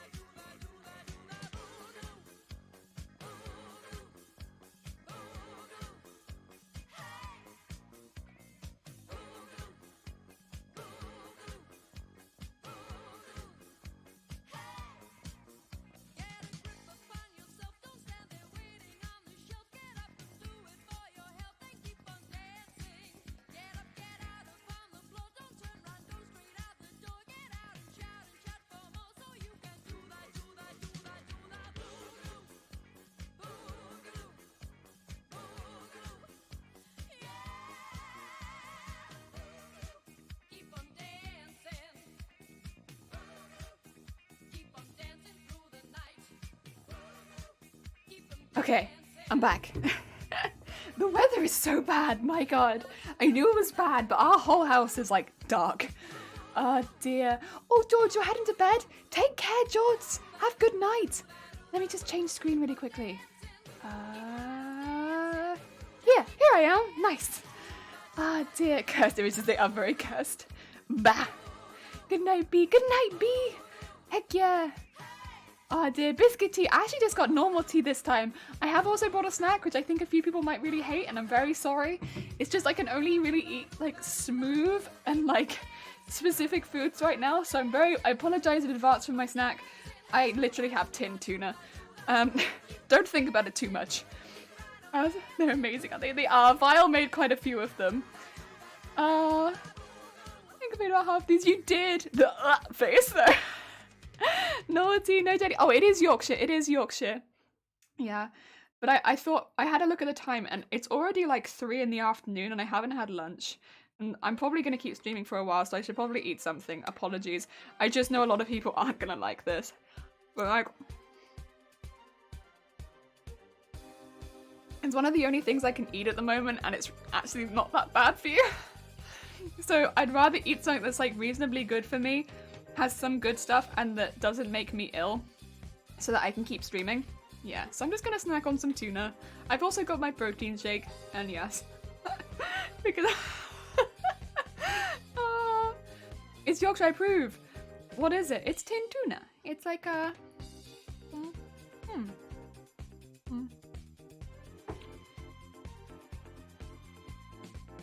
And my tea? My tea is Yorkshire. Yorkshire decaf. Ah, dear. I prefer it like this without mayo as well. Mayo is fine, but like, it's meh. It makes it a bit meh. I don't know about you. Tuna is fine, full of protein, but you are okay. No, it's just I can't eat a lot right now. And this is fine.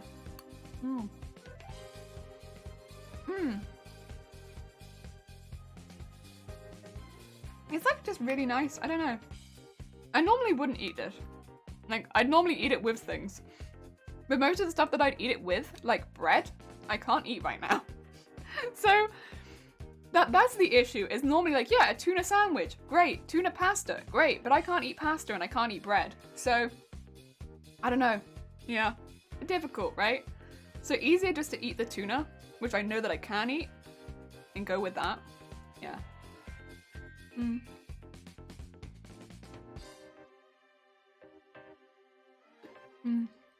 I don't really want to leave it on the desk though, because I don't want to get any of my fabric in the tuna.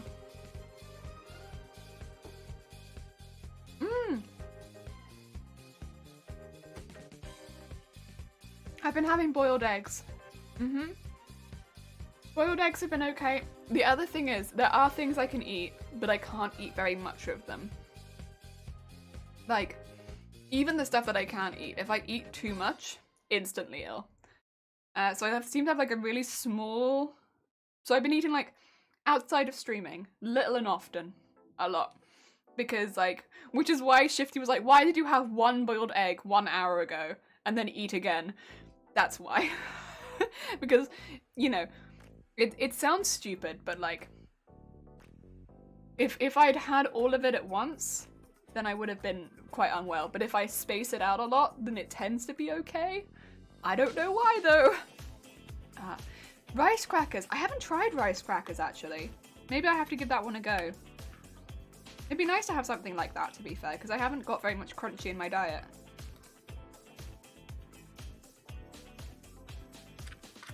And a lettuce wrap. I don't know about lettuce either.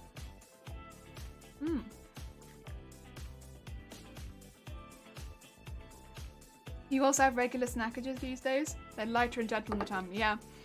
Because my tummy's really dodgy at the moment, and it's like rejecting a lot of things, just keeping it little and often seems to be a lot better. And it's still not happy in the evenings, but like, throughout the day I'm fine, so that's better.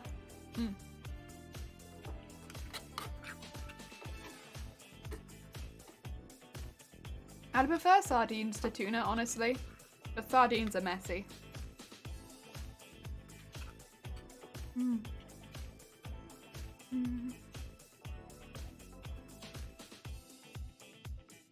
I don't know, sardines just have kind of like a...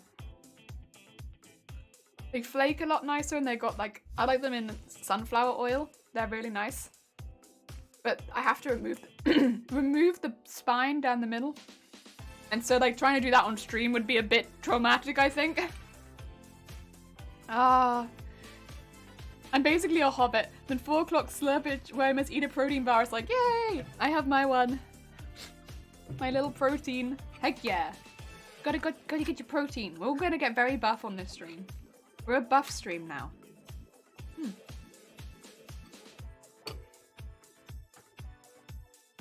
You have mum friends, like an annoying, just say cranberry. Nah, you're fine. Oh dear. I've had issues lately with anxiety, so I'm trying to get up eating as I lost a lot of weight while filming. Buff streamers, heck the world, yeah! Buff stream. Mukbang buff stream.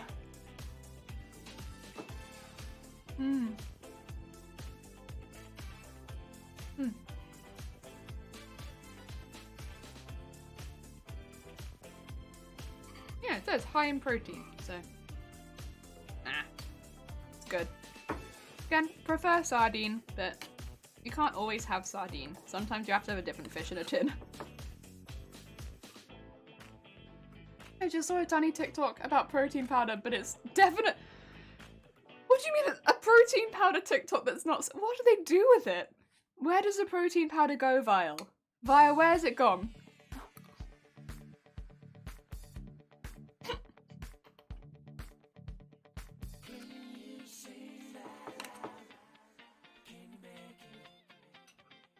I'm thinking about getting some protein powder, but it's so expensive, I just buy the bars instead. You can get protein porridge. Like, I have porridge for breakfast, but you can just get the protein version, and it costs the same amount as normal porridge. Like, the normal porridge I get is exactly the same, it's just a protein version. And then, yeah. That's new, yeah. So, like, I get, is it Quaker Oats? Maybe? I'm pretty sure it's Quaker Oats. And they do like little sachets, but then you can get those Quaker Oats, but the protein version of the Quaker Oats. It's basically the same. Yeah, pretty good. Send it in DMs. We don't have an NSFW. That's not our Discord. We get younger people.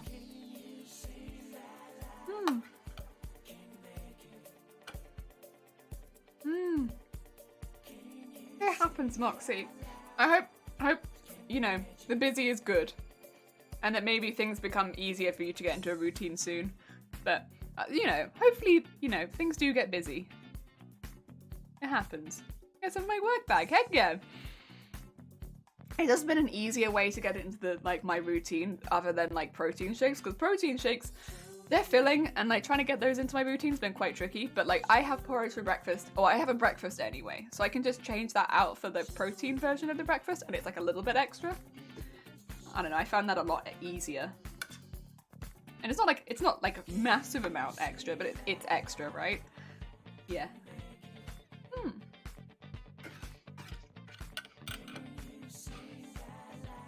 Oh dear. Yeah.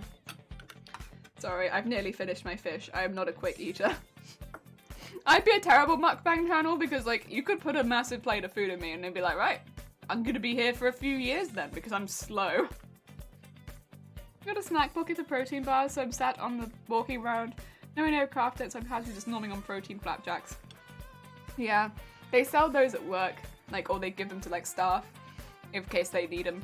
To be fair, we work on our feet a lot, so a lot of people buy them anyway. Because we don't sit down. We work in retail and I work 11-hour shifts on my feet and I don't sit down except for like my 1-hour break. We're just split up, but like it's a lot of standing and lifting and standing and lifting. And so I'll often buy them on my breaks because I find they're a lot better than a lot of the other, like I don't want sweet, I don't want chocolate. Chocolate doesn't help when you're like having to work such long hours on your feet. You want like a protein bar or like an energy bar or like a something that releases stuff a bit slower. You don't want like a Twix. Ah dear, sugar and protein in one. Same, I also work in retail. Yeah, retail is hard on the body. Like, if you work long hours, it's like, oh, your legs, your arms for lifting, it's intense. Chocolate stump, yeah.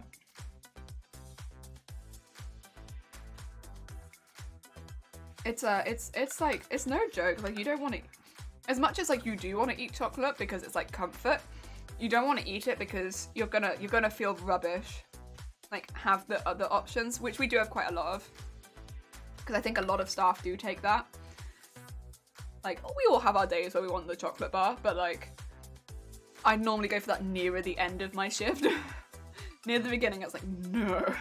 Because I'll feel rubbish by midday. Like, I'll already be like tired. It's too long of a shift.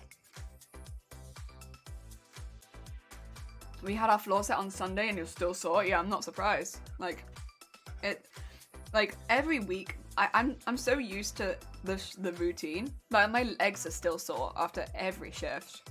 My legs are like, This morning, my retail was 3 a.m. to 9 a.m. So night shift. Bodies were hard to train in food. Yeah, that's hard. That is hard.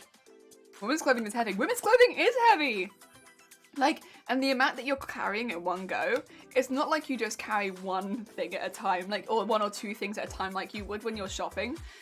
I'm like there. So my arms, which is a bit of an annoyance, but because at the moment they're a bit smaller, they are the perfect size for hangers. I can just put my arm out and go and then my arm is a rack. But then you have to hold your arm there with like 12 coats on it and you're just like, while you get to the place where you have to put everything. I mean, for me, I work in lingerie, so it's not quite so bad. But again, they're the perfect size for hangers. I can get a lot of bras on this arm. Oh dear. That's so many jeans. My god. I'm probably like that with underwear, but underwear is a lot lighter. Underwear is nowhere near as bad. I prefer underwear. That being said, the boxes are heavy. Boxes of underwear have like 80 plus things in them. They are hefty. But you don't have to hang them on your arms. Right. That is one fish conquered. It's paint season at its worst. We just got underwear and I saw, heck yeah! Heckin' underwear. You hate it? Is it because it's hung weirdly? Is it because the way underwear is hung is different to everything else in the store? Because it is. Hulk arms, Hulk arms! Conquered the tin, conquered the tin! Oh dear. Yeah, we gotta get snacks and you gotta have drinks. Oh dear. Yeah. Protein gobs, protein gobs. We don't have space. You don't have space? Oh, to be fair, they're not as big as other items, but they take up space once they're on a hanger. The folding and finding a... Yeah, folding underwear is fine. Folding bras... Have fun with that. That's nope. Because cups don't really fold, and you're not meant to fold one cup inside of another before you've sold it, really.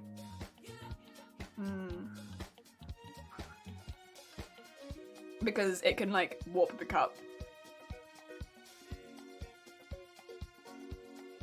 I don't want to know how hung that underwear is. So hung. Oh my god.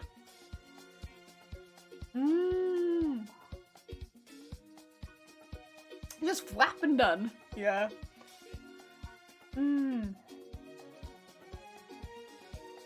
always find dressing gowns are quite annoying.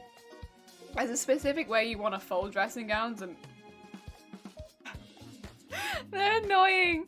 I don't like folding, but you do it so much around Christmas time and they're like, ugh. I can do it, but ugh. Well, that's all hung, yeah.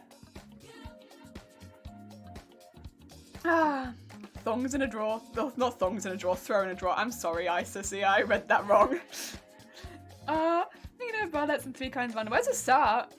I can't fold fitted sheets. Yeah, there is a way to fold fitted sheets, and I've watched videos of people doing it, and I don't get it. There's a way, I just don't understand.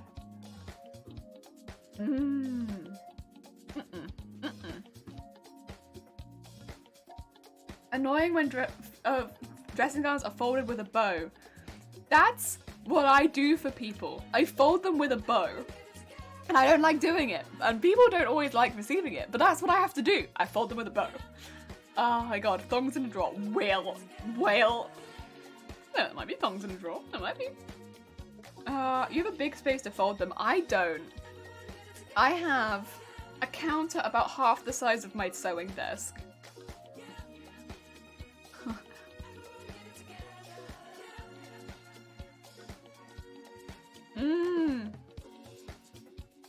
Like on your bed, I mean. Yeah, if I was doing it at home, I would, but I work in a store. Yeah. So that's where I fold them. Oh dear. Drawer thongs. Drawer thongs. Oh, the sheets. Oh, the sheets. Sorry, my bad.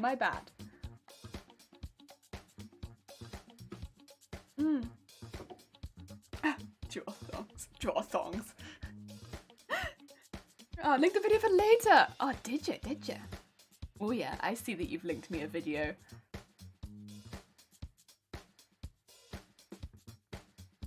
Oh, it's one like that. It's a video like that. I get you. I don't even think of I don't even think of protein powder like that. And I know a lot of people do, where it's like protein powder. Oh my god, so alpha. Oh my god, I'm so alpha because I take protein powder and I'm like what do you call it? An alpha male, and I get all of the women, and you are you don't even on my level, because I am in fact an alpha male. I'm so strong. I can't think of protein powder like that, because the only times when I drink protein drinks is when I'm ill. So for me, the thinking of protein drinks is like, ah yes, for the sick people, right? Protein drinks are for sick people. It's like medicine, yeah? My perception of protein powder is really warped. Like, it's completely over my head that there are people out there that are kind of like, oh yeah, it's like for, you know, legitimately like that. That's beta phrasing, I know. I'm very much a beta male. Unfortunately. Petticoat uses protein powder. Does that make me an alpha, my wife more alpha than me? Yeah. Sorry, my voice is breaking. Sorry. Yeah, actually, yeah. Yeah, she's an alpha male. I had some protein powder stuck in my throat. Oh, voice crack of two. Bad timing. I think they're for bulking people, and there's skinny me that's just numbing them to stay awake. Yeah, well that's it, isn't it? It's like, I always, you know, for me it's like, it's great for when I'm under the weather, because I lose weight really, really fast, and I can't keep weight on, and so it is just to maintain, maybe gain a little, but mainly it's to just maintain weight. And that's when I turn to that, and it's great. And there are some that are really good like this, which literally is recommended by doctors. And because they've got a lot of really other, it's not just protein powder, it's also got a lot of vitamins and stuff like that in it too. So it's like a whole all-rounder sort of thing. But I think that's why I link it so much to, if I'm taking protein stuff, I'm not very well. So I just don't link it at all to anything else. I think protein powder, under the weather. I don't think protein powder bodybuilders. Nope. But again, it's personal experiences, isn't it, I suppose. My personal experience with protein powder has not been for bodybuilding, nor has it been meeting people for bodybuilding. Everyone I know who's taken protein powder has been in a similar situation to me, unfortunately, where we've all been kind of sick. Oh dear. She wears the boots in the family too. Oh dear. I think bodybuilders I'm trying to maintain now, yes. The ones who are received by doctors. Yeah. These are doctor ones. Doctor protein shakes. These are also really good, by the way. If you are going to get 4 to sip and you like coffee, These are the mocha flavored ones. They're really good. Put them in the fridge before you drink them, and it literally tastes like a slightly like a mocha smoothie. Really good. Yeah, I recommend this one. It's a good flavor.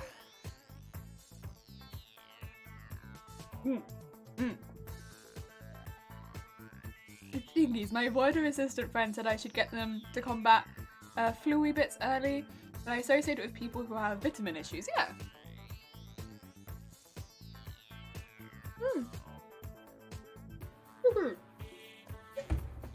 Now we can start gathering. Start gathering again. We've had a quick snack break. Sorry about that, everyone. There are some things I'm just not very good at multitasking, and eating is one of them. I have to eat. And now I can gather. I do feel like I have my energy renewed. Ah. We got 7 after my singing trouble this week. They really help. Aww. Well, that's good then. Oh dear. Heck yeah. Energy reveal. Energy reveal. Yeah, some people do a face reveal. I'll do an energy reveal. Let me reveal to you my aura. I'm gonna stay in this screen because I'm gonna be leaning off this way a lot with actually the work that I'm doing. So probably most likely you'll actually see what I'm doing in this screen a little better than you will in the top down. Yeah, it's just how it is with ruffling. Or gathering, whatever you want to call it. Stop having these assumptions you need the protein. Take the protein. Yeah, it's like a really useful thing for like multiple uses, right? It's great for bulking up, and a lot of people need to bulk up for different reasons. Yeah. Maybe you need to bulk up because you're a strong alpha male looking for a mate. Or maybe you need to bulk up because you're a bit under the weather. Who knows? Could be either. Level up. Energy reabsorbed.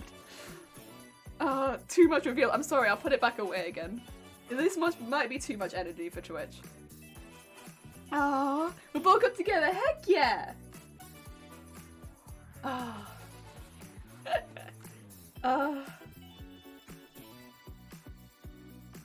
like that. That's sweet. Heck yeah.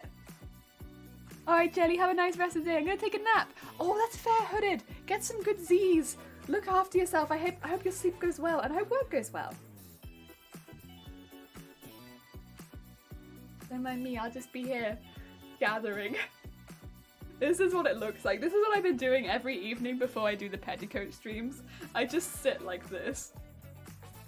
It looks like I'm just slowly stroking a very, very long caterpillar. Yes. Excellent.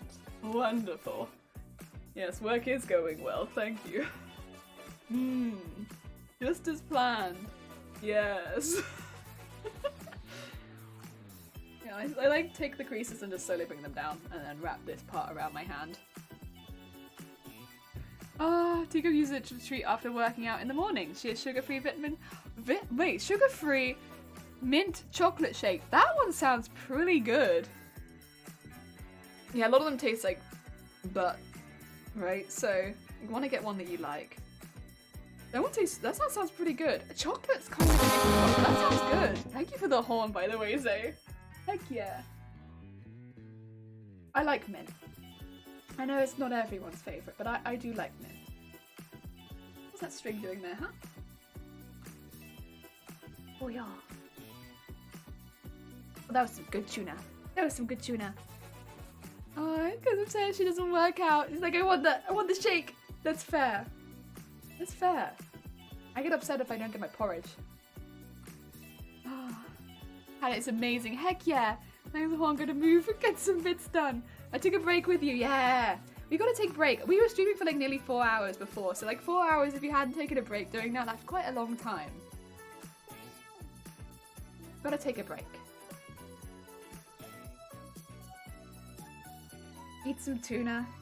Drink some protein. Get on. Yeah.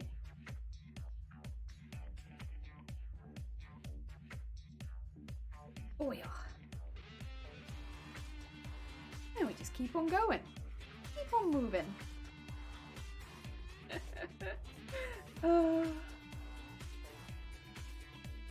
I do feel lucky though that the protein shakes that I got are nice. And also not too big because they are very filling. They do feel like drinking a whole glass of something when they're only actually like yay big. They are filling. They got a lot in them though. I think each one is, you wouldn't believe it, they're like nearly like 500 calories and it's only like yay big. They're pretty good for that. And they've got like a ton of vitamins in them, those ones.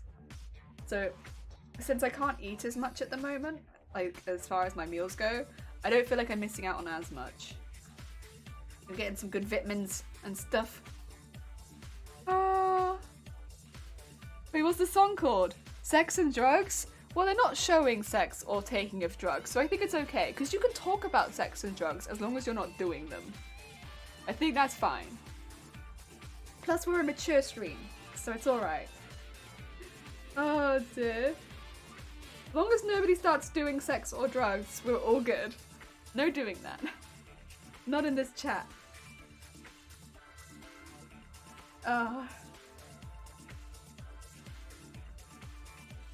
Good point, yeah.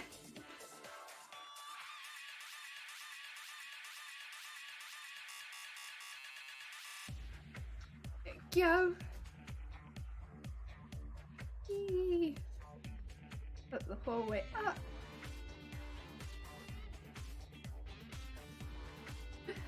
I think we got quite lucky. I think Shifty missed my meal.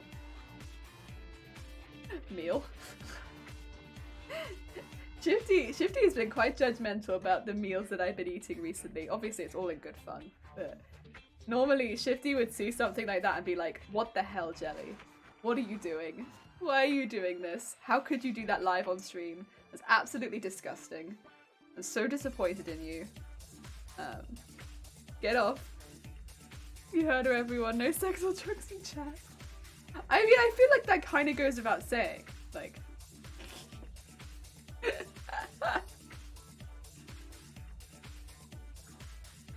Oh dear.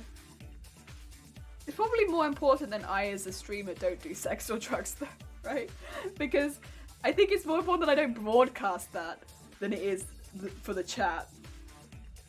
Because you can't really ban the whole chat, but you can ban the streamer. Or Twitch won't ban the whole chat, but Twitch will ban the streamer, right? And I don't think a good defense is like, well, chat did it first, so now I'm doing it. I can't turn around and be like, it's chat's fault. They did it first, now I'm doing it. I've been influenced. Oh dear.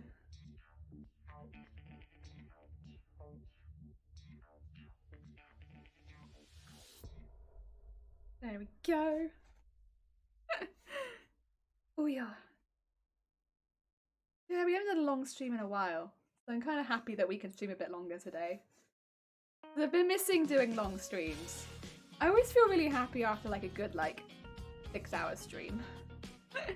But because I've been quite busy recently and getting prepped for October and all of that, which to be fair I still need to do after stream today. But with everything going on, it's not been as easy the last few weeks to do any longer streams, and I've been missing them. I've been missing them a lot. I still really want to do longer streams. They're always nice. I always just get a good vibe from it. I don't know, because I can work for a really good long time and then get a lot more done. Because bear in mind, on streams, productivity for crafting is halved at least. So I feel like I get a good amount done when I stream longer, and I get my chat on for longer. It's just overall a good heckin' thing. And I don't have to cook dinner today, so that's done. I think all I need to do after stream today, specifically, I need to get the rigging done on the second version of the Goblin VTuber. That's it, I think. That's it. And take good photos of the art kit. I need to take some good photos, which might be a bit difficult considering the whole house is bathed in darkness right now. I need to do that. It's both, since you're responsible for the chat. I am, but the only people that would get banned is me, right? Yeah.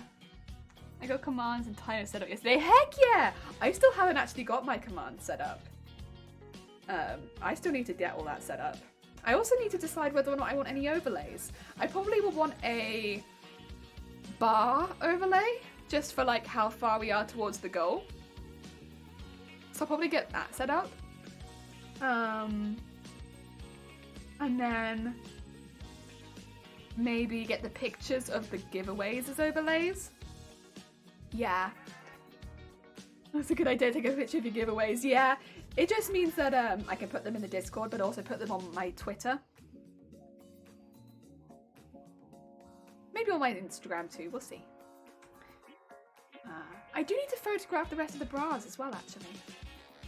And then, yeah, stuff like that.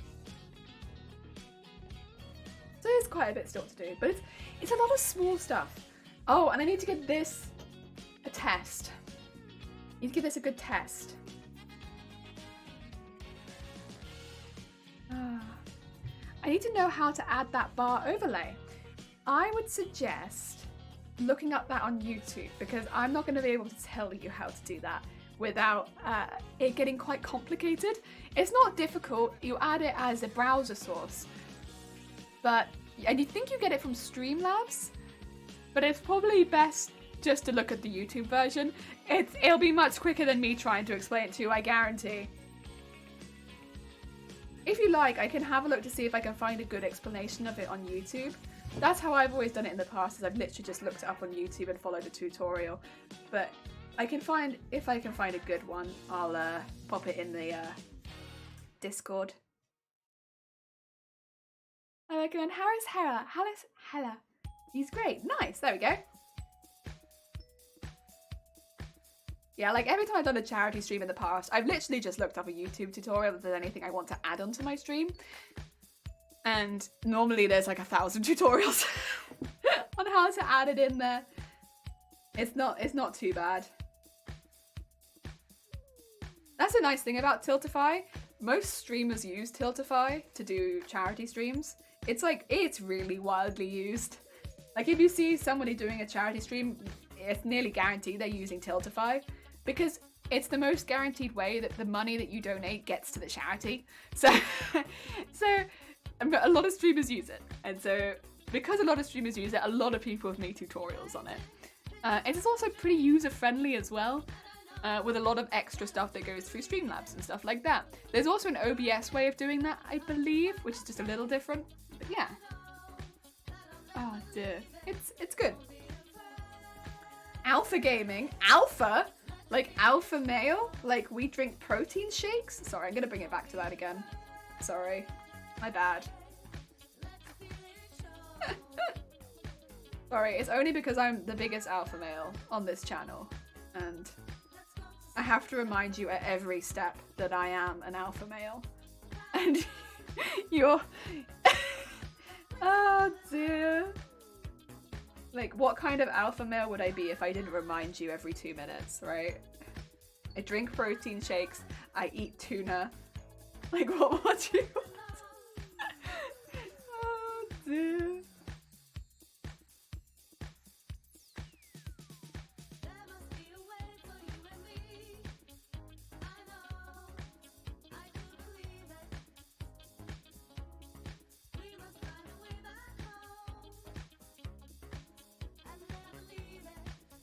Okay, so that's something I can do after stream as well. I can find a tutorial on how to add the bar, pop that in the Discord, so people can add the heckin' donation bar.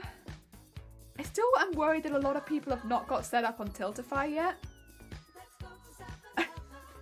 I'm a little worried a lot of people have not got set up yet and might need a little extra assistance. And we are a few days away. So ideally I would like to get anyone who is still worried or hasn't got set up, please just, if anyone is in chat that is not set up on Tiltify or has any questions, send me a DM right now and I'll answer you after the stream. Because I think there's quite a few people that haven't and might need a little extra help. And that's fine, that's absolutely fine. But I'd rather it not be left till the day before, if that makes sense. Because the day before we're going to be doing a few other things that probably need sorting.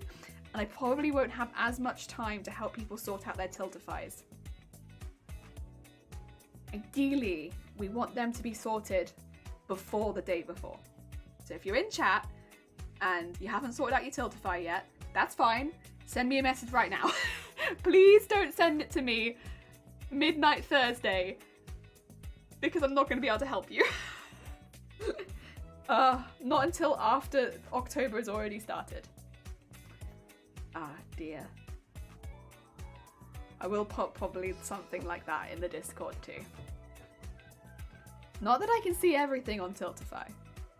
I can see some things. I can see some things. Oh dear. Send it at midnight on Thursday. Please don't. Oh dear. Because I want to be able to help everybody. Genuinely. I want to make sure everyone is confident. Everyone is happy that they know what's going on and they're confident that it's going to work and it's all good. Because honestly, it shouldn't be too complicated and it actually should be quite an easy process. But if there is something that's going wrong, or there is something that's not working the way that you want it to, or you know, you're a bit confused about one or two aspects, ideally I know as soon as possible. Because the later it's left, the more difficult it's going to be to sort. So, if you know that something's not working or that there's something that you're confused about, please just ask. Because I probably can help you, and I'm more than happy to. But the later it's left, the harder it's going to be for me to sort it. Yes. Oh dear.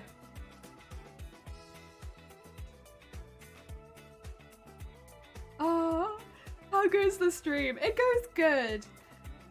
Oh dear. We are doing raffling. This is the 16-meter piece. This is what I've been doing off stream. Like when I watch your stream, Shifty, sometimes this is what I'm doing. I'm just sat there like, ah yes. A Shifty stream. Fantastic. Wonderful stuff. Yes. Entertainment. This is what I'm here for.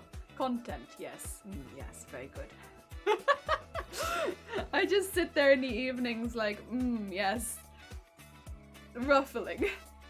I have 2 giveaways I want to do for the team. Okay, if you have that, please could you send me them in DMs on Discord? Just give me a description of what each giveaway is, and I will add them to the Team Tiltify, if that's okay, Vile. Because I don't think you'll be able to add them on there yourself. I could be wrong, but I don't think you can. I think it has to be a team leader. Oh my god! Shifty! What are you doing? Shifty! Also, why does it say that you subscribed? You didn't subscribe. Oh, Road Rally Race got gifted a sub. Thank you so much for gifting a sub. That's very heckin' kind of you, Shifty. Heck. Thank you. That'll work. Yeah, just give me a description of what each of the giveaways is and at what value you want them to be given away at. So at what goal. So say you had a horse that you were going to give away and you said, I have a horse, their name is Millie, and I want to give them away when we hit the goal of £1,500. If there's any other details, for instance, that the horse comes with a saddle, but you'll need the other party to pay for postage, let me know that because I'll put that on the giveaway as well. I don't know why I went for a horse as your giveaway when I know full well what your giveaways are, but as an example, that's how I would like your giveaways to be described. Well, Jelly, yeah, I'm sorry. For a horse must be expensive, probably a horse.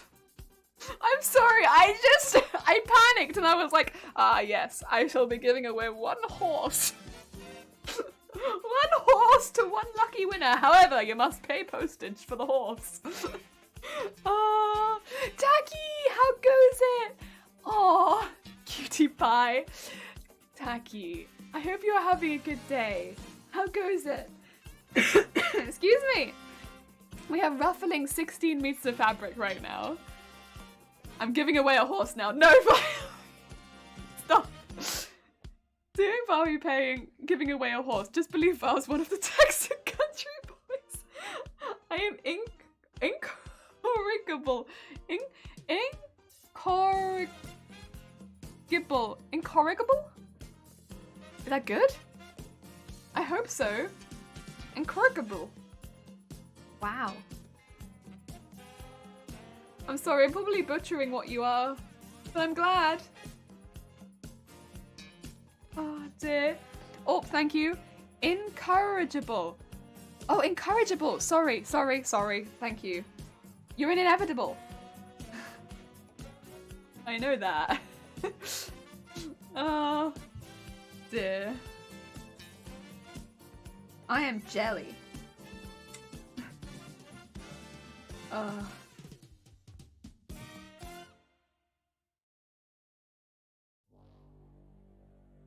Sorry, some words are not easy. I'm not the biggest wordsmith in the world. I like words, but I'm not that good. That's the kind of word that you'd get in that word game that people play on Twitch. And someone would get it, but it wouldn't be me. Also, Jelly, thank you for yesterday. What'd I do?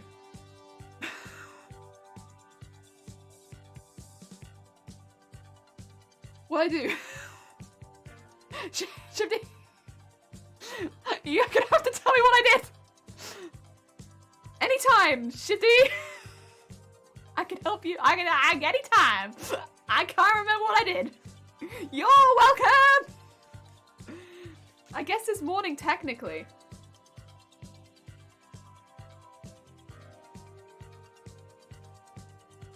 You wouldn't have been live this morning. That's too early for you. What did I do? Oh! Yeah! Yeah, shoot. Sorry, I finished that really early in the morning, so I figured I'd just send it to you when it was finished. Anytime. I'm glad that you've seen it now. I don't want to spoil what it is for anyone, but it's awful. It's so cursed. Well, in my defense, I didn't get a lot of input on what you wanted, so I just was like, well, you know, I'll do it in the colors, and I'll add the physics I know, and there you go. How is it that the Norwegian is more adept at English language than those who are native speakers? Honestly, I've said this before, Taki, that English is my only language, and yet most people that come in whose English is not their first language are better English speakers than I am.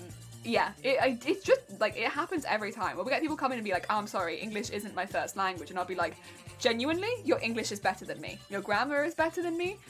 Everything is better than me as far as English goes. It's so common. Like, the people whose English is not their first language just speak more eloquently than I do. I don't know why, but it's always the case. I think because English is kind of a lazy language, but when it's taught, it's probably not taught lazy, right? And so anyone who comes and speaks it as a second language probably speaks it really nicely. But anyone who learns it from someone who speaks it like I do, you don't speak it good. You speak it like that. It's like, you don't speak it good is not a sentence. And you wouldn't say it, I think, as someone who had learnt it as a second language. But I'd say it. I'm not every English person. I can't speak for every English person, obviously. But I speak for me. Oh, bloody typers. I'm sorry, I didn't impact much. No, it's fine. Oh dear. I hope you enjoy it. I hope you enjoy it. You'll have to go through and again re-add everything like normal, but I hope it brings you joy. So yeah, there'll be a little bit of teasing and stuff probably, but yeah, I hope it brings you some joy. Oh, dude. Yeah. I already have. God. Have you got the pool? Have you got the place you're gonna be using it ready? Because you're gonna need a set, right? Have you got a set? Because bear in mind, that type of outfit is only allowed on Twitch if you're in the right area. Like if you're on a beach or in a pool. So have you got a beach or a pool? Oh dear, not yet, but I'm working on that. Good. Yeah, because I don't want to make you something that is gonna get you banned. And as it is, that's gonna get you banned. You need it to be in the appropriate setting. Hot tub stream. Listen, I'm not saying you should go follow Shifty Bluke, but I made Shifty Bluke something for their model, and it's got some physics, some heckin physics, and I would recommend, they're using it for boobtober, so it's for a good cause. Physics for a good cause. I would recommend going and checking out Shifty Bluke if you haven't already, because you know there's going to be some shenanigans happening over there with some good physics. Oh, here's a little number one I tossed up on Saturday in the food channel. Oh, heck yeah! You got some more food? Heck yeah! That's my butt, it's okay. That's true, butt's okay. Fully clothed. So, physics for a good cause, Jelly said so, followed. Yeah, I would recommend. There's a few streams that Shifty Bluke has planned for Boobtober. This is just for one of them that I've made this. I don't know how cursed all of them are going to be, but I know one of them at least is going to be really cursed, because I know what I sent over yesterday. I was like, oh, you need this for Boobtober? Okay. I mean, yeah, I can make that quickly. I mean, the thing is, I'm pretty familiar with Live 2D at this point, and so making an extra object, an emote like that is not too difficult for me. It doesn't take that long. So I could quickly just whip it up and send it across. That being said, if you've seen Shifty Bluke's model, the addition of this is quite cursed. Shifty Bluke's model was not meant to have this much jiggle. Not at all. So it's very cursed. I'll be honest, I can't unsee it as a chin. But, you know, it's what it is. Now the only question is, what does Shifty stream? What time does Shifty do? Because while I'm asleep, I'll never see it. You might get to see the VOD, or like some clips. I do clips of Shifty stream quite often. Shifty streams often later in the day than I stream, so a couple hours later than I finish normally. Ah, I have to ask what Shifty's preferred pronouns are. He, him, they, I would say, right? Shifty is a ghost, though, bear in mind. So Shifty Bluke is a spooky, spooky ghost, which is why sometimes people refer to them as dead. It's because they are a ghost. Their character is a ghost. Their model is a ghost. They are a spooky ghost. So while they might be a he, him, they are also a spooky ghost. And yeah, you can get the... Oh, that's true! There is a pronouns extension. Unfortunately, I can't get it to work with my Streamlabs. I've got it on Twitch, but I don't seem to be able to get it to work through my Streamlabs. If anyone knows a solution for that, I'd be up for hearing it, because I had it working on my laptop, but I can't seem to get it to work through, through this. And I'm not quite sure why, but, yeah. Oh dear. I stream 8 till 10 and my pronouns are he, him, but fine with they, them. Yeah. Okay, sorry. He, him. Apologies. Apologies. Yeah, and then I just refer to everyone as they, them, because I have no confidence, and I'm just like, easier, they, them. Everyone's they, them. Apologies, you're all they, them. Because I have the pronouns thing, but I can't see it. Pronouns voodoo, you don't use them. Fair enough. I like to have it because I don't want to accidentally get it wrong for someone who it would upset. Because bear in mind, there are people out there who get misgendered a lot and it hurts them a lot more. I don't want to get it wrong for somebody like that. But generally, I just say they, them for everyone, because Twitch names are not necessarily a good indicator of what gender somebody are. That's another good sentence. I mean, bear in mind that my name on Twitch used to be Otney Man. It was for years, Otney Man. And like anyone would see that and assume that I was a bloke. And I really didn't think of that like, oh yeah, of course they're gonna think I'm a bloke. My name is Otney Man. But yeah, in hindsight, yes, it did make me seem like a bloke. I think they really opened my eyes to the fact that, yeah, Twitch names really don't indicate your gender. I've never identified as a bloke. It was just my name. I was like, yeah, Otney Man.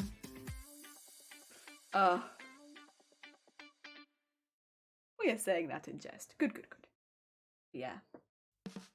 I think, yeah, it's good to have that kind of thing for people where it's going to affect them negatively. I just wish it would work on my Streamlabs. And I genuinely don't know why it's not, because it did, and now it doesn't.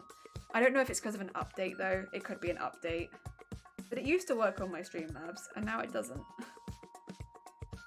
Go figure. Again, if anybody knows why that's happened, or could impart any wisdom of the world on that, if I switch to Twitch, I can see them, because it's still on my browser. But if I'm on Streamlabs, I can't see them at all. And it's been like that for a while now. I don't know why. Because it's a great little extension. Whatever. I mean, it doesn't affect me massively negatively. It just would be nice, you know? It would be nice. Oh,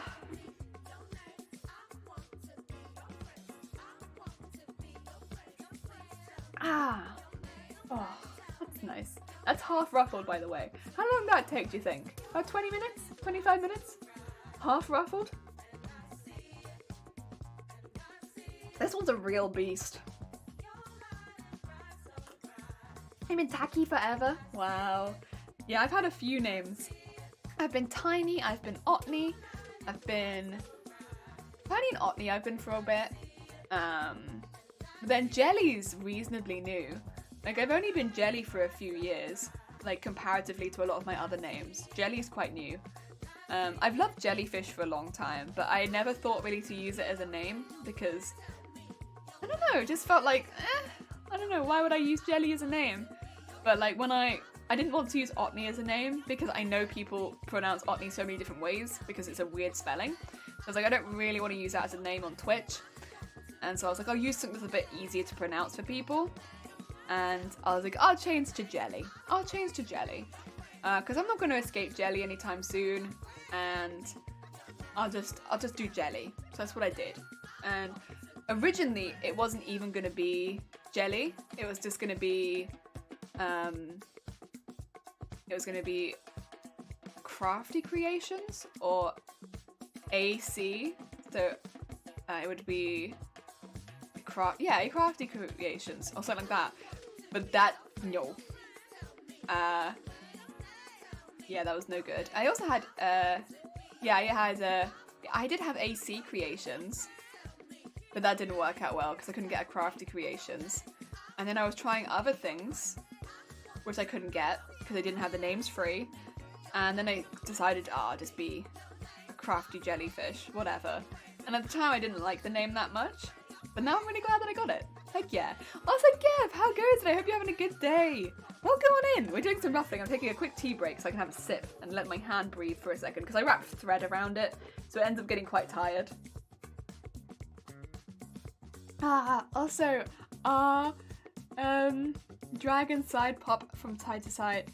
Oh yeah, as dragon side pop from time to time, we identify as purple dragon and sometimes we break out in draconic ignorance. Oh no. Heck. That's kind of cool though. Ah yes, Animal Crossing, my favourite streamer. I had so many iterations that I wanted to be. I wanted to be Jellyfish or Jellyfish Creations at one point, but Jellyfish Creations was taken. Then I was like Jellofish Creations, that was taken. It couldn't be Jellyfish Creations or Jellofish Creations. And I'm really glad that I got the name that I did. Like, looking at all the names that I was going through, they all sound kind of like not so fun. They don't sound like fun names. They sound like businesses. And I don't really want my name to sound like a business. Like Jellyfish Creations sounds like a business. Whereas like a crafty jellyfish, that's me. I'm a crafty jellyfish. And I like that a lot more. I don't know.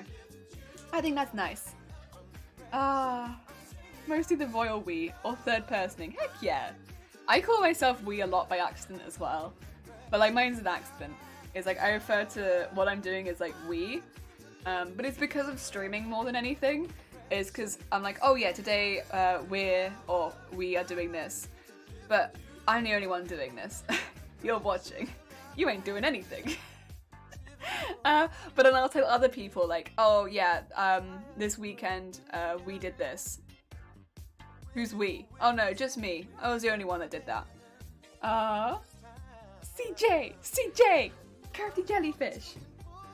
But yeah, I'm really glad I got the name that I did. I'm really glad. Like when I saw a crafty jellyfish was free, I kind of originally picked it out of like, ugh, I guess I'll go for this one then. Whatever, I'll get this one. But in hindsight, I'm really glad that I got it because it's a lot more individual, and I really want an individual name. So yeah, I think it's much better. I don't sound like a business. I'm just me. I think that's good. Oh, yours is on purpose. That's fair. That's fair. Oh, nice to meet you. How to do? Yes, I speak Albed a little. Fair enough. Oh dear. But yeah, I much prefer. Yeah, the name that I ended up getting. Very cool. Very cool. How about you? Other people in chat, like Gav and Shifty Blue and stuff like that. How did you manage to get your names? Was it difficult, or are you happy with your name? Would you ever change it? Or would you be worried you'd never get your name back?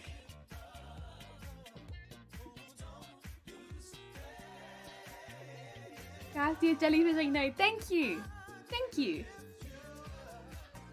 You know how I got the name Shifty. I do know how you got the name Shifty. But like, I mean on Twitch, like you managed to get the name Shifty Bluke. Were you happy with that? To be fair, I think it's a pretty cool name. I think it's pretty sick. You must have got... Did you have any other names you were thinking of, or was it like only Shifty Bluke? You were like, that's the one I wanted, and then you got it immediately. You love mine? Heck yeah, Gav. Heck yeah, Gav. I like that. I like that.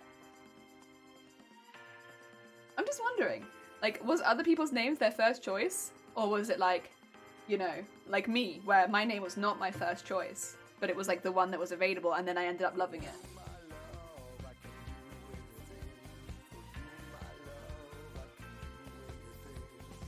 I'm just curious. Oh yeah.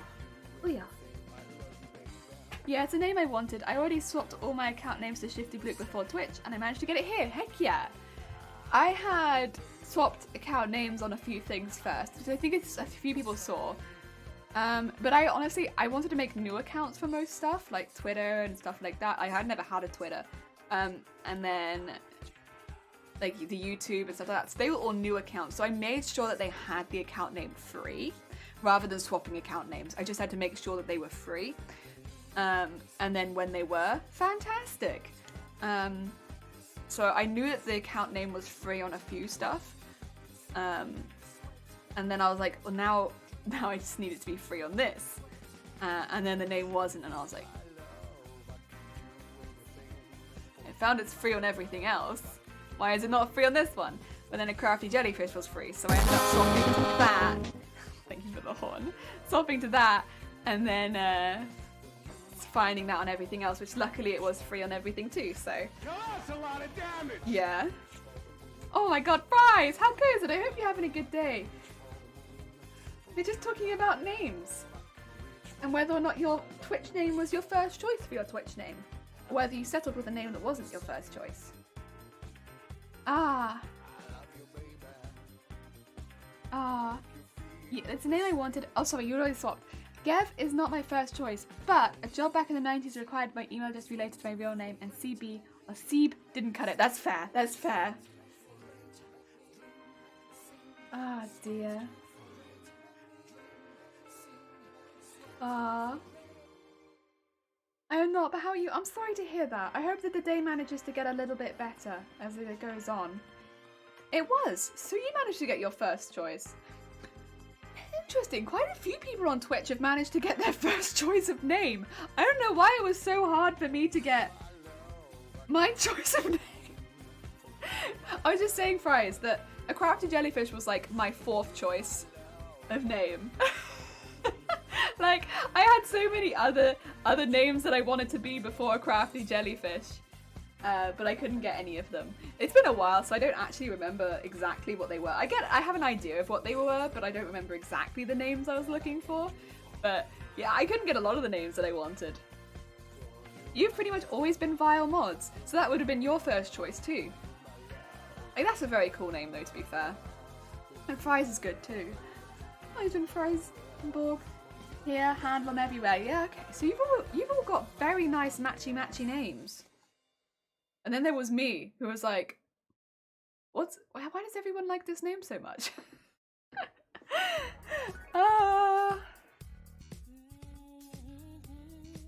And you got your first choice too, Taki. I don't know why, I said back in 2000 it was a lot more difficult to get a username, but like now it's first. Well, lucky for you. Although I say that, I actually really like my username now. But back then I would have been really salty. Well, Gev is derived from my real name. I chose the less in particular because of Steve Jackson, a game called Gev, a sequel to. Oh, that's kind of cool. I like that. I know it's been vile, but then the name was taken, and I figured it'd be better to keep with my Instagram name. Yeah, I think that's a really good idea.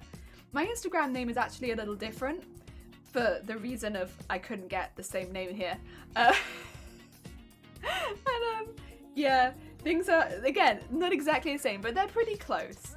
They're pretty close. That's why my Instagram name is Amelia Crafty Jellyfish, and my Twitch name is A Crafty Jellyfish. But I figured they're pretty close, you know, whatever. I'm not fighting on that one. I've fought enough battles, I'm done. Oh dear. You might have experienced 1 or 2 instances where others have the name. Oh really? Oh. Brom, how goes it? I hope you're having a good day. Oh, welcome on in. Mine is based on the middle name, which was my Oh yeah, I remember that. You said that before. Yeah, it makes sense why you would have wanted that one then. Unlike me, who was like jellyfish, put in name. And nickname, I should say. It's like how the abbreviated version worked so well though. Yeah, it works very well. That's the thing, having Amelia as a first name just means any other name I put after it, that's what I am. I'm A Crafty Jellyfish. Oh dear. Oh, wait, the pic you posted was of a baked camembert with a bunch of sides. I'm gonna see that after streaming. I'm gonna be jealous. I can already tell you. You know how long it's been since I've had good cheese? A long time. Long time. Oh, I can tell you I'll be jealous. If I ever go to my mother's hometown, I only ever have to introduce myself as Fry's grandson and everyone in the village. Oh yeah, that's me and my hometown. I'm someone's granddaughter. Yeah. I'm one of them. I'm one of the granddaughters. Yeah. Like, to everyone there, I'm someone's granddaughter. And I don't want to say their names, but I'm their granddaughter. And yeah. I probably always will be. Like that's who I am there. And yeah. Always have been. That's the thing with small towns, especially if your parents or your grandparents are a big part of the community. You just end up becoming someone's granddaughter. Sometimes I'm someone's daughter, but mainly I'm a granddaughter. Hey Jelly, did you know I that can Croc, see it. Legend of the Gobos was originally meant to be a 3D Yoshi game? Did you also know you can make an octopus laugh with, wait for it, tentacles? Hue hue hue he he he ha ha ha. Classic. Shifty 96. I can see it. It's right at the end of the sentence. I'm like looking for it whenever you donate bits. I'm like, where is it? It's here. Oh, thank you for the 100 bits. It's very heckin' kind of you. Didn't make it easy though. Heck yeah. Heck yeah. Rise was my grandfather and now I am he. Heck yeah. Had good cheese just a couple of hours ago. Gev, I'm jealous. Gev, give cheese. Gev, jealous, give cheese. I am singular. We are singular. God damn it. That's so funny. I know Vile who on Twitch. They're my arch nemesis. That's true. I could have looked up the people with the usernames of the... I didn't think of that. I could have looked up the people who had the usernames I wanted to been like, who are you? I've been looking for these usernames. Who are you? Who are the other jellyfish? The fellow jellos. You're welcome. Always happy to educate and help. God damn it. My grandparents are pretty essential in the in-school system in the village, and my granddad was known by legit everyone because they had them as teachers there when I was a kid. Oh no, no, I know exactly what you're talking about. No, I can't even zoom in my camera. No, I know exactly what you're talking about. It's even probably worse than that.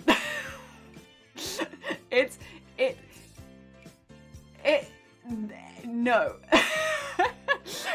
I don't want to explain how ingrained they were in making sure that village ran. They ran the village. It's when your grandparents like ran one part of the village, it's but no, they're good beans. I love them to pieces. They work very, very hard. Very, very hard. They also ran a lot of charity stuff in that village. A lot of it. That's why I grew up doing so much charity work and like knowing so much about charity work is because of them. Like I grew up with charity being a big part of my life because of them. They really influenced a lot of what I care about at a very young age. But they did so much. And if I can get to that age and do that, I don't know. I want to find the original Shifty. I've accidentally I've shouted out the original Shifty by accident in your channel a few times, you know. Because in my channel, I have like just SO Shifty, right? But in your channel, you don't have that. So I've shouted out the original Shifty in your channel before. By accident. But like I've done that. So, oops. Here's the mind killer fears. What are you talking about, Taggy? We follow a lot of the same streamers. A lot of times we respond to each other. I like that file. I really like that rivalry. That's cute. That's cute rivalry. I need to find... The thing is, whenever I meet a fellow jellyfish, they are just a fellow jello. Because it's really nice to meet people that have an appreciation for jellyfish. Because honestly, they're like a creature that doesn't get a lot of recognition. Other than being like, but they're actually really, really cool. I think jellyfish are genuinely very, very cool. They're beautiful for starters. Like, they have a really... Comparatively to a lot of creatures, their movement is just mesmerizing. The colors and all of that they come in stunning. Like they're like tiny stained glass windows. They're really beautiful. So if you, and I mean, of course a lot of creatures are quite poisonous. A lot of creatures are quite deadly. But if you take away that from them, they are just stunning. A lot of them are stunning, really beautiful. And they've got so many unique features about jellyfish that other creatures just don't have, even under the sea.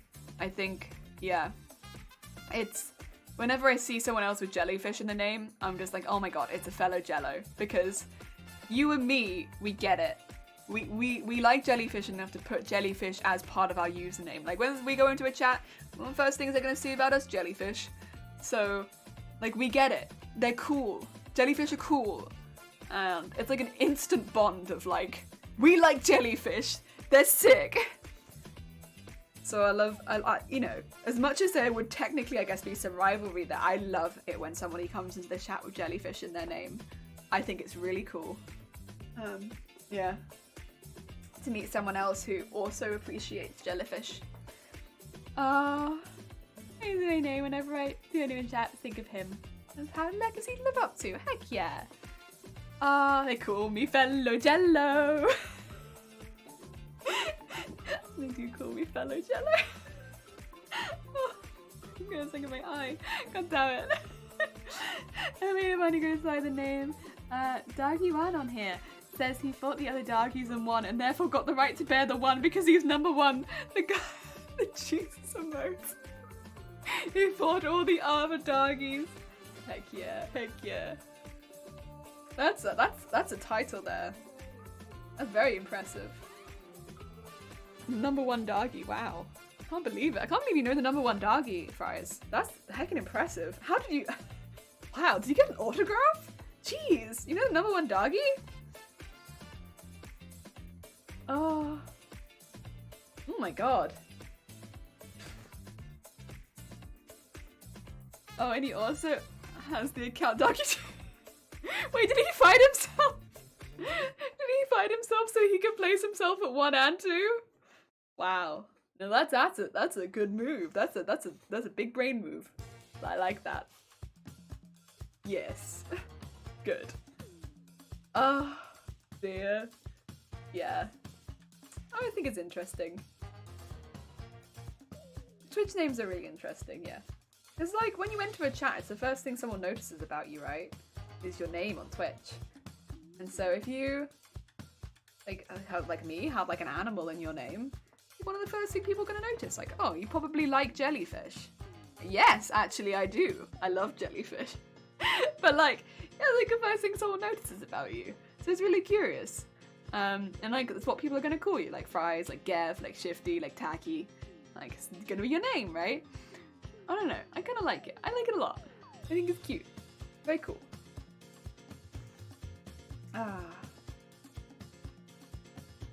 Fought himself, very Fight Club. Well, what's the first rule of Fight Club?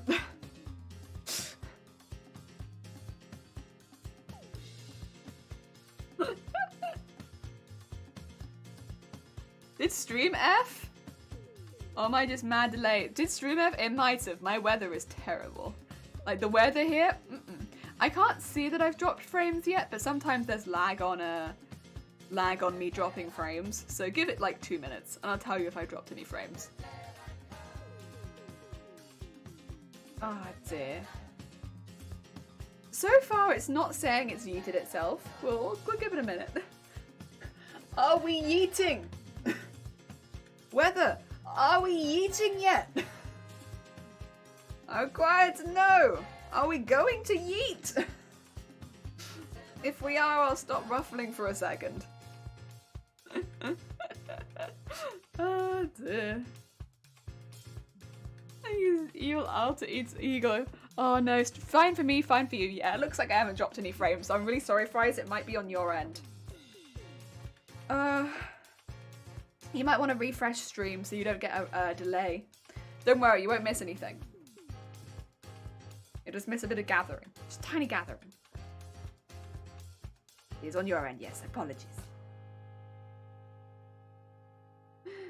To be fair, if stream does go down, just assume that our internet's gone out. The thing is, funny story, the box for our internet, like the exterior box for our internet, is like, it's in a puddle most of the time. So, it's like at the bottom of a slope, I'm pretty sure. So what happens when it rains a lot, or it floods, sometimes our internet goes out. Because the street's internet seems to just be in specifically a puddle.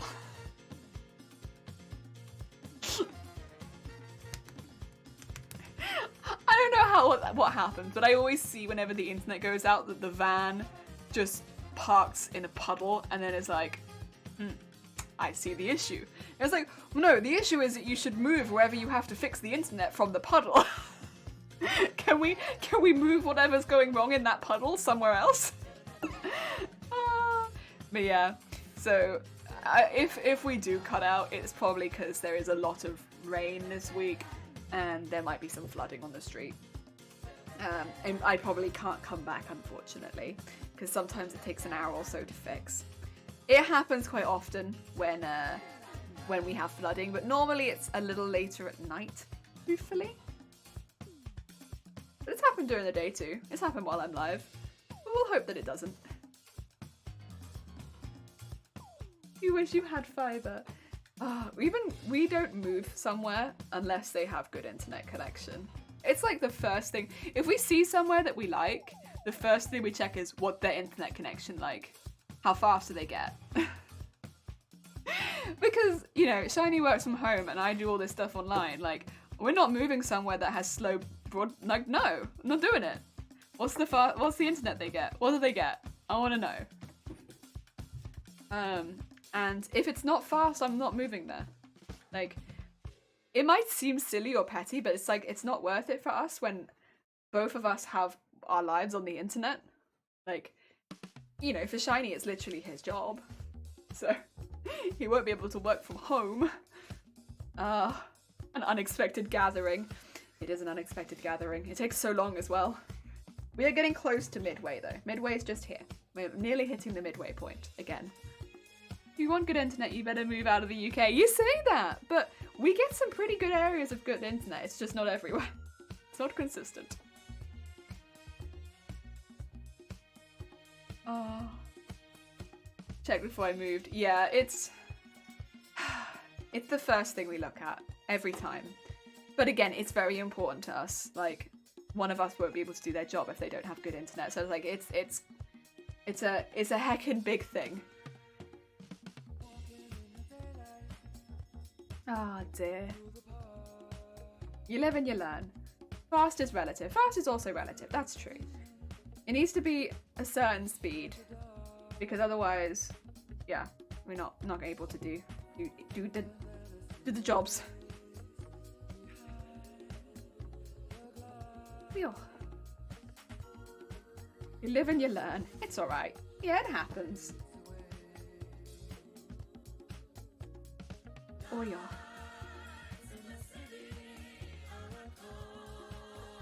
I'd say like where we are now is pretty good. The internet here is good. The issue is that it cutting out randomly. The internet itself is great, but it does randomly cut out. Shifty, your internet's been so good this year. Like, I remember when Shifty started streaming, Shifty had a lot of issues with their internet, but your internet's been fantastic recently. Or is it just me thinking that? What happened? What happened? Your internet went from like 0 to like no issues.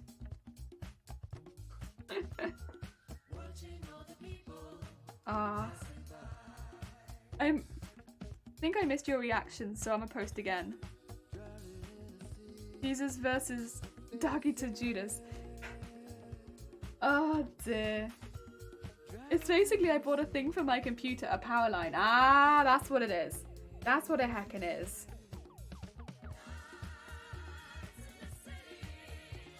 Nice. Nice. Great thing for your computer. Did you put a ring on it? Wait, I can't tell if you're being serious or not. Is that important? Or are you just asking your computer to marry you? I can't tell. Is a ring an important thing that you need for your computer?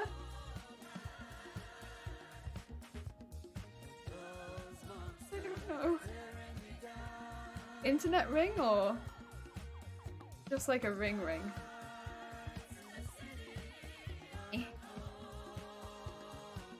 Am I missing something?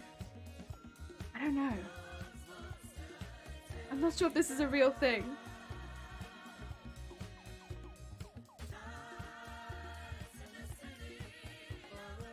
Oh, I think we're... Oh, did you... Oh, I'm sorry. Playing off the song. Got it.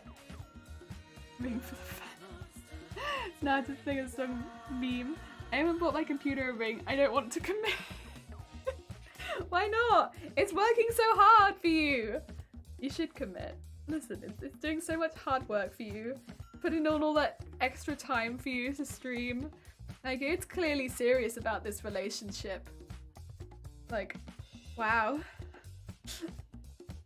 Kind of sucks that only one of you two is serious. It's sad for Shifty's computer. I'm also sad for Shifty's computer. You know, it's putting in all these extra hours. You know, it's working hard for you. You don't even want to commit. Wow. You like your computer though, right? So you should put a ring on it. Oh. Is Shifty's computer? Fries, how did that happen? Surprise! When did that happen? When did you become Shifty's computer? Does Shifty know about this? Oh heck. It's been lovely seeing you, Jelly, but I'm gonna bugger off. That's fine, Gev! Enjoy the rest of your evening or day. Enjoy it. And thank you for popping by. It's so nice to see you. Oh heck. Oh heck. Oh, there you go. Oh, we're getting there. This one, it really is just like a marathon of ruffle. It really is. Every time. It's hard. Hard work, this one. Like, I wouldn't recommend gathering this much fabric. No. Like, you gotta do what you gotta do. I knew there was a promise of power and internet. Likewise, cheers, cheers! Oh. God. Look at all this. Look at all this.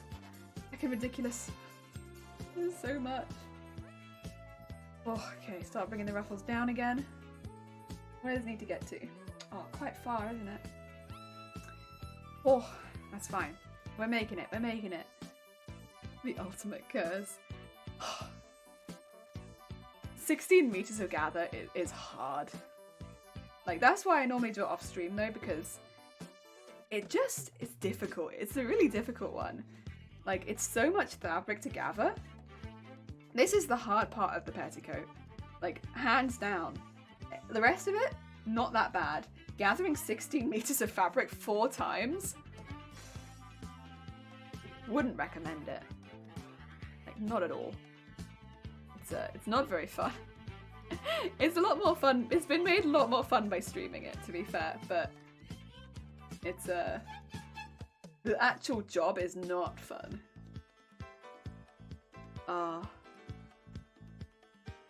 Behavioral blue screen. Whoa. Wait, you're threatening? Wow.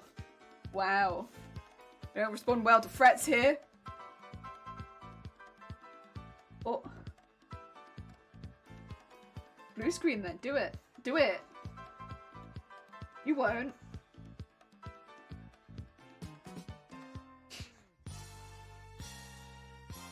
Don't you dare. You won't. Oh, you're nearly there. Reaching the other side. Slowly but surely.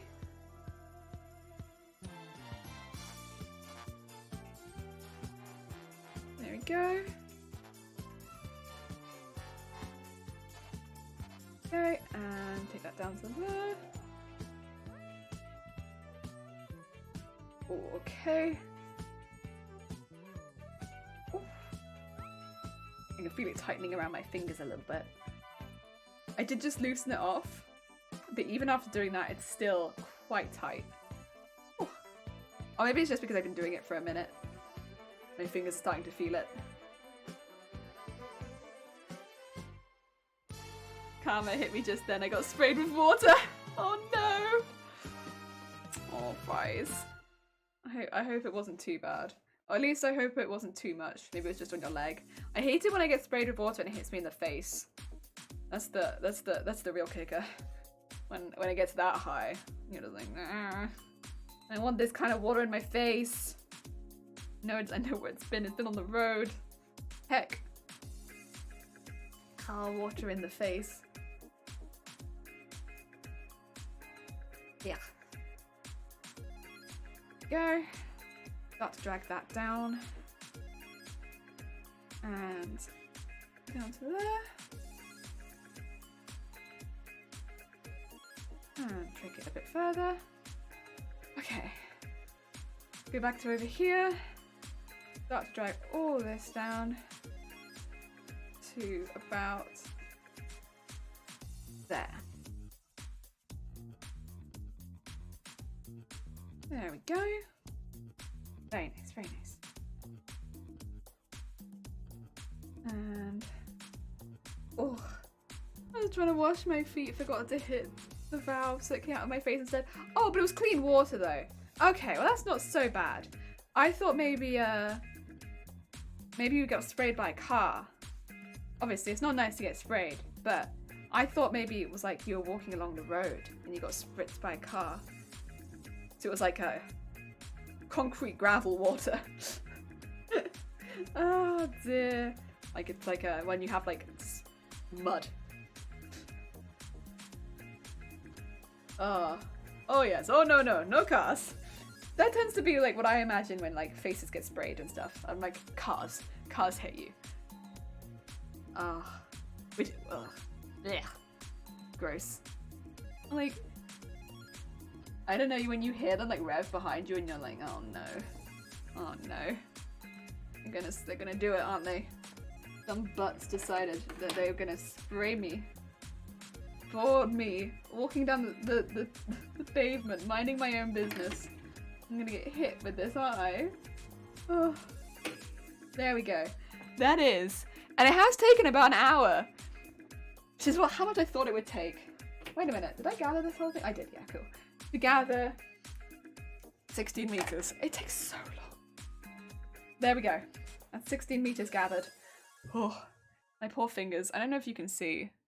You see the lines on my fingers? Can you see that? That's where the threads bite in. When you wrap them around your finger to like pull them. Can you see that? Oh, that's why my fingers are starting to ache a bit at the end, I think. Oh, I need a small break. Small tea break. It's sunny here? I was not past you chucking a rock at their... I'd not see past you chucking a rock at their windscreens if they did that on purpose. I mean, what? I'd not do that. Nah, I you know, I'm not against confrontation, but like, I'm not violent.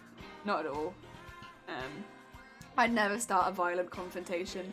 There's no point, because you're never gonna get out of it unscathed. Like, you know, if you become violent in a confrontation, you lose too, so there's no point. GG, thank you! Yeah, confrontation's fine, but violence is meh. I have done that. Fries! Fries! Come on now. It's no good. You put yourself at risk if you do stuff like that. Oh dear. Right. We have to do some pinning! They know they hacked up and drove off. Yeah, but that could have ended up in them fining you. Oh dear.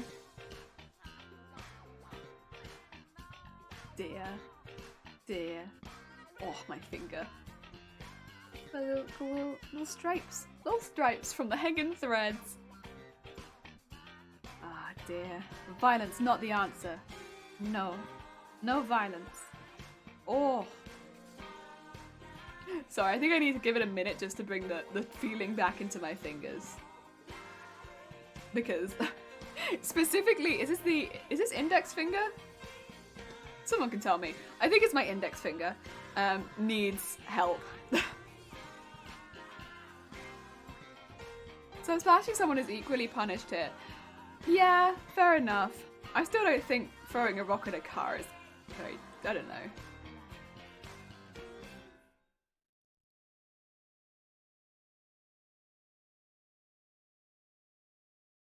Because I know splashing someone is a crime here if it's on purpose. But you have to be able to prove that it's on purpose. If you can prove it's on purpose, then you're good. But you have to be able to prove that it's on purpose. Pointing finger guns. Oh yeah, my finger gun is injured. I've injured my finger gun. Oh.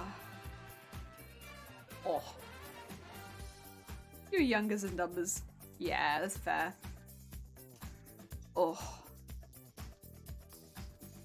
It's still there. Can you see? I don't know if you can see my... Like, it looks like I just have wrinkles, right? But these aren't wrinkles. These are like... The thread has bitten me. To be fair, I can feel my finger again, so I'm all good. But... It's also a little chilly, which is probably not helping. You know when you have like a little like paper cut and it doesn't hurt that much, but then it's cold, so it feels like it hurts more than it does? I'm kind of like that, where it's like I don't think it hurts that much, but it's cold. And so I think it feels like it hurts more than it actually does because it's cold. That's kind of that's the vibe I'm getting. Oh heck. Oh heck. It is cold though, right? Like, I don't know. Not that you can necessarily tell me that it's cold in my house. It is cold in my house, right? You can all tell me that it's cold in my house, right? You guys know the temperature of my house. It's cold in here. It feels cold.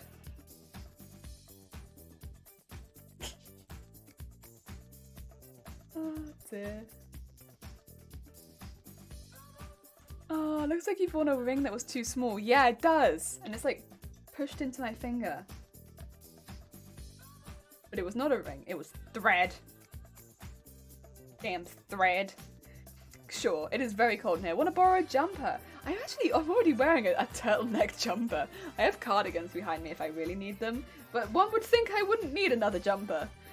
I feel like this is a trick question to find a stalker. It's like, it's cold in here, isn't it? Yeah, could you turn a radiator on? Who said that? So heckin' tired. Apparently I've got to go out later. Completely forgot. No. I'm sorry to hear that, Shifty Blook. Am I gonna pin this backwards again?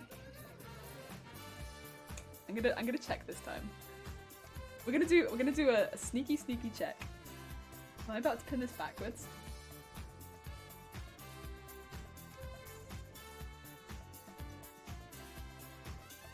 Make sure it stays the same way up.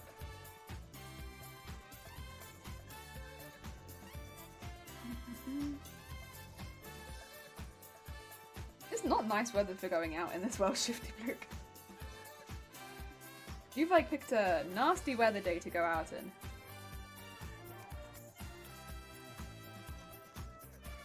Where's the center?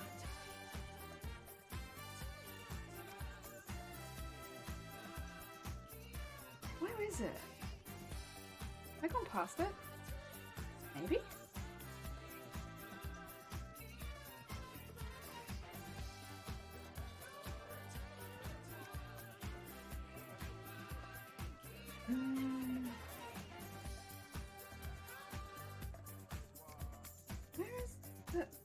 Where's the center? I must have gone past it because it's not there, but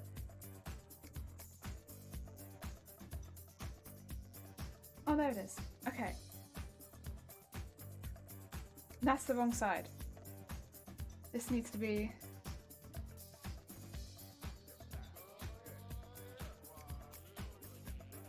this way, facing inwards, and then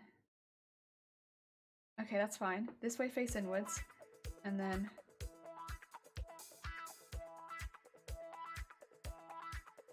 this way. Okay, it's fine. We got it. I nearly did exactly the same thing as last time, where I pinned it the wrong way around, but we fixed it. We fixed it. I have natural insulation and chonk. I'm normally pretty good in the cold. I think it is just because I'm a bit under the weather that I'm not handling it so well. Because normally I quite enjoy the cold, but I think because I'm not very well, I'm having a little harder time than usual. You know? Oh, do you want to go in top-down view again? There you go. Whilst we do some pinning. We gotcha. We gotcha. I know the view you want. You want the top-down view.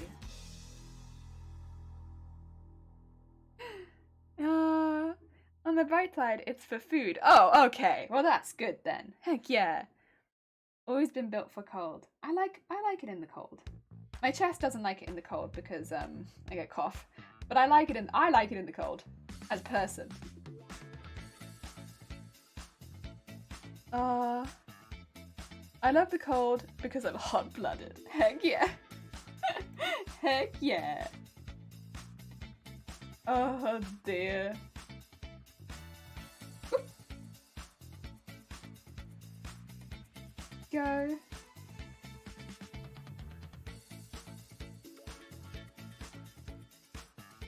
And yup.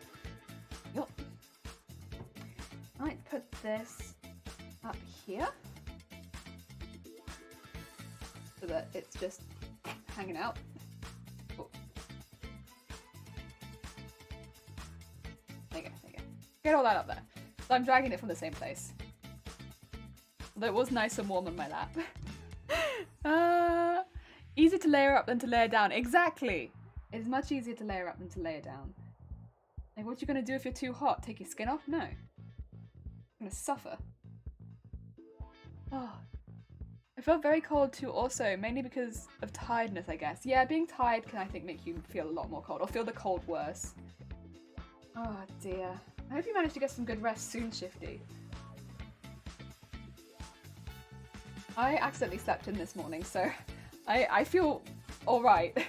Normally I would not get that much sleep, especially since I went to bed quite late, but I also overslept, so I've ended up kind of evening it out, you know?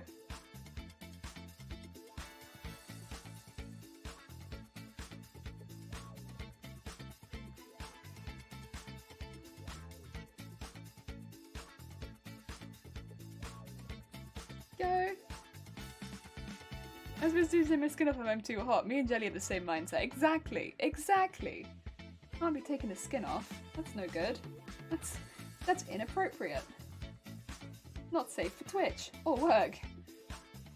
Not safe for anything, honestly. Just not safe. Go!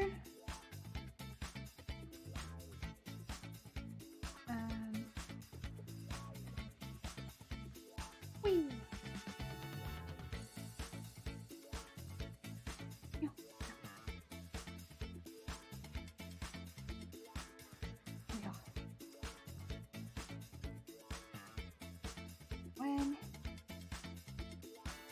Oh yeah. This is still quite a long pinning process, because even though it's now shorter because it's been gathered, it is still like 8 meters long. 8 meters of pinning is no joke. That's still a lot of pinning. Still takes quite a long time to get all of this pinning done. Whew. Can layer up and be acceptable, you can only layer down so much before it's not acceptable. So it's not socially acceptable anymore, you're right. See, it's like that, this room as well as, there's like, this room is not really very good, as far as extreme rooms go. It's not really an ideal stream room, because it gets so hot in this room. Like, we were hitting like, it'd only be like 30 degrees on like the hottest days this year, but this room easily hit like 37 degrees on those days. Because we have a big computer in this room, we have the afternoon sun, and there's no way for the heat to escape. So it gets so ridiculously hot in this room. I actually worry about the technology a bit in here. And then streaming only heats up the room, and oh my god, this room would get so hot. And like trying to craft or do anything productive when it's like 37 degrees in here is like, oh my god, yeah, it's unpleasant. And I know other countries get a lot hotter, but I'm not able to deal with that heat. Not at all. And 37 is way too hot for me, and it's sticky and humid in this country. This country is not meant to be that hot. It doesn't like it. Icebox of a fan. I did have fan and cold things near the fan and stuff, but it really doesn't work super well in this room. Like this room is just terrible for that. I'm lucky I have morning sun, that's it. Yeah, afternoon sun sucks. Sucks. Because morning sun is not so hot. Like, of course it's still like very bright and stuff, but not so hot. Afternoon sun's hot. Very hot. Oh, such a pain. But this stream room's good in the winter. It gets colder than any other room in the house, and it gets hotter than any other room in the house, but I prefer the winter so much because it doesn't matter if it gets colder than any other rooms, because like the computer heats it up and stuff like that, so it ends up kind of being alright. Cheap AC, yeah. Afternoon I have no sun. I have the heat, but no sun, which makes it bearable, yeah. See, it would be good if we had no sun, but we have our biggest windows on this side, which is where the sun is in the afternoon. We don't have so many on the other side, We don't really get a lot of morning sun. We basically only get afternoon sun. So we can just basically boil up in the afternoon. It's something, that's for sure. It's something, and that something is not my favorite.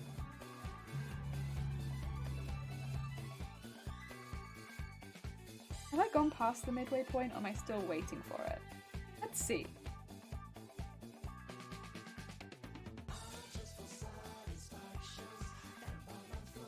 No, not yet. There it is. And it's the right way around. Heck yeah. I'm just nervous because I got it wrong last time. I don't want to get it wrong again. It makes me nervous. I don't want to get it wrong each time and like always have the seam on the wrong side. So I'm trying to get it right this time. Ooh. Ooh. Want to stay on the desk? Yeah. Probably be best if you did, huh? There we go.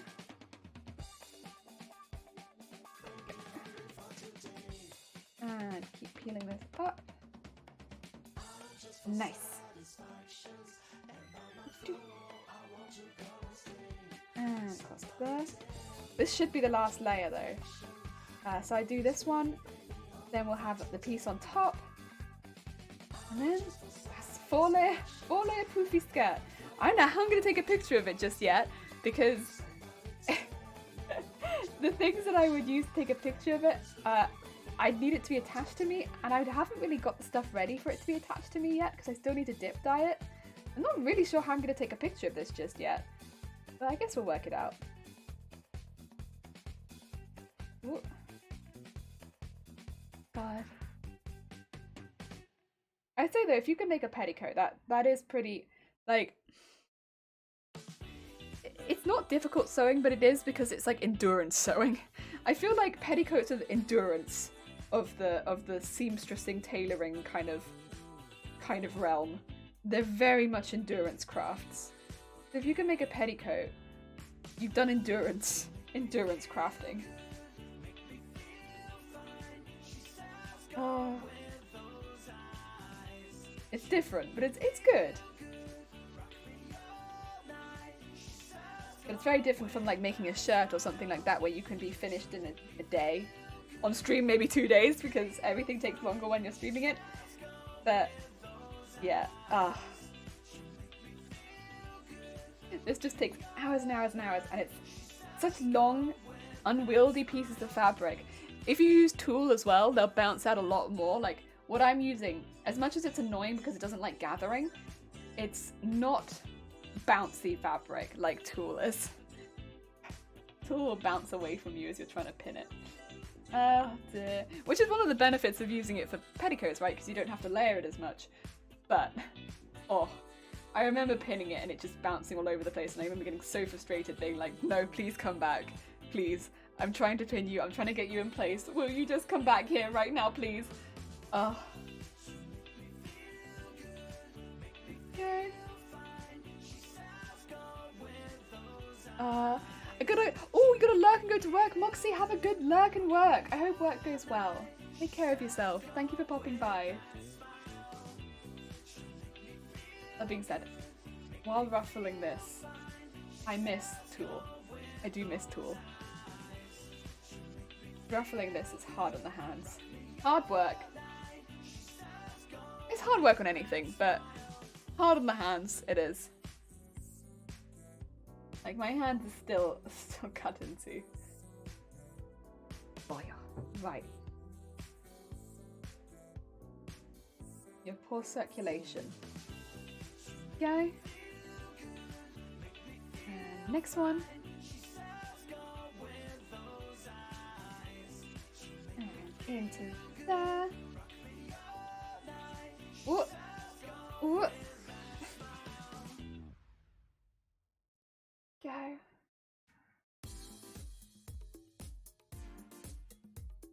Right, how are we doing on length? Because we are getting pretty close to the end. Okay, it's going to be a little bit short, so let's unravel just a little bit.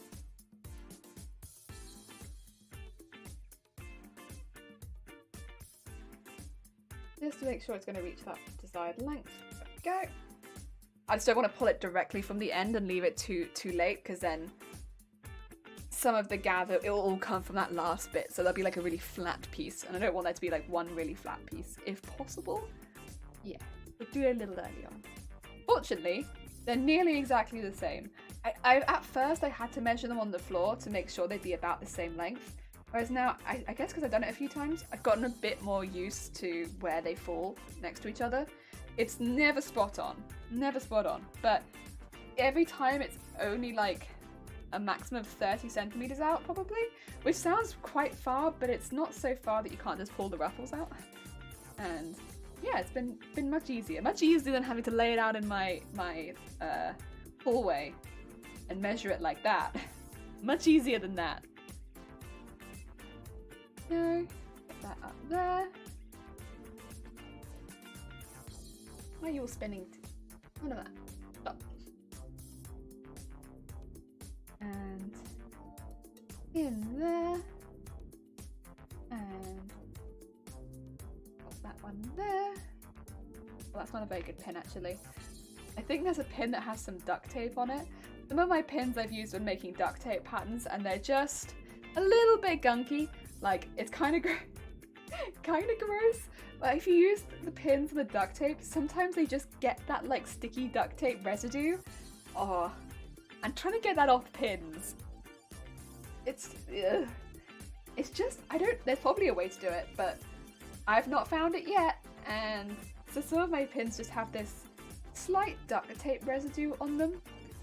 I don't like to use them, and I probably should throw them away, but they're sharp and I just haven't done it yet.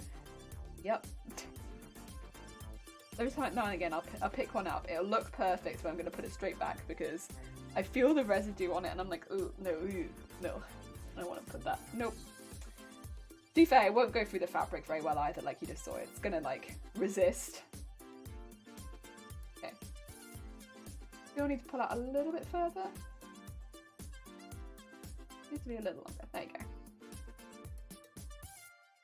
And into there. Go up to here. Ow. And here. There we go. Oh no. I need to go a bit further. God damn. See, that's what I wanted to avoid. I wanted there not to be like a flat section at the back, but I ended up having to pull it out right at the end. That's okay. There's still a little bit of gather there, it's just not as much gather as I would have liked. I want the pieces to match. That's the ideal is that they match. That's okay. Right! Another one! Oh, but it's the last two pieces at the bottom that need to go together. Let's do our zigzag, and then top stitch, and then one more. Oh my god. Every time we do one, we get closer and closer to the end. And that's keeping me going at this point, because my god, there are so many of these layers. And as much as I really want this to look good, you do get to a point where you're just like, I just don't want to do a petticoat anymore. Like, I've done 3 layers, this is the 4th, I don't want to do a petticoat. I'm bored of petticoat, no more petticoat please. I think also just because you see it like eat through your thread so much. Like this is eaten through my white thread so much. And like where's my white thread gone? Where's all my white thread? Are you gonna reimburse me for white thread? I don't think so. I don't think I'm gonna get any of that white thread back. I mean, it's okay, you can keep it, it's fine. But like, I'd love it back. Red, how's it going? You're still working on this? Yeah, still going. I did think I was going to do a longer stream today, so yeah, here I am. Still here, still here. When it's done, you'll be like, oh, I will. You're right. You're right. It will be worth it. It will be worth it. I'm going to keep that end goal in sight. And it's going to look so cool. This is a thing with like a cotton petticoat adverse to a... Adverse? That might not be the right word. Comparatively to a tulle petticoat, this is going to look so formal. So this is gonna look so, like, I guess, posh, and so layered and luxurious. Yeah, It's gonna look nice. It's gonna look really nice. Like, if, again, I'm not saying look up my skirt because I don't want people to look up my skirt. However, if you were to get a slightly more downward angle on this costume, and to anyone judging my costume, this is gonna be such a nice touch. Like, it just kind of elevates the costume because it would be like wearing, you know, going to like a red carpet event, like beautiful outfit, really pretty, and then wearing like really noticeable underwear, like underwear that cuts into your butt so that you've got like the most visible pant line ever. So like, yeah, your dress is beautiful, like you look stunning, but when you turn around all I can see is V. It's like that, right? I'm making beautiful underwear to go under my beautiful costume right now. Yes. I probably was thinking to make like little pantaloons as well out of the same fabric. Like little shorts, like short pantaloons, so that they blend in nicely with this. I often make like something like that to go underneath costumes. That's more for people that do try to take inappropriate photos from long distance. Not most photographers. Most photographers are fantastic, but it's best just to have like a little backup. Your backup pantaloons. Oh dear. Such a nice upskirt costume. Wait, no upskirt. No upskirt! Terms of service. Yeah, that's the thing, is like, there will be angles where you'll be able to see this quite easily. You just have to be a bit shorter. And like, bear in mind, there's a lot of kids at the con as well. Like, there's people who... It would be better for me not to have like a hoop skirt where you could see directly up the skirt. Like, that's not great because it's a bit shorter.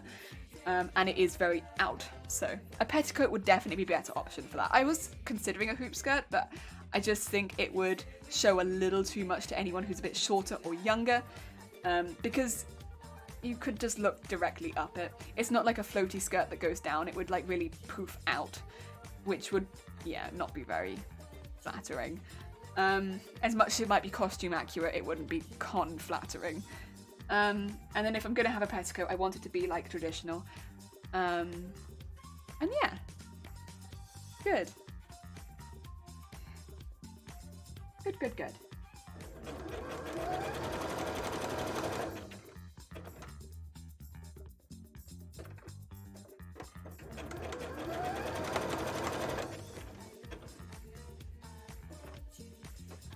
Just making sure these bits then are the correct side of the zigzag. Yeah, red. Today the goal is to hopefully get all 4 layers of the petticoat finished, because bear in mind, after today, tomorrow I'm doing prep for Boobtober. I'm not going to be doing any more work on this on stream for a full month. So I want to get the petticoat at least in a place where it feels good to finish it, you know? Because otherwise I'm going to have to leave this for like a whole month. And I don't know, it just doesn't really sit right with me.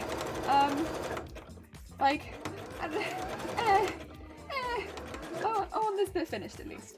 I'm really looking forward to Boobtober, don't get me wrong, but I don't want to leave something randomly half finished and then come back to it in November. Like that's a bit, yeah. When you're running Boobtober in the stream, gonna steal that command? Go for it, do it, take it. It's yours, you can have it. Oh dear.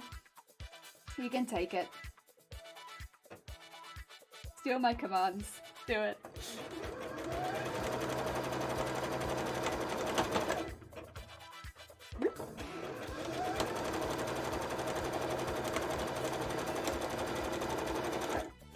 There we are. Oh, thank you for the hydrate. I appreciate it. Done. Yeah, I get that. I was only doing Boobtober prep on stream today. So many pink things on my desk today. You okay, Red? That doesn't sound like you. Are you alright? Oh, dude. So much pink. I have a whole bag full of pink clothing. Now, I have like 4 pink bottoms and like 12 pink tops. So I can just cycle through my pink outfits for Boobtober. So I can always wear something different and something pink. I think I only have the one pink jacket though, unfortunately. I don't have too many pink jackets. I do have one pink shirt though, which can open down the center, which I might wear as a pink jacket. Yeah. I love that the pink mag they got was only released in the last couple months. That is pretty sick. It is pretty damn sick. I love it, to be honest. I think it is great. Definitely not like me, but I need to do something different for it, right? No incentive of doing the same thing all the time. That's true, yeah. It's nice to have a motivation to do something a little different. Yeah, I feel that. Like, I never own this much pink stuff. Like, as much as I don't mind the colour pink, it's not a colour that I gravitate towards wearing that much. Like, I had 2 pink tops before this started and nothing else. And the one pink jacket, which was like a fluffy jacket that I'd wear to, like, in the evenings. And that was it. I didn't have anything else. And so I've, like, gathered pajama bottoms, leggings, jeans. I've gathered lots of tops from charity shops. And yeah, now I'm ready to stream the whole month in pink. I did kind of want to stick to getting things from charity shops though, just because, like, that felt the best. Oh dear. Because, yeah, I had to buy quite a lot of clothing. I wasn't, like, just buying 1 or 2 things. I probably bought, like, 15 items of clothing. I was buying quite a bit. But yeah, got them from charity stores, and they look pretty sick. The jeans are something. The jeans make me feel straight out of JoJo, honestly. That's what they look like. They are a look.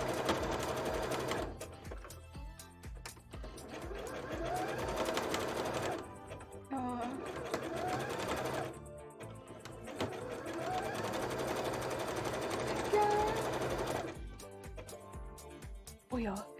My budget is still limited, so I opted for just buying the onesie and making things from yarn. I think, yeah, that's the thing, is like, limited budget. Like, most of my budget, bear in mind, so for, I don't know if I've said this actually.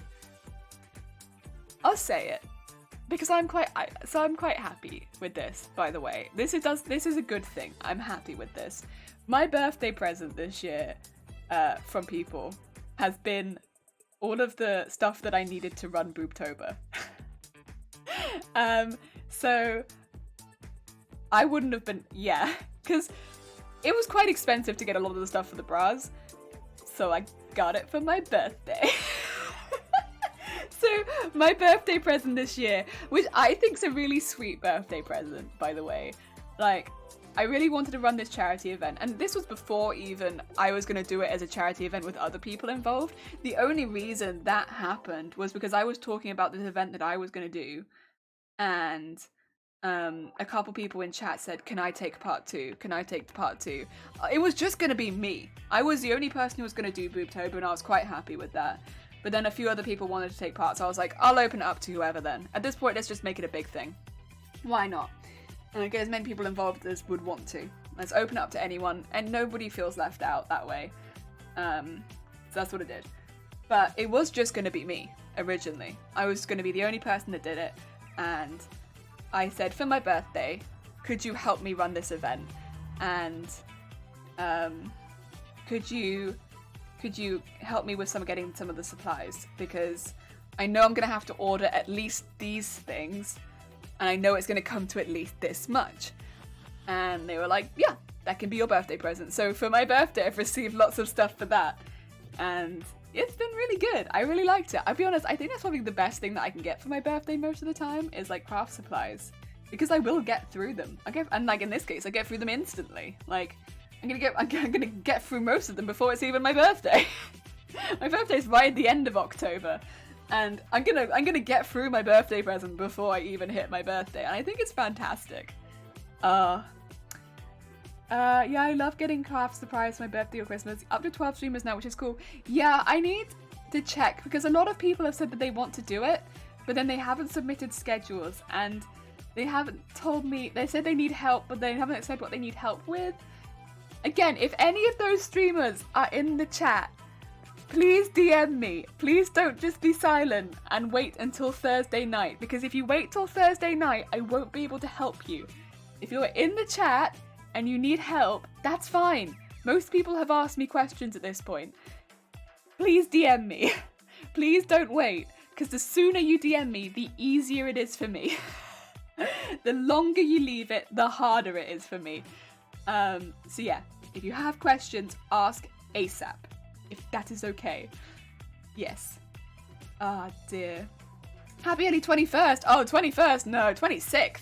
26th, Mop Strudel. Not 21st. Ah, dear. But I appreciate the thought. DM me if I can help and I'll do it. Oh, thank you, Red. That's very kind of you. I'll be honest.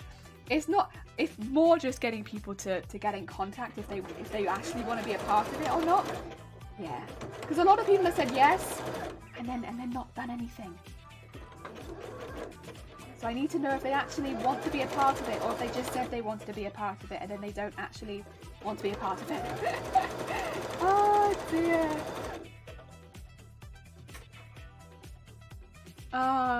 I didn't expect to get the amount of blasters I've had for giveaways until they had a clearance recently, so I picked up a bunch and was like, why don't I give these away? Oh, no, it's genuinely heckin' kind of you. Oh dear. Yeah, so I don't want to bother people, like I don't want to bug anyone, and I don't want to like push anyone, but I think I might have to send a few DMs out to a few people just to see if they are interested or not. At this point. Yes. No, you're 21, okay? Am I? Oh. How did that happen? And there's one who told me she doesn't know what to do for it. Why don't you have, if that's the case, you can always send them my way, and I'm more than happy to give them some feedback. Like, just give them some stuff. If they don't feel comfortable talking to me, that's absolutely fair. But if anyone is lost, I'd say, like, the thing is, you don't have to do a special stream for Boobtober. You don't. You could literally do, like, this is my normal stream. I could do this, my normal stream, and then just put the Boobtober thing at the top of the screen, like the progress bar if you have that for your stream, and then just talk a little bit about it. That could be it. That could be it. That's all you have to do. That could be it. It doesn't have to be anything special, because the most important thing is going to be to talk, and to talk a little bit about, you know, breast cancer, getting it out there, talk about what you want to talk about as far as breast cancer, whether you want to focus on the recycling aspect. I really wanted to do against breast cancer because they do so much good stuff for recycling, which is something that's quite important to me, as well as specifically targeting secondary breast cancer, which is very much the most dangerous breast cancer. That's when it starts to spread, and that'll often affect young people a lot as well as older people. So as far as the audience on Twitch goes, that's a lot of you guys. You know, that's people under the age of 50. That's a lot of people here. You know, if you're going to get breast cancer, the likelihood is you'll find it at a slightly later stage. So, not always, but often. And yeah, it's good to know these sort of things. It's good to know that you can find it as a man, you can get it as a woman, you can get it as both. It's a lot more common in women, but it doesn't mean that you can't get it as a man. Just simple little things, and just talking about it. I think just talking about it casually is probably the most important thing. If you can talk about it casually, it takes away that a little bit of stigma. And every streamer that talks about it casually takes away a little bit of extra stigma, because you do it to your community, right? Because I'm not your community, or like, you know, I'm not the person who speaks to your community, you are. And, you know, I'm not the person who speaks to Val's community, Val is. And I'm not the person who speaks to Red's community, Red is. So every person who speaks to their community about breast cancer takes away a little bit of that stigma.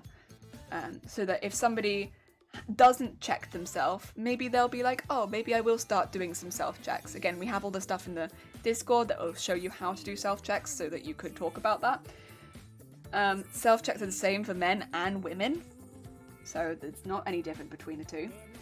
And it'd just be like a little bit you could talk about. Just a little bit. Take away a little bit of that stigma. Everyone does a little bit of that stigma, and that's why the more streamers that take part, the better. Because that way, we get that to more people. And say if somebody came to my stream and heard it, and then went to Red stream and heard it, and then went to Vile's stream and heard it, and they were like, and that stigma just gets a little bit smaller and smaller and smaller and smaller. So that if somebody did find something that was a bit unusual, the likelihood of them going to the doctor, hopefully, would be higher. It's like all positive stuff, right? Also, you'd know what to look for a bit more. Oh dear. Okay, life can happen, then I let people know as soon as possible. But then let people know as soon as possible. Yeah. I found behind us until I looked at some of the others. Yeah, the thing is, most people join a Discord in the first week of September. Not everyone, but most people. And the people that didn't have kind of talked to me, so I'm in communications with them. Most people joined in the first week. So they've had 3 weeks. I did try and get everyone, you know, everyone had time at this point. Life does happen, and if it does and you can't take part anymore, that's absolutely fine. I just want to know, you know? Because what I don't want to do is shout you out as if you're taking part in the event and then you're not taking part in the event, you know? Ah, dear. I plan to have a few notes to check, or if I lose track, yeah. I'd like to write a few notes about the charity as well, just specific ones about what they tackle. Because, like, I've obviously been on the charity website quite a lot, but I acknowledge that a lot of people might not have done that. So, you know, just that they focus on secondary breast cancer, that they do bra recycling, and that's, you know, one of the big things, those are the 2 big things that they focus on. And, you know, as well as, of course, like, talking with families, you know, looking after people who do have breast cancer, making sure everything's good. They are a breast cancer charity after all, but I'd say that 2 specific focus points are secondary breast cancer, you know, prevention, trying to stop it happening in the first place and looking for a cure, and bra recycling. Both of those 2 are things that make them a little bit more unique. Yes. To just talk, but it can't help to have short notes to help me if I get distracted. Oh yeah, absolutely not. Just notes would help anyone, for sure. I feel like Mad has a quick overview of the charity. I mean, I give the same rule to when people test my patterns before I publish them. They get the pattern for free, make it, give it feedback. Not sure, not going through it is fine, but please let me know if life happens. Exactly. I think I've been quite lenient. Even researching a vaccine against breast cancer. Yeah, exactly. You know. And they cite all this on their website as well, so you can see all the sources. People just drop out. I won't let them test again. That's fair, that's fair. Oh dear.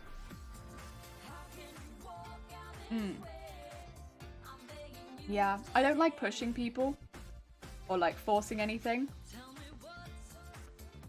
But, which is why I wanted to give people plenty of time. Because at the end of the day, if anyone does do a stream for Against Breast Cancer, they're doing a stream for a charity that means a lot to me. So I don't want to force anyone, and I don't want to make anyone feel pressured. But I also don't want to get to the 1st of October and be like, well, who's streaming with us? You know? So I think, yeah. Yeah, probably have to do that. Yeah. And again, if anyone is in this stream and they're in that boat, could you please, please, please send me a DM? I will check it after stream. Because the sooner we can get it sorted, the better it is for me. And you know, I've got a lot of things to manage right now of getting this sorted. And if I'm expecting there to be teething problems, because there always are going to be with this sort of thing, or there's always a chance there will be. If it gets to hitting the 1st of October and people are still trying to set up their Tiltifies, that's too late. You know, you know, I can help 1 or 2 things here or there, but you've left it too late, and I'm really sorry. You know, I want to help everyone, but the time has passed. I've put it out multiple times that I want to help you, that I want to help you with your Tiltify. I've added everyone several times. Please let me help you, because I don't want people to leave it that late. Yeah. And I want things to go smoothly for everyone. And when people have messaged me, I try to reply as quickly as possible. But yeah, it's I need you to reach out if you're struggling. Yes, basically. You know, you don't have to just struggle with it. You can reach out and I will absolutely do my absolute best to help you in anything. And this doesn't apply to the 1 or 2 people who have already let me know in advance that they're not in town right now or they're not near their computers right now. You guys, you've let me know and I'm aware of it. To those 2 or 3 people, that doesn't count to you. That's fine. I'm fully aware that you're not going to be able to give me your schedules until a little later. But to everyone else, I think that's the difference, isn't it? Those people let me know.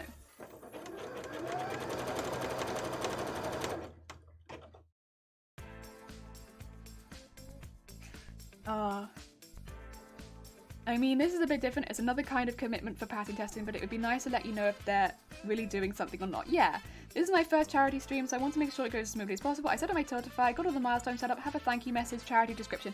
Yeah, so you set up the Tiltify. Have you got it linked to your alerts in Streamlabs? If not, there is a...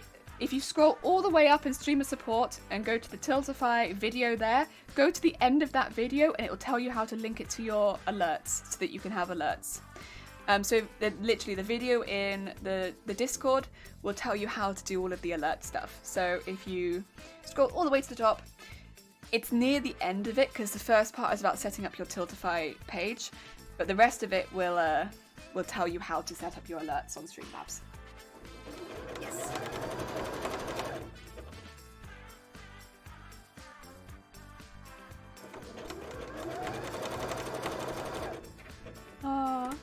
Okay, my son is going to download a game. Gotta know, because he uses all of the internet.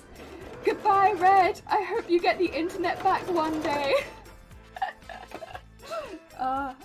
Dearie me. I remember those days. Somebody downloading or uploading something and it's like, well, goodbye, internet. It was nice to know you. Guy command set up. Timer set up recently. Heck yeah. Yeah, honestly, I'd say before you do your first stream isn't for a minute though, isn't it? Yours isn't. Well, I say it's till I think it's Saturday, isn't it? So you've actually used reasonably soon. Yeah, you seem well done in advance, like Kyle. Which is honestly probably what you want to be, just in case there are teething issues. But yeah, that ideally you'd be looking at getting that set up this week, so that if you come across any issues or you have any questions, you can ask me. We can sort them out, stuff like that. Because what we don't want to have happen is it hit October and I have, 12 people ask me how to set up their Tiltify.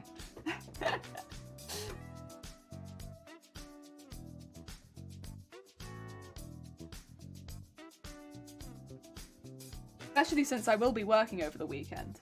I'm not going to be in. If anything happens over the weekend, I'm not here. I can't help. As much as I would like to. I will not be here, in fact. I will be away. And I'm not able to assist, so if anything goes wrong with a stream over the weekend, I ideally would like to get those teething problems done before then. Yes.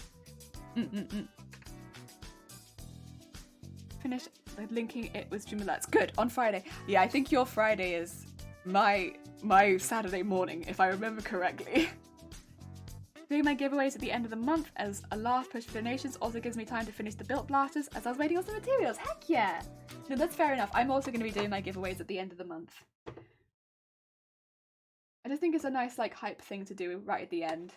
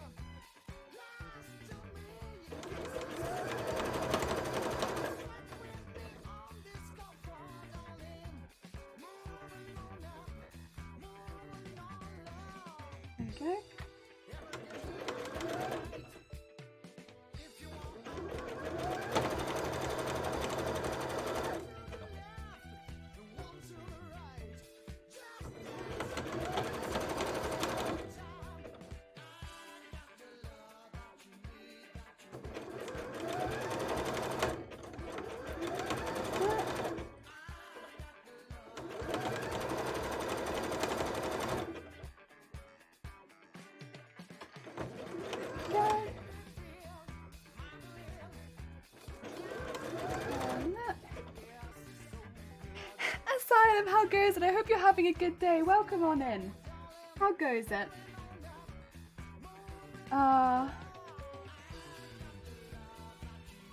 Dick. It's nice because it gives me something to work on and talk about in the month and keep subject to charity. Yeah. Oh dear.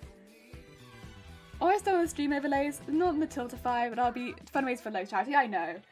Ah dear. I hope that it goes really well, Asylum. Ah dear. Even my hidden giveaways, ooh, the hidden giveaway. The heckin' super secret giveaway. Ooh. Do you know what the target's gonna be for the secret giveaway yet? Or is it like the secret giveaway, the secret is also the target that we have to hit? Ah dear. Yep. Oh, so the secret is also the target. Heck, that is a big secret vial. Ooh. Then again, I think most people in your chat are going to be aiming for the chip. You know? Most people are just going to want to see you eat that chip. Guarantee. I've seen your chat. Most people just want to see you eat the chip. Anyone who doesn't know, Val has a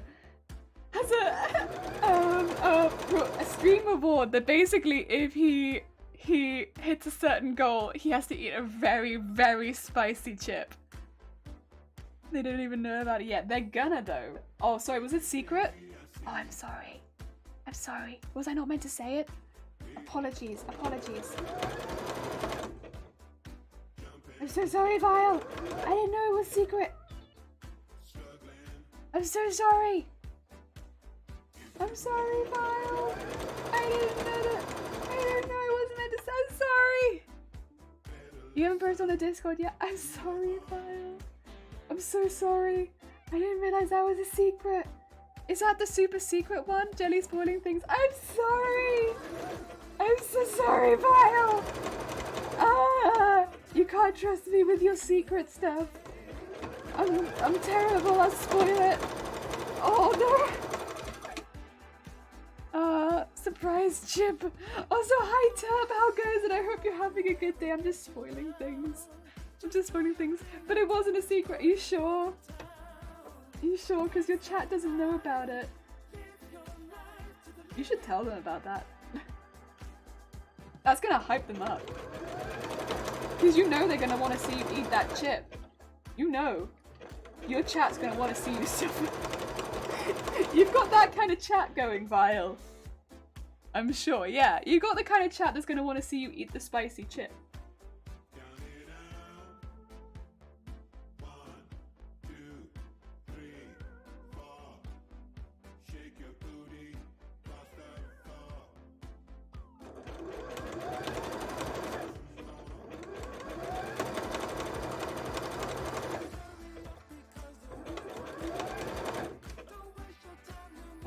Dear. If anyone in charity Discord, then they might already know about it. I don't know that a few of them are. A few of them are. Because I think Arby's is, right?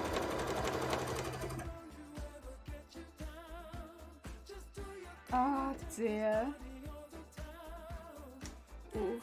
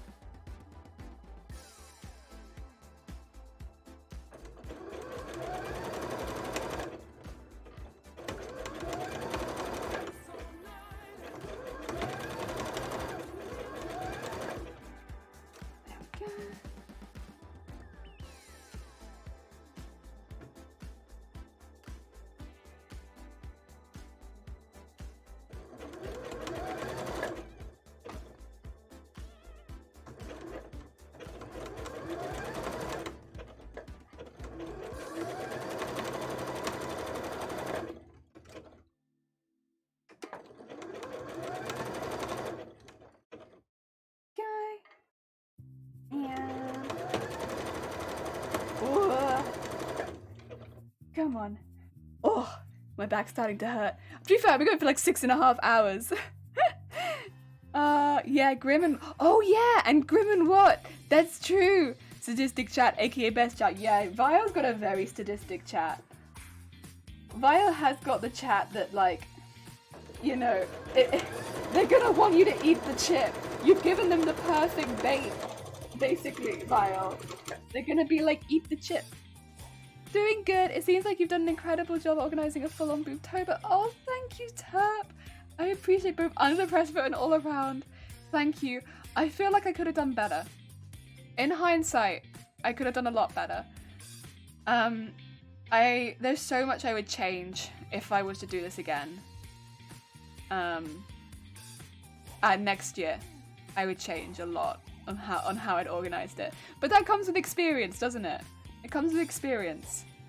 I think I'd be a little stricter about how you enter. Like, if you come in and you do the charity stuff, like a little bit stricter. Not about the requirements, but just about, like, how we're running the event. Because that would take a little bit of the pressure off me trying to chase people all the time.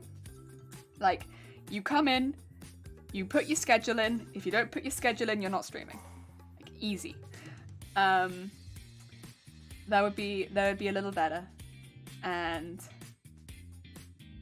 I think a few other things. I'd also not do it on my own. I think trying to run a charity event like this on your own, I wouldn't recommend it. Anyone else who's watched this and been like, oh, I might do one on my own, don't do it on your own.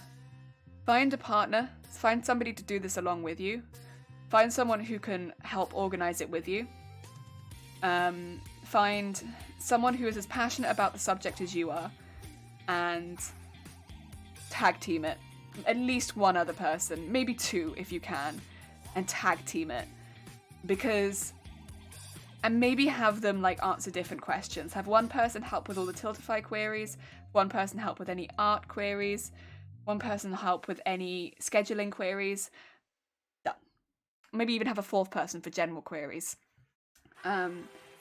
Because to like not sugarcoat it, I get off stream and then I probably spend about 2 hours helping people every day. and you know, and then I do sort out stuff for my own streams, because I'm streaming every day and like that I can't, except for three of the weekends. And so I have to sort out my own stuff for my own streams. I also have had a stomach infection for the last month. So trying to get all of this sorted while being pretty damn sick and not having anyone else I can delegate to is exhausting. It is absolutely exhausting. And I think, you know, I want to take as much feedback as I can from people and be like, that's a great idea, I'll do that. That's a great idea, I'll do that. And a lot of the time, the ideas people are giving me are great, but every time someone gives an idea, it is an extra piece of work to do. And it's an extra piece of work to do. And because it's just me, oh my god, it is so tiring to be the only person to do it. I don't mean this as like a pity party, because this is something that I really want to do. But you don't do it on your own. Because what could happen is you could end up like this, where I'm going to bed at 2 in the mornings, and then like waking up next day at 6. This is like a full-time job, and like this is meant to be like a charity event. And I just don't want that pressure to be on anyone else. But I fully would recommend find one partner, maybe two, delegate. Be strict about what means people can come into the event. You have the charity, you have a schedule, and you have to fit into that charity schedule. This is what you have to do. That's how you get into the charity. You do these things. And if you can't do it on a schedule, if you can't do it like this, you can't do it like this, really sorry, it's not happening. Because otherwise, you end up basically doing a lot of work which doesn't lead to anything, and it's become it. And I don't mean in particular cases like people going to different charities, but what I mean is like getting people sorted with their schedules and then they don't end up streaming. I mean it in the nicest way possible, because it wouldn't be anyone's fault, because of course things happen, and it's fine. But it'd be much easier if you had these rules set up ahead of time, so that people could just look at the rules and be like, oh, I can't do that. You know? and it would save on the wasted time. Yeah, so I would recommend getting some really set rules and having help. Like, yeah, that's what I would recommend. Have help set rules. Because that way you can take all of the good information, you can take all of the feedback, and it's much easier without having to do it all yourself, because then other people can help you with it. And when it comes to all of the questions and stuff like that, other people can help you with answering the questions, so you don't have to answer everything. Yeah, that's what I would recommend. And like after stream today, I'm going to be chasing up like 20 people. So what's going to be happening with me is I'll be probably writing messages and answering them, having 20 conversations at once. And a lot of them might be quite short, because if people can't stream, they can't stream, that's fine. But to any who actually need help, I'm going to be helping probably at least half of those people all at once. And that's a big job. And yeah, it's not something that I'd recommend to undertake on your own, because if you could get help, if you have to chase people up, you could maybe chase up a few of those people, and then someone else can chase up a few of the others, and someone else can chase up a few of the others, and you don't have to do all of that. Because the idea of going and emailing 20 people right now, dreading it. Truthfully dreading it. Not because they're nasty people. They're lovely. They're all lovely. They're all really sweet. But that's why. Because I don't want to be that nag who comes in and is like, can you do this, this, this, and this? Is this something you can do? And if not, okay, we can't do it. And if you can, I'm going to have to help you at this stage because you've left it so late. And yeah, it's... And again, I don't mean this as a pity party, because this is something that I want to do. But just to explain why it's hard to run this kind of event on your own and why I don't recommend it. Boobtober is great, and I'm really looking forward to it. And I'm going to have a really good time while it's happening. But the last month, straight up, hell. Straight up hell. Like, no joke. Yeah. Yeah. Wouldn't recommend it. Wouldn't recommend it to my worst enemy. I mean, a lot of it also comes from the fact that I've had to have a stomach infection the whole time. We're the worst timing for a stomach infection. But it's a lot. It's a lot. Oh dear.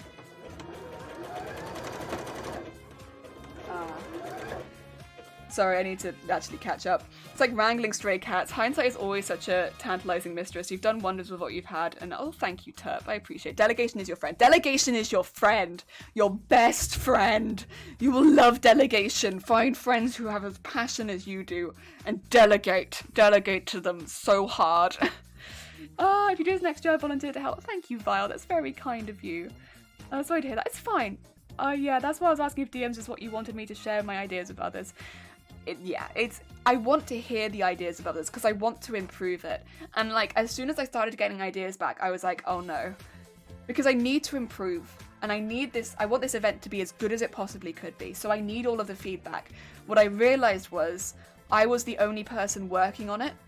So what was happening was I was getting all of this positive feedback, which is great, fantastic. I want all that feedback. We need to do this, great. We need to do this, great. We need this, great. We need this, great. We need this, great.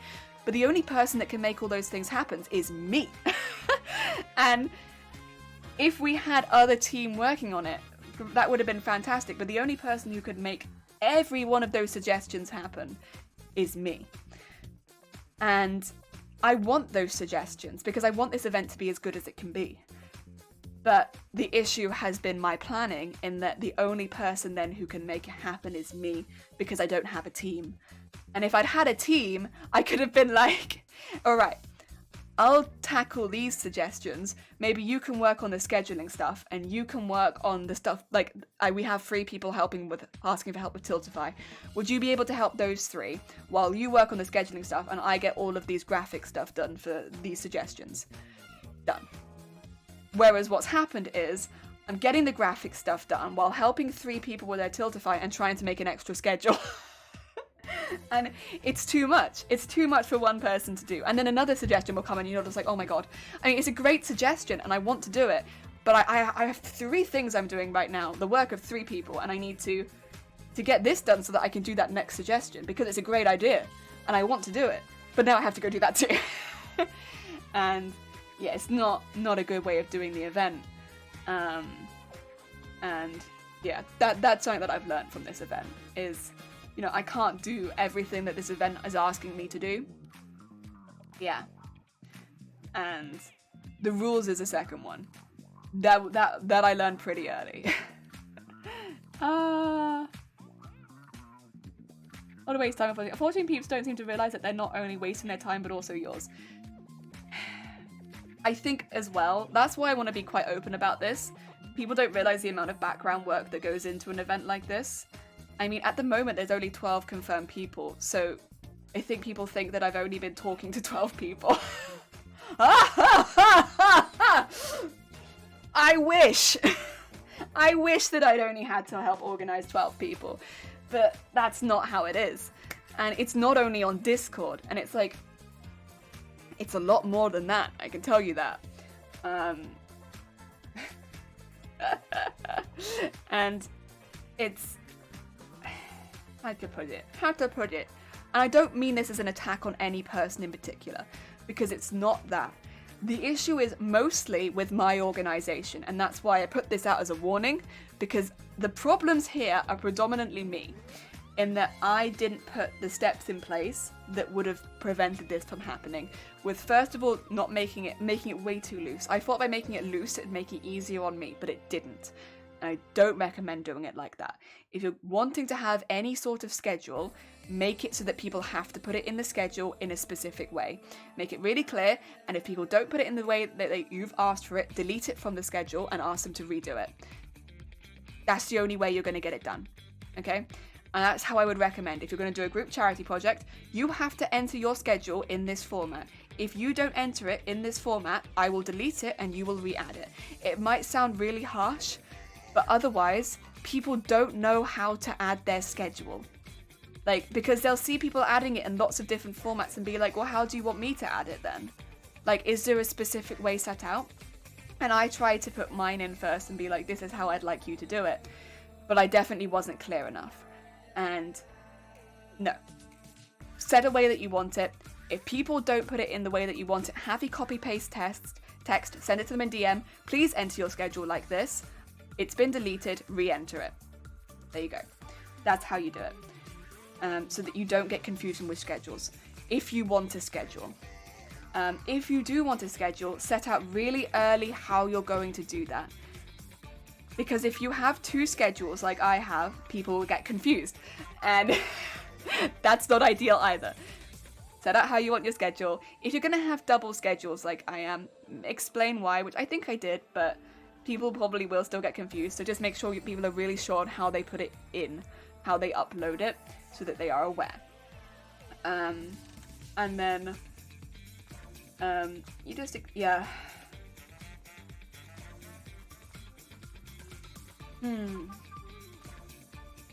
Yeah, I think it just has to be that strictness, which sounds really harsh and really mean and like exclusionary.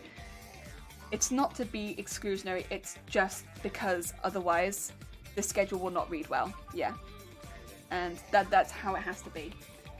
And it is to save on confusion, delete schedules if they don't go in well, as you wanting them. Even if it's just a little bit off, it might seem like really arsey to do, delete it. Ask to be presented in this way. Give them a copy-paste example, ask them to fill it in with their own schedule, and re-put it into the chat. Yeah. Next year, if I do this again, that's how I'll run it. I won't run it alone, and I'll run it much harder. You'll come in, you'll put your schedule in. We'll have, hopefully, again, because it'll be a second time round, it will be better. I still think this time it's going to be great, and I'm really looking forward to actually getting into it on Friday. Like, that's no lie. I am very excited for Friday. Really excited to see it all kick off and stuff like that. But I do believe I could have done this better. And I'm kicking myself for not doing it better because I feel like I could have done it better. I hope I've been an easy streamer to deal with. Same. I was actually saying the other day about Vile and also Shifty too, that I don't think either of you were here, that I was actually singing your praises because I said both of you took initiative so much that you would bring up a problem and then you would solve it, like Vile with your your commands. You'd say, I want to do commands, here are the commands I've made. You wouldn't wait for me to make them for you. And, you know, I commended that in chat the other day publicly because you are probably one of the only streamers who haven't asked me to make stuff like that for them. Been like, hey, I need commands in my chat, can you make me commands? I need this in my chat, can you make me this? You just went ahead and did it for yourself. And, you know, commands are not difficult things to make, and most of the time, if you were doing an individual strategy stream, you would do this sort of thing for yourself. What I'm there to is for stuff that you can't get yourself. You can't get the schedule yourself. You can't get the charity stream stuff for yourself. And there are a few other things I would like to still put in the channel that would be difficult for you to get yourself. But a lot of the stuff, as a streamer, you make yourself, unfortunately. Like, you make your own commands and stuff like that. So what has been asked of me from a few people is quite intense. And I will not name names, but the help has been intense that I have been asked for. But I'm happy to show you how to make the commands. That's fair. Not write them for you. But that's the thing, you asked me to check them, and that's fine, you'd already written them. I even reread my commands so much that they've been updated 3 times to be better. That's the thing. You'd already set them up for yourself. You wanted me to double check them, but you take the initiative to do that yourself. And I really appreciate the fact that when you message me, I don't have to worry that you're going to ask me to set everything up for you. You might ask me with questions, and that's fine, but it's not, can you set my stream up for me? And I appreciate that. I appreciate it a lot. Because as much as that I am happy to help with a lot of things, I'm not going to design your stream for you with all of your emotes and stuff like that. There needs to be some give and take. Yeah. And I think for a few people that's been a bit difficult. Yeah. But we've got there. We've got there. Yeah. You might still be able to recruit some help even at this stage. I think at this stage, if I asked anyone to go, you know, hey, I have a lot of people to email. Can you email half of them for me? I'd be dumping someone so far in the deep end. It's like, that's not fair. I'm not doing that. There's like, you know, basically I've got myself into this shit. I'm gonna get myself out of it kind of a deal. Like, if anyone wants to help after the event starts, that's fine. You'd be more than welcome and I'd absolutely accept the help. But I think I kind of need to get myself out of this part, at least myself, because yeah, I'm not gonna ask anyone to help me with the messaging people. That's not fair. That's not fair. That's not a fun job. And I'm not gonna make anybody do that for me. There are some jobs I'm not gonna... It'd be like asking you to clean my shit, and I'm not going to. Oh dear. I wish I wasn't heading out of town to go house shopping or else I could have helped more. No, Vile, don't. Again, like I said, I got myself into this shit by not making the organization clear enough. That's why I put this out as like a cautionary thing. If you're gonna do a big event like this, don't fall into the same pitfalls as I have. There is stuff you can not make these same mistakes, you know? You might think you're making your life easier by making it really open and free, but I can tell you right now, you're not making your life easier by making it really open and free. You're making your life 10 times harder. You know, and don't do it alone. If you're doing a group event, don't do it alone. Make sure that you have somebody to help you from start to finish, because you know, even before I opened the Discord, I don't know if anyone joined at the beginning, there were so many resources in there that I spent, like, literally weeks, months sorting out, like, trying to get everything together so that this Discord could open and have stuff in it for people. I did that all on my own, and like, I think, why? Why did I do that all on my own? I could have just asked if anyone could help me with this, but I didn't think anyone would want to. And in hindsight, that was stupid. I'm sure somebody would have wanted to help, would have had that same passion, that could have run this event with me. And I wouldn't have had to do that all on my own. And yeah, don't do that all on your own. Like, genuinely don't. It will make your life hell. And you should be able to enjoy the event the same amount as everyone else. Yes. Yes. Oh, you put a ton of great stuff for the streamers in Discord. Thank you. Gave me so much to work with. I appreciate it. I really tried. I really tried. And it's not perfect, but there's still stuff in there that I could use next year. A lot of stuff in there that I could use next year. And that I am quite proud of. Like, the bra list, I really wish that there was more on there, but unfortunately there's not a lot more that I could do with the bra list, because I was getting stuck by the fact that Google knows that I'm in the UK and was like, we'll only show you ones which are in English, and we won't show you other country bra shops. But I did my absolute best on that, and I'm pretty proud of how that turned out. And yeah, but I do think it could be better. I think there's nothing wrong with thinking it could be better, but yeah. Next time we fix that. I think I might end stream. Oh no, I'm not gonna end stream there because I made a mistake. Where'd I catch it, huh? There? 2 secs, I need to redo something. I caught my thread. I made a really nice little, like, boop, little sandwich in here. Beautiful. It's beautiful, but it's not what I want. But I think after this bit, I know I said I was going to finish this, but I think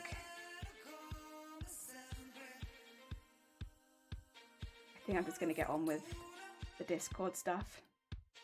Since some people will be going to sleep and some people will be waking up and stuff like that. Maybe next year. I'll help from the beginning. Thank you. It's very heckin' kind of you. Oh, Jelly will remember this. You're going to be in July minding your own business, and I'm going to be like, boobs? Boobs? Boob time? Boob time? Time for boobs?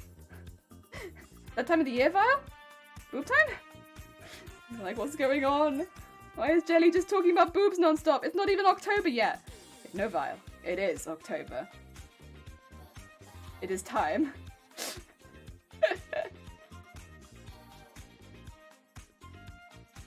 Oh dear.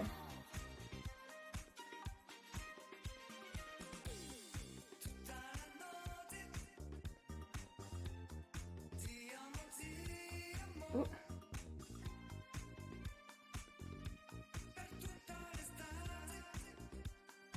Yay. Oh my god, this went quite far. Must have really folded over. Can't leave that in there, it's messy. Did I pin this in there like this? Must have. Not very neat of me.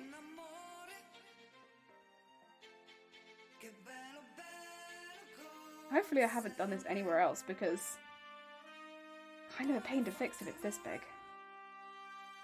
Let's see.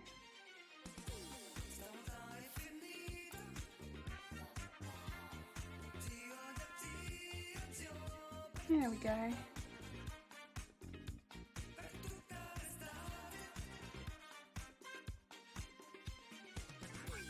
What? Oh dear. Is that good? Did I get it? Yeah, I think so. Okay, let's try this again. No weird foldy over bits this time, please. Moose, how goes it? I hope you're having a good day. Welcome on in. Oh my god. Does Vile know Moose? Heckin' Vile and Moose buddies? Oh my god. A friend of Vile? A friend of Vile is a friend of ours. How goes it, Moose? I hope you're having a good day. Welcome on in. We're making a petticoat, but I'm just going to be finishing... I'm just going to be making the same mistakes I just made, actually. I thought I just ruined this a second time. No. I'm gonna try not to. I'm just gonna finish this bit and then I think I'm gonna finish for the day because I've been streaming for quite a while. Ah, how the heck are you? Hello Jelly, hello Moose. How goes it? I'm just hecking up my petticoat. I need to check the rest of it though to make sure that I haven't made any of the same mistake anywhere else. I caught a pretty large piece of fabric in this. Yeah, it was pretty dramatic. So I need to make sure I haven't done it anywhere else. Okay, get back. Okay. Right, that's that bit fixed. Very nice. Any more big mistakes? Let's see.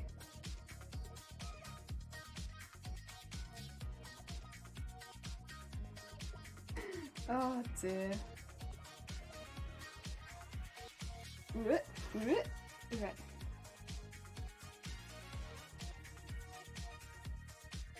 we go.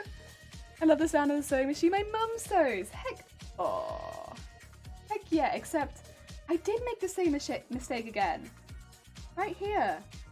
I haven't done this anywhere else on this petticoat in all 4 layers and in the same one set of stitching. I did it twice. I don't know if I pinned it like this or if it just caught because they're reasonably big bits. Okay, let's just undo it. It's like caught like a little dart. I have just a little dart. I'll re-sew that. It's not too difficult to unpick, to be fair, because it's a zigzag. Stitches are nice and wide apart. And it's odd how that's the mistake that's being made though, because I don't know, it's just that it's not happened anywhere else. Well, new mistakes can always be made. Let's fix that up. Okay, get that. Look this.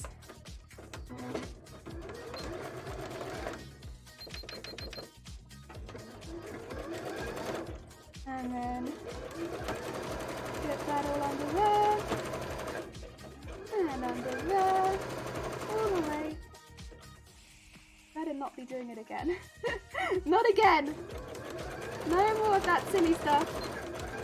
There we go. Jelly does a lot of sewing, so you come to the right place. That's true, I do a lot. When is your charity stream? I start on Friday, and then I do every weekday. Every weekday. All weekdays. So I'm doing quite a lot. Okay. Boobtober. We'll start this Friday and it goes all month. Heck yeah. Wait, what time is it? Hi, Spyro. How goes that? I hope you're having a good day. Welcome on in. Our schedules are in the Discord. They are. And I hopefully should be posting this first week's schedule on, I guess, Friday. Exciting. Whoop. Friday or Thursday, we'll see.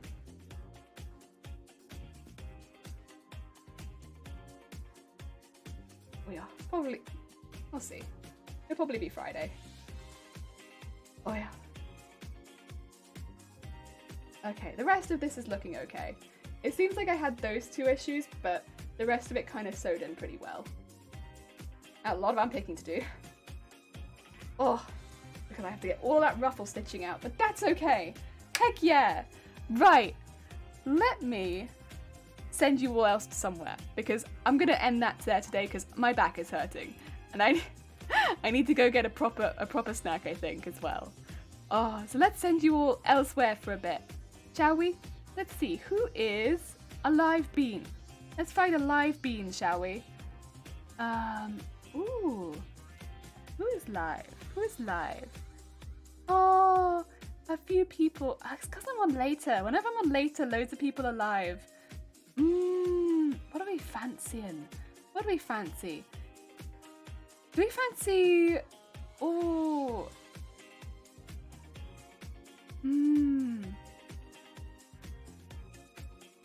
I don't know. Oh, I don't know.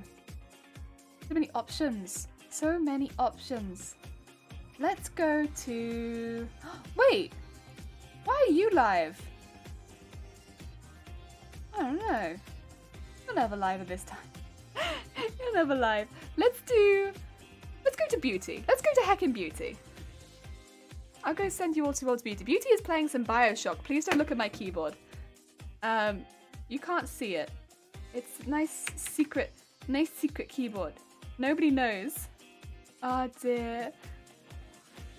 Oh, thank you, Zay. I appreciate it. You too. I will get myself some good rest. Oh dear. Let's go send some love towards Beauty. Best keyboard. You can't see it. You can't heckin' see it. Thank you, Nowhere. I'm sorry for a bit of a rant near the end there. I didn't mean to get quite so ranty. Oh dear. I don't know. I just don't want anyone else to see this and be like, oh yeah, I'll do a really big streamers sort of event on my own. No, don't do it on your own. Please don't. Yeah, I just don't want, anyone to watch this do exactly the same thing and fall for all the same mistakes that I did. Because I don't tell anyone. Don't do it. Do better than me. Yes. Oh dear. And I'll do better than me next year too. Yes, I'll also do that. We'll all do better than me. But yeah, for now, I'm going to send you all towards Beauty. Beauty is a body painter normally, but today they are doing some Bioshock, so I'm going to send you all towards them. Ah dear, worth it for your own mental health. Honestly, I'm much better. Like, as I said to everyone, like, I'm really happy this week. I think near the beginning of September, I was maybe not so good, but now I am good. Do not worry about me, I'm fine. Ah dear. Otherwise, I hope everyone has a really, really lovely rest of their day. Take care, everyone. Thank you so much, everyone, for dropping by. And I will be back tomorrow with our final boobtober prep. Heck yeah! Let's send lots and lots of love over to Beauty.